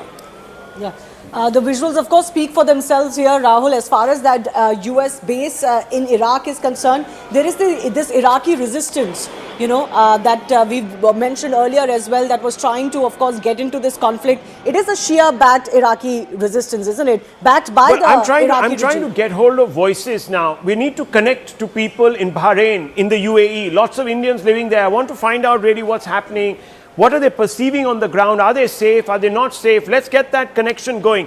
But here it is, viewers. Dramatic visuals now coming in from the center of Baghdad, the US Embassy there. We're going to try and pull out a map and show you where the US Embassy is exactly in Baghdad in just a few moments. But these are visuals, dramatic scenes. This is the beginning of a pushback at a popular citizen level. I don't know if these are ordinary citizens or if this is the resistance, if these are people, but certainly they don't look like militia. They could be plain clothes, I don't know, but they certainly don't look like militia.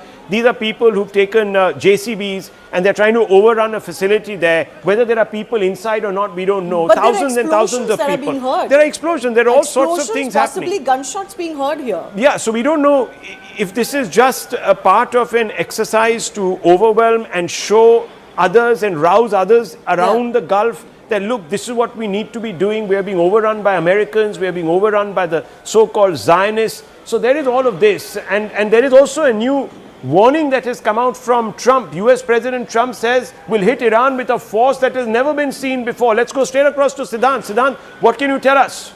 Well, that's right, Rahul. So it's a message from President Trump because there have been several warnings coming from Iran. In fact, Iran is threatening countries in West Asia of retaliatory strikes, and the warnings came from IRGC and several other high-ranking officials from Iran. And now this is the response coming from President Trump. President Trump writes on Truth Social that if they do, we will hit them with a force that has never been seen before.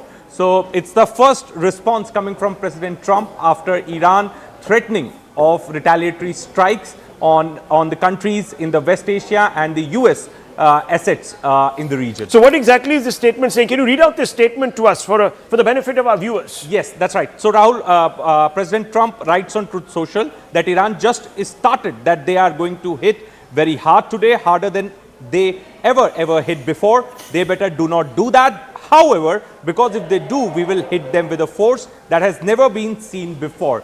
Thank you for your attention to this matter, President Donald J. Trump. So first why response coming from President Trump. Okay, so why is Trump now suddenly sending out this message? Because earlier he was saying, just about 1 hour back, I think, and let's just bring out those two messages and put them side by side. 1 hour back, he says, it's over. We've softened these people up. He said it's going to be easier to It's now going talk to be easier. to the Iranians. Now he's or suddenly negotiate with using them. a threatening tone. So is he coercing General Pandey, or is he suddenly realizing that this is now taking a nasty edge? Maybe they've underestimated. No, I'm quite sure they know that it's going to take a nasty turn. But these are all public posturing. So Iranian foreign minister, the parliamentary minister, the new leadership is going to talk about how they are going to hit back and strike back. And that means they are under control, the regime change is taking place, the new leadership is coming. And similarly on the other side, the Americans and the Israelis are going to talk about differently that in case you retaliate, we are going to come after you. This is all posturing to ensure that everybody comes up, somebody has to cede the ground. Actually, and the first statement which came out was by Trump regarding they have been softened up and there is a scope for talk now to reach out. These are all addressing two segments of population. One segment of population is in Iran, which wants the change of regime, and therefore they need to talk, and we should not go ahead with continued retaliation and stuff like that.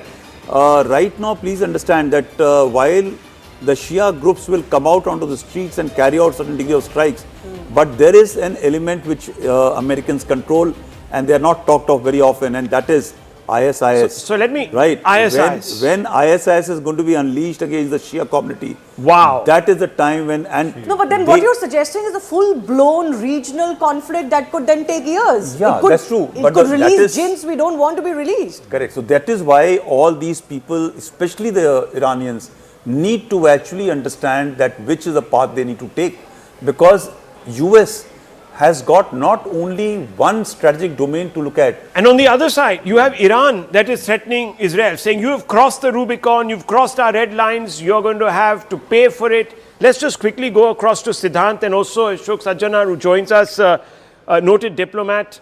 First, Siddhant, over to you. Well, that's right.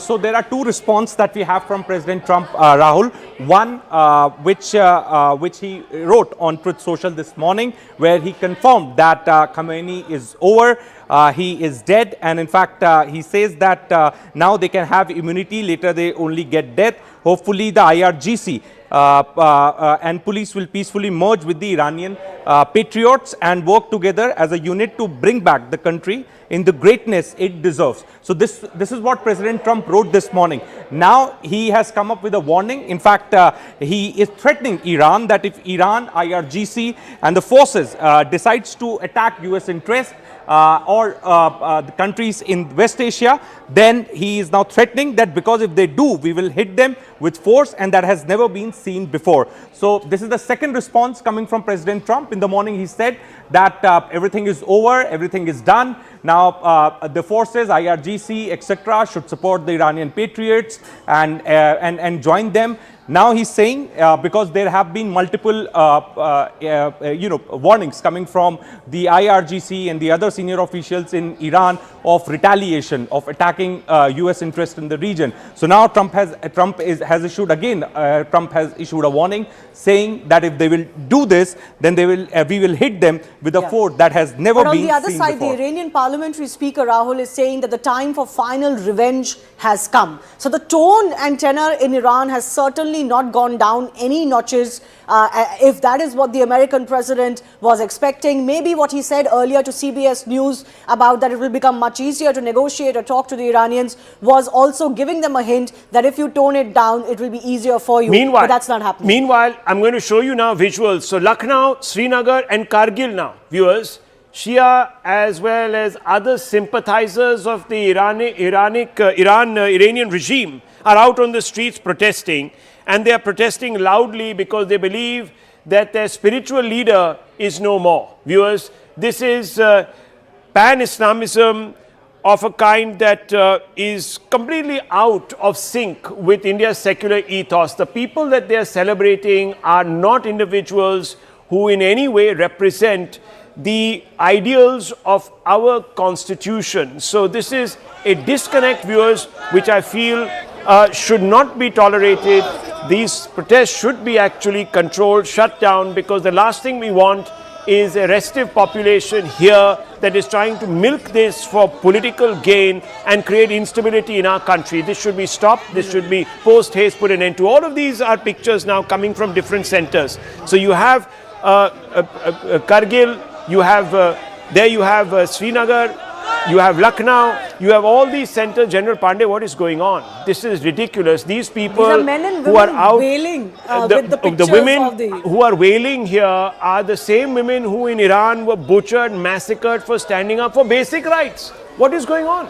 So Rahul, you are handing me the so-called hot potato to answer. No, we must question. take it but on to be as candid, what has patriots. happened is that there are communities within India. It's not only the Shias, but many communities in India who draw their ideological moorings, not only ideological moorings, but political moorings from across the world and not from our civilizational history. This has been allowed to be nurtured for political gains for last about 70 to 80 years in our country, and suddenly for the present government to change that line of thinking is impossible. So I guess it is sporadic. It will blow out. Okay. It should be allowed to be released rather than getting contained. Okay, so you believe let them let off their steam. Okay, viewers, I want to bring in Ashok Sajjanhar. Thank you. Good morning, sir. Thank you for being so patient with us. It's been a crazy last 24 hours to be very honest with you. No one thought we would get up at 3 in the morning. I was woken up at 3 in the morning to be told there's been a decapitation strike on Khamenei. Was this really a preemptive strike then? Mr. Sajjanhar, this doesn't look like a preventive strike to me. This looked like something greater. Thank you very much, Rahul, for having me. You know, I compliment you that you've been up since 3 o'clock, but still, you know, your levels of energy and enthusiasm continue to be as strong as ever. So my compliments to you. Definitely not. It was not a preemptive strike. It was an all-out war. It was an all-out conflict. I think the preemptive strike of any nature would have happened last year in June when the 12-day war took place.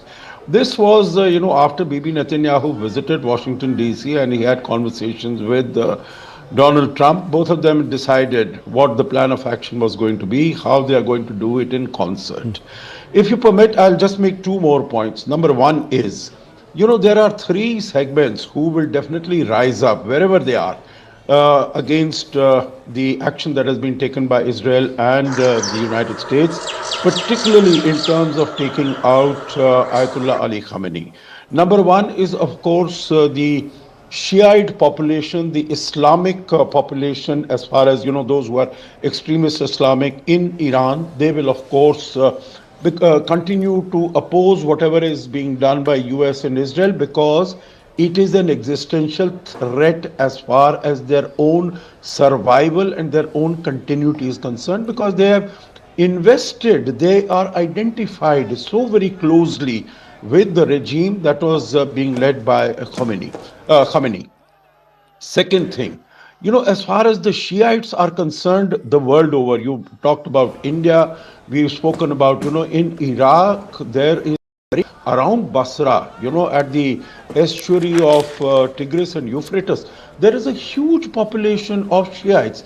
And that is why you remember even in the Iran-Iraq war that took place from 1979, etc., there was a lot of support for Iran even from those sections of Iraq. So wherever they are, whether it is in Iraq or they are in Bahrain, mind you, there is a significant population of Shiites in Bahrain also. So they will definitely rise up because their supreme leader has been taken out.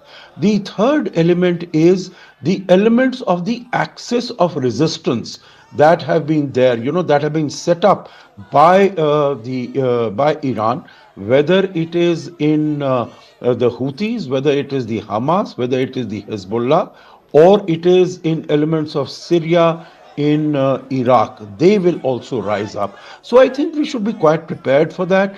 I'm sure Israel and the United States would have been quite prepared for that, and they will deal with it appropriately. These are sort of, just the changes that are taking place.